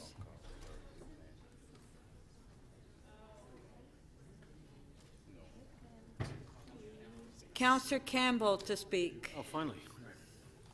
I've forgotten what the heck I was going to say, Madam Speaker. Would you like me to take your 5 minutes? Yeah, I'll just give my 5 minutes to Councillor Mammoliti. No, I just no, it's in regard to the changes. I'm not in favor of Councillor Mammoliti's suggestion that we go to 5 distinct community councils. He said there was no community consultation, and that may be very factual. But the fact is, the communities don't really care about community councils and how community councils are divided up. Most of them don't even know what community councils are. They come once to get a fence exemption, or they come once in their lifetime to get a parking pad approved, or they come, or occasionally they show up for development meetings, but most people's interactions with the community councils are very rare and infrequent. So as far as having more community consultation, I don't think it would make any difference whatsoever. I think most people who have interactions with the community council get the service that they need. They get their matter attended to in a prompt and efficient way within 1 day, and it's dealt with. And so going to 5 community councils to me seems to make really no sense at all. I mean, these community councils were created when the City of Toronto was deemed to be, too large to handle all of these issues, and they wanted to devolve some of the responsibilities to the local areas. And so this is why the community councils were created. Going to 5 doesn't present any new uniqueness or distinctness. So I don't agree with my colleague's initiative. Although the opportunity to jettison Ward 7 from the Etobicoke York Community Council is one which maybe would merit a special motion. Would you like me to as far as Councillor Doucette's wish to go downtown, I would rather that she didn't wish to go downtown. But also, I think it's motivated for the wrong reasons. It's motivated for political reasons. And these boundaries were not drawn up for political reasons. Political in terms of political thought, Councillor Perks. I mean, whether you're right or you're left, these boundaries were not drawn up on the basis of whether you're left-leaning or right-leaning or what have you. They were brought up on the basis of geography. And for me, Swansea, High Park Swansea is really part of the West End. The West End is when you come to the West. And so when I look at Bloor Street and all that's happening on Bloor Street, what happens on Bloor Street from Keele to the west, that matters to people in Etobicoke, south and north Etobicoke, central Etobicoke. So I'm of the view that would be a mistake to move that particular ward into the downtown area. And I guess the last thing is, frankly, it's a workload issue. So when you look at the way these were divided, they were divided based on population growth as it's anticipated to happen over the next 20 years or 30 years or what have you. There's already an imbalance. There's already, as Councillor Wong Tam wants to remind us at every community council when she introduces the Toronto East York Community Council, there's already a sizable imbalance, and this just makes the imbalance even greater. So for those reasons, Madam Speaker, I'm going to support the staff recommendation and none of the suggested amendments. Thank you. Councillor Bailão. Thank you, Madam Speaker. I do have a motion, but I do have to agree with some comments that were made prior to I have the opportunity to address these Your chambers. motion is? It's on the screen. So, as Councillor Matlow and actually Councillor Mammoliti described, I do think that there is a very strong case for the Midtown Council. I think that community councils, as it was explained to Council, need to be putting together communities that are facing similar pressures, that are similar in nature, and there's very clear something happening in the Midtown that is not happening in the Scarborough or is not happening in Etobicoke, and it's very different as well as the downtown. I think that would be my preference. I think that.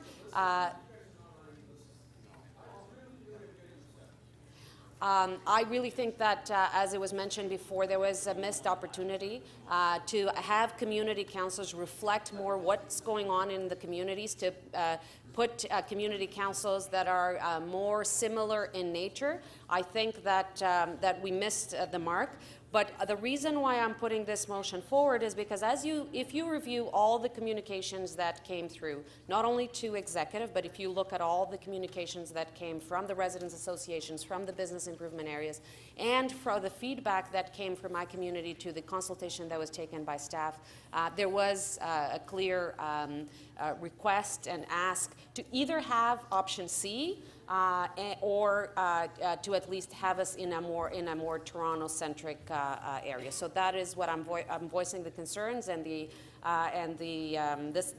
what the community asked for. I think it is important to have community councillors that can address the local issues in an efficient manner. And as understanding and moving together as a community council, I think it's really important. And if we are experiencing similar pressures, similar issues, it just makes it easier for all of us to understand what is going on. So I ask for your support for my motion.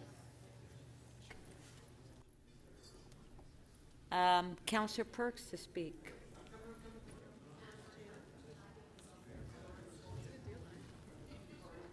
Councillor Perks to speak. Thank you, Speaker. To begin with, I have a motion. If the clerks could put it up.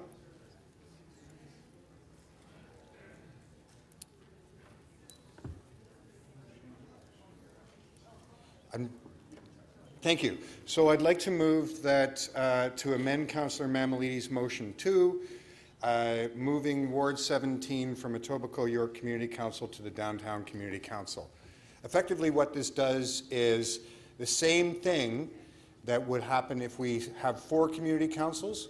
Councillor Doucette's ward moves in.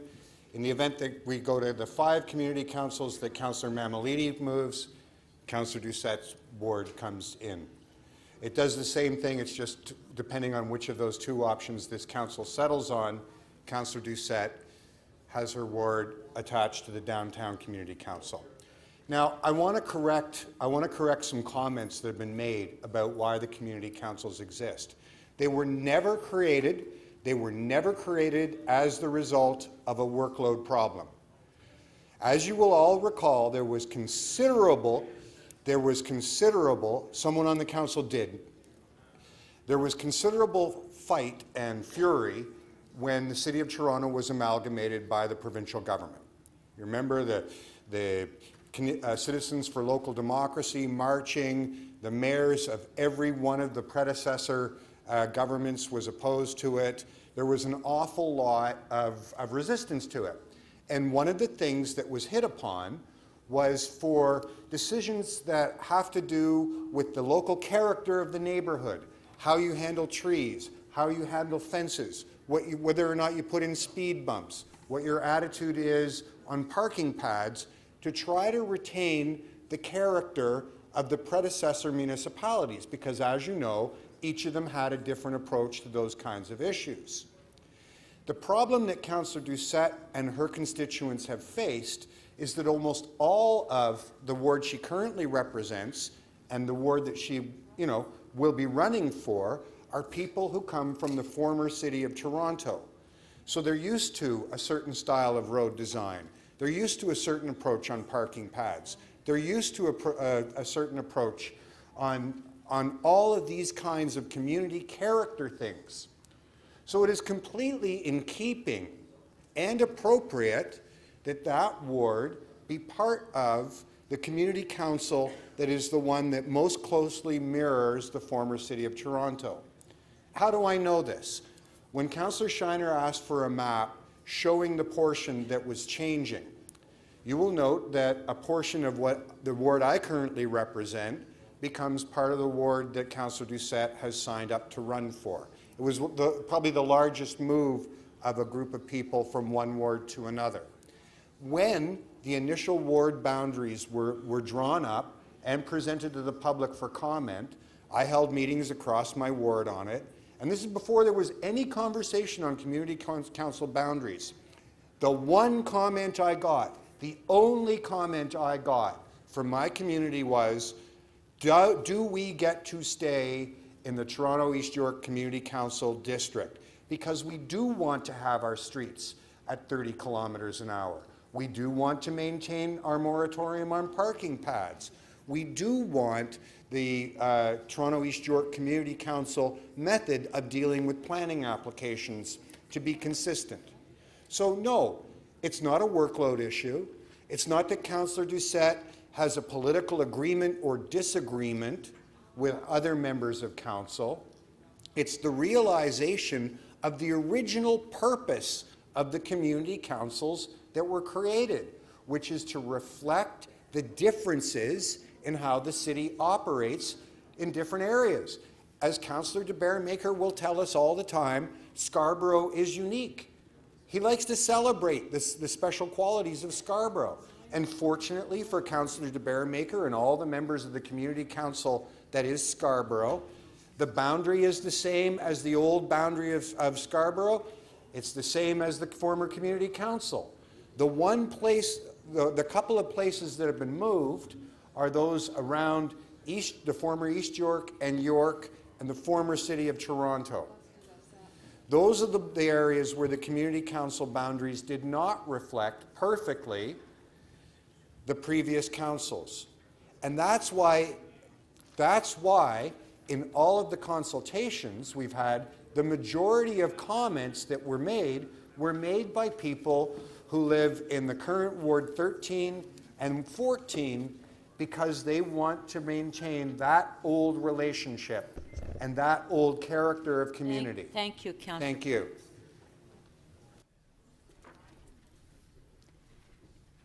Councillor Cole. Councillor Cole? I'll tell you why I don't think he did either, but I'll tell you in a second. I just want. Councillor Burnside. Thank you, Madam Speaker. I won't be supporting anything that adds more bureaucracy to our government. I think in these times with a new premier, the last thing we want to do is start adding more bureaucracy to our government. I originally had some concerns with Councillor Doucette's motion, because I'm well aware of the workload of Toronto and East York Community Council. In fact, we're reminded every session of that. And for those of us on this side of the chamber, it's somewhat disconcerting, and I'll just leave it at that. But what I do like about your motion is that it doesn't actually add bureaucracy to our government, but it does hopefully address a concern you have. And I was able to extract a concession from Councillor Layton and Councillors Layton and Wong Tam, which I never thought in 4 years I would ever see. And so I'm happy to support Councillor Doucette's motion because Councillors Layton and Wong Tam have pledged, and they've signed it, that, quote, "I will never mention the number of community council items at City Council again." And I think that's, after this term, yeah, I think that's everything. I think that's something every one of us can support.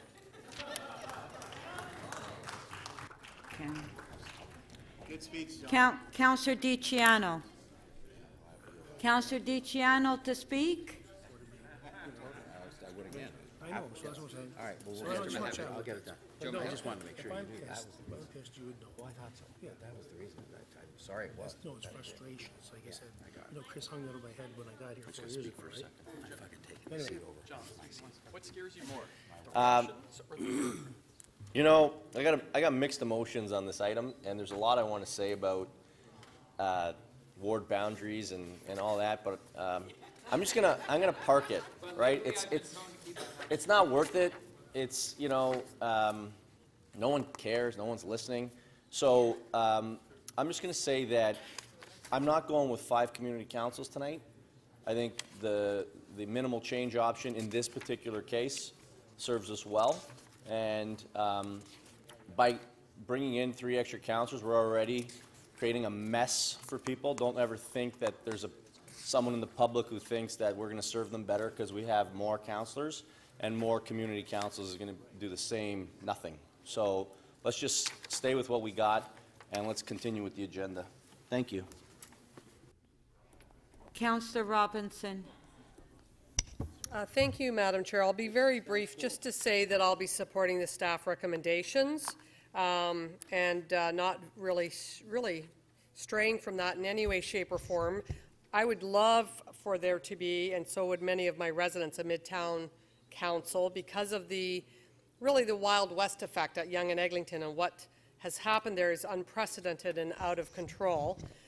Given that, I would love to say, let's have a Midtown Council, but I think that's not really the way Council's leaning. That's not what's before us. That's not the staff recommendation. It would be very costly, much more bureaucracy, and so for that reason, I will stay the course with the staff recommendations. I will not be supporting amendments. Again, I think we've got a recommendation before us. We should respect that and not just do things on the fly. And I'm not sure that, and I've certainly heard, you know, as Councillor Burnside's indicated, the burden of Toronto East York, and there are multiple issues there. So I will be supporting the staff recommendations, and I'm not convinced, and I think a lot of residents wouldn't agree, that Keele is actually downtown. So I will vote with the report. Councillor Perruzza. Thank you, Speaker. I have a motion I'd like to place on the floor as well. Now, I've sat here and I just, to some degree, want to take us back, just a little bit as well.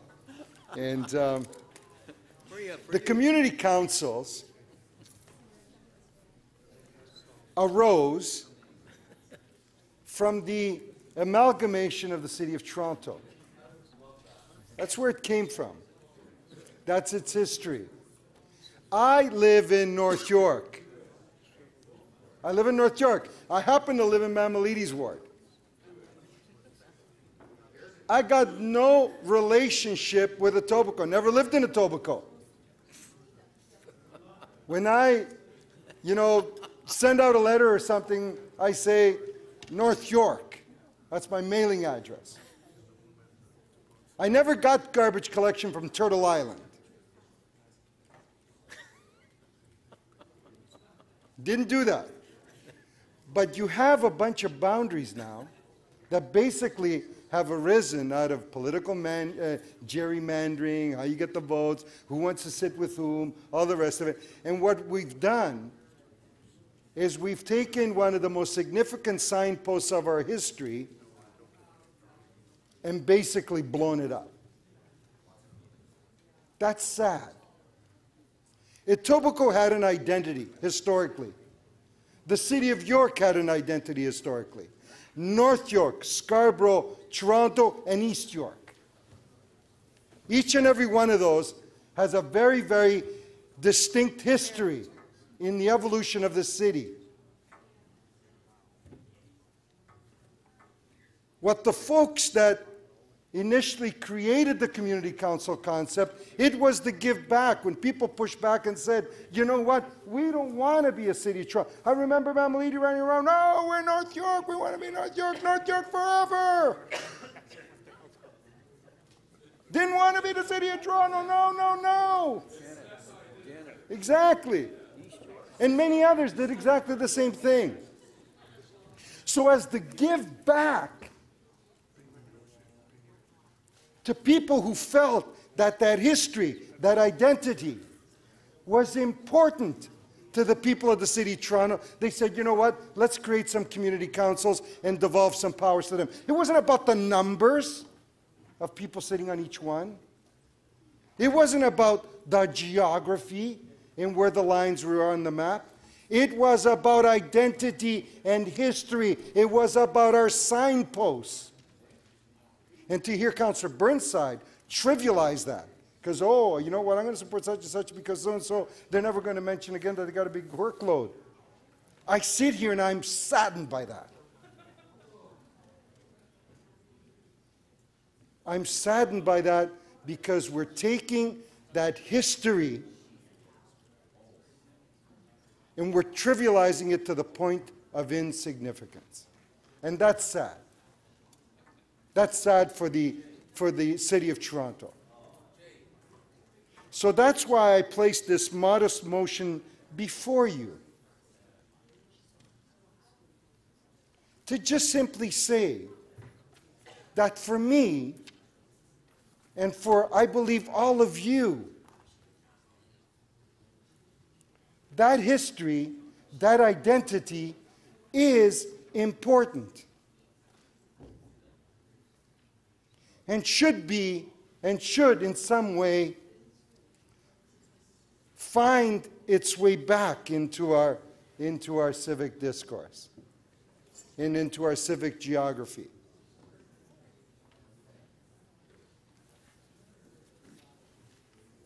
Thank you, Councillor Perruzza. Next to speak is Councillor Nunziata.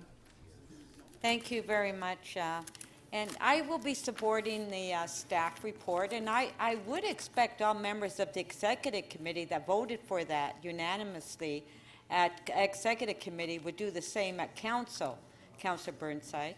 I think the community councils are working well, and Councillor Doucette, part of your ward is in the former city of York. Councillor Bailão, part of your ward is in the former city of York. Even yours, Councillor Mihevc. And we should all, I don't understand why we have to split the boundaries of York and then leave us with just a portion of each of the communities. No, Councillor Doucette, you have a huge part of your ward that's the city of York. I represented it when I was mayor. I went all the way to Bloor. Yes. And to split it up, the staff recommendation, yes, maybe there wasn't enough consultation, Councillor Mamalidi, but just leave it the way it is. And I think the 4 community councils is sufficient. I don't think we should be adding more and more bureaucracy. And if you're not happy sitting on Etobicoke, Councillor Doucette, Councillor Bailao, I don't know why Councillor Bailao would not be happy sitting with us. But, yeah. But, you know, we're a great team in Etobicoke. Actually, whatever you want, you get. We never vote against. So there's no debate, and you know, it's not the quantity of items that we have in Etobicoke, it's the quality. And we have a lot of wonderful development, of wonderful motions and reports coming through Community Council. And so my recommendation is just leave things the way they are for community councils and, you know, move on. And Councillor Doucette, I'm sure that if you tried your motion again for 30K in your ward, it will pass. I know that's why you want to come to Toronto. Thank you. Thank you, Councillor Nunziata. Next up to speak is Councillor Holyday. Thank you, Deputy Speaker. I'll be very brief. I'm just going to rise in support of the staff recommendations. There's an old saying, you know, if it ain't broke, don't fix it. I found the community council that I sit on to work very well. And I take note and take heart to the report that was provided to us by staff, which tried to achieve balance. Balance is in several dimensions. It's in population growth. It is in the number of seats. It's in the geographic and the spatial distribution across the city. And finally, it also has to do with the secretariats that support these community councils. We have established planning departments, parks departments, transportation departments, various departments in these communities that have developed a practice over time, and to arbitrarily shake all of that up on the council floor, I don't really understand why we're going down this path. There's a very good report before us. I hope the majority of council finds it in themselves to support this and just move ahead.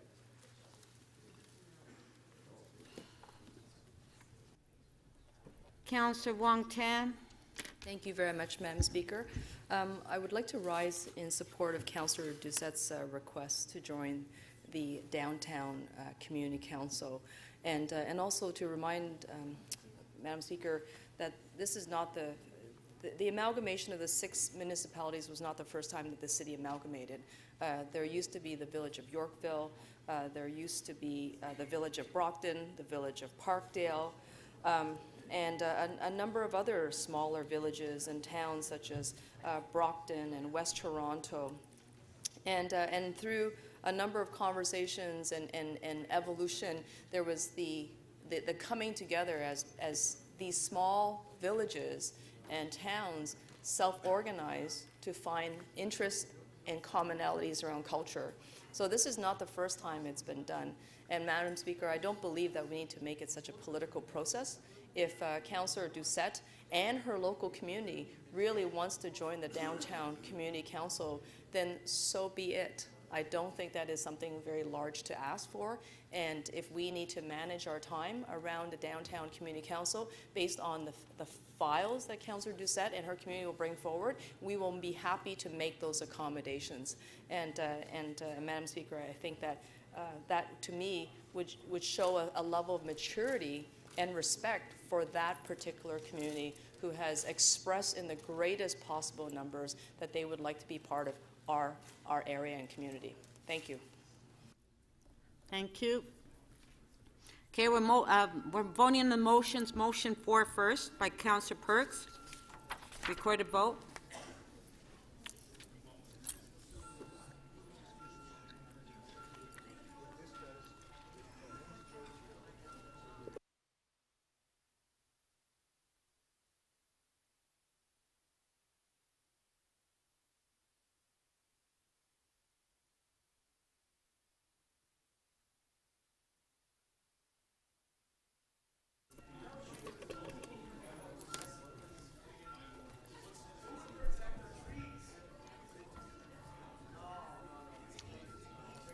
Councillor Wong Tam, please. Councillor Carmichael Grab.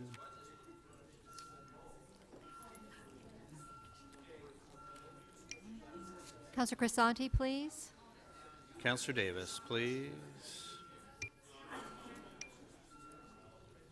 Councillor de Bearmaker, please.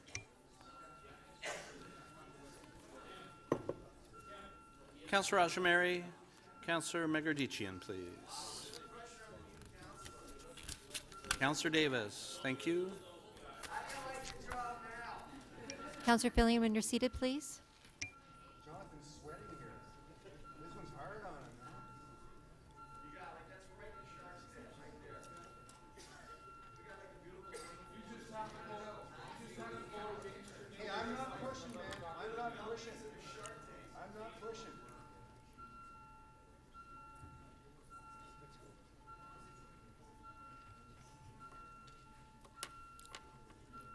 But she knows what's right.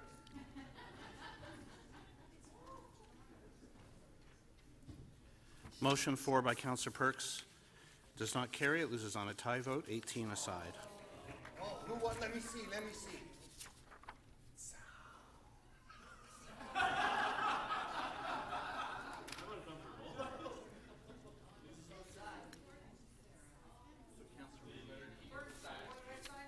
Okay, motion by Councillor Mammoliti, recorded vote.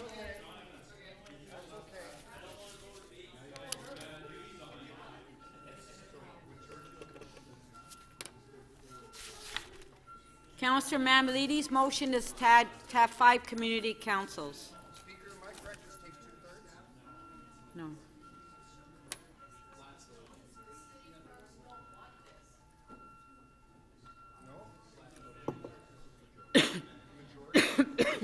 Councillor Fillion, Councillor Grimes, please. Councillor Grimes, please.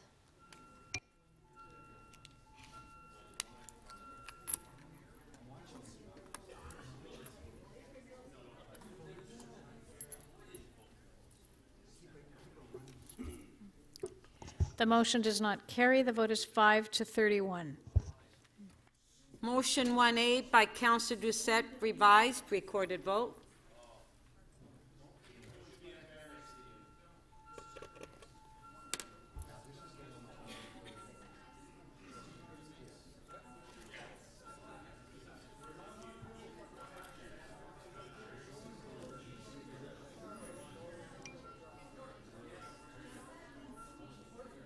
Councillor DiCiano, please.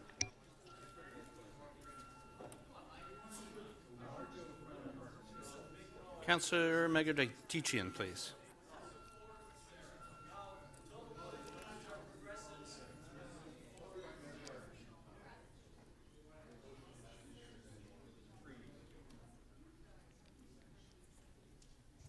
The motion carries 19 to 17.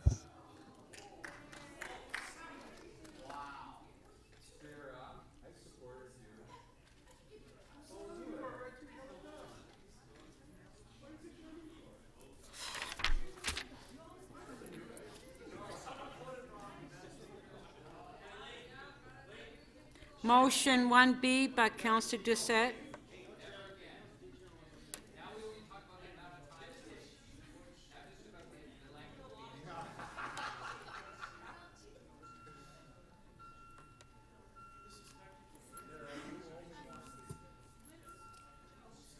Councillor Perruzza, Councillor Di Giorgio, Councillor McMahon, please. Councillor Pasternak, please. Councillor Kelly. Councillor Burnside, Councillor DiCiano, please. Councillor Kelly, thank you. Councillor Burnside, please.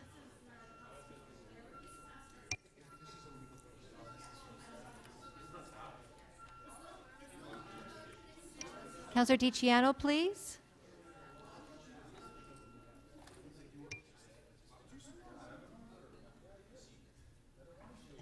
The amendment carries 33 to 3. Motion 3 by Councillor Bailao. Recorded vote.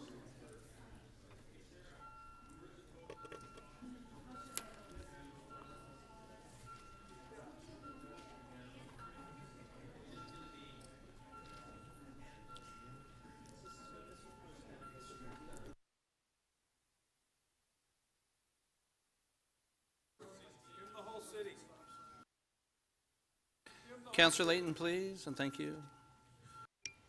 Councillor Cressy, please. Councillor Grimes and Councillor DiCiano.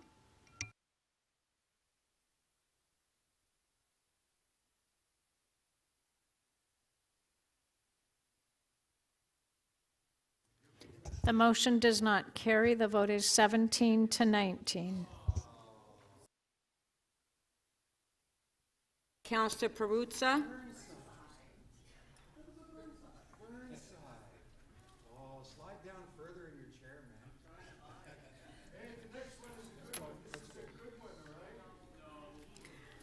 Recorded vote.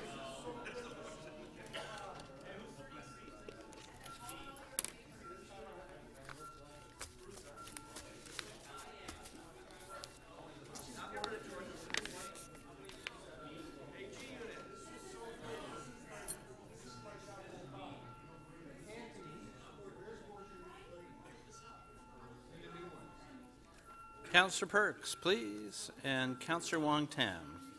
Councillor Davis.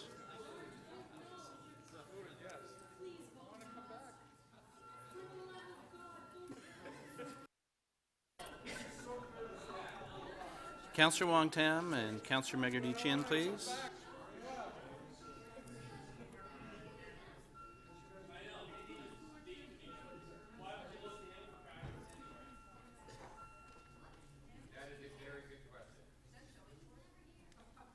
The motion does not carry. The vote is 2 to 34.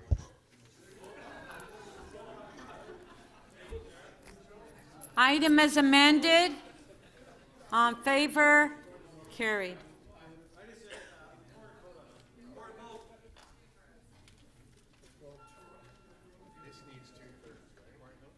Yeah, Councillor Campbell asked for it.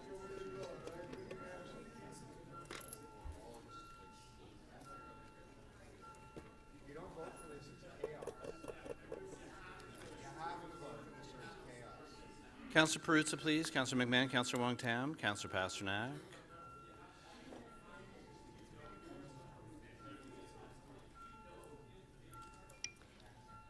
Councillor Fillion, please.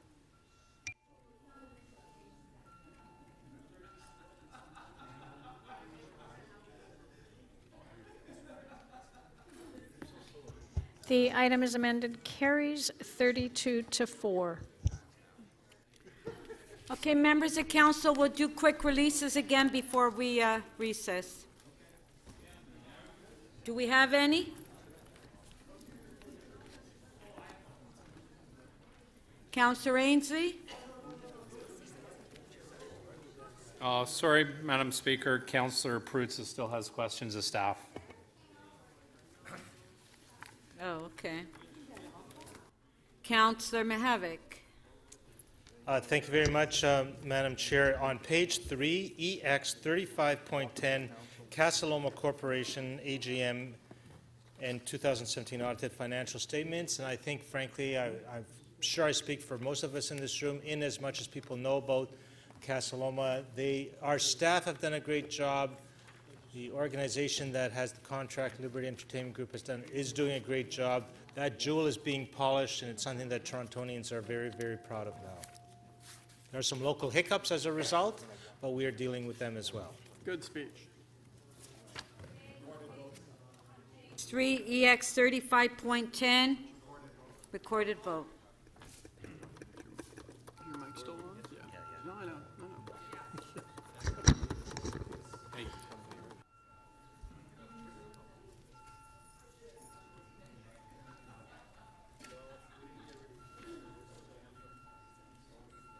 Councillor Perruzza, please. Councillor Wong Tam, Councillor Layton, and Councillor Matlow, please. Councillor Campbell, please.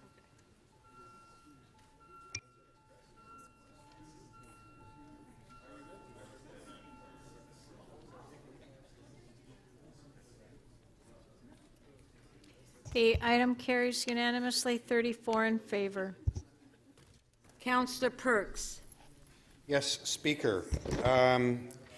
Staff have beat me up, so monopoly capitalism wins once again. Non-competitive, I would like to release GM 28.13 on page 7. The non-competitive contract with Bloomberg's Finance LP for the provisions of continued leasing of proprietary software and data services. Okay, on page 7, GM 2813, Councillor Perks is releasing. On favor? Carried. Do we have any more? No? Okay.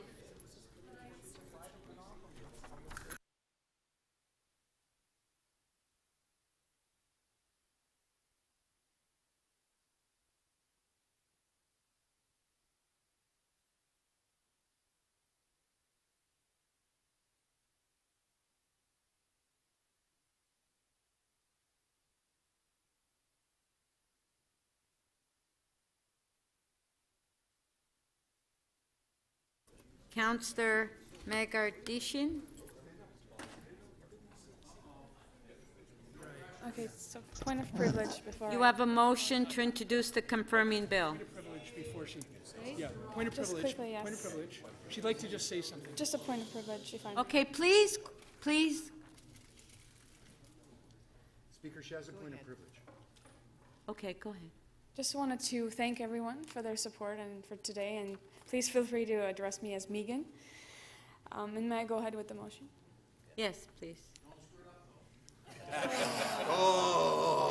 He's the worst heckler here. All right.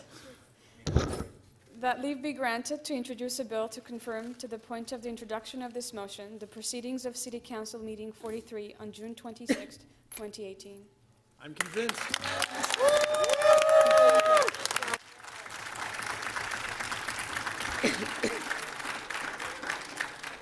Shall leave be granted to introduce this bill, recorded vote?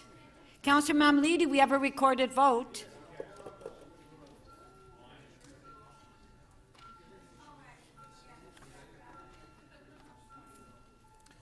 Councillor Perruzza, please. Councillor Wong-Tam, Councillor...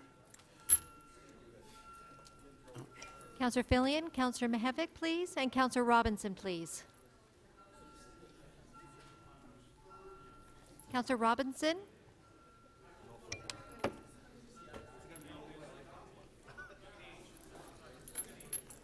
The motion to introduce the confirming bill carries unanimously, 34 in favor. Shall this bill be passed and declared as a bylaw, recorded vote?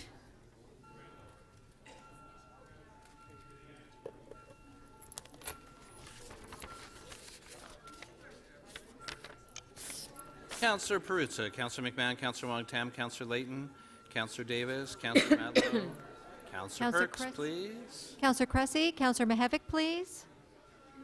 Councillor Bailao and Councillor Perks. Councillor Cressy and Councillor Mihevc, please.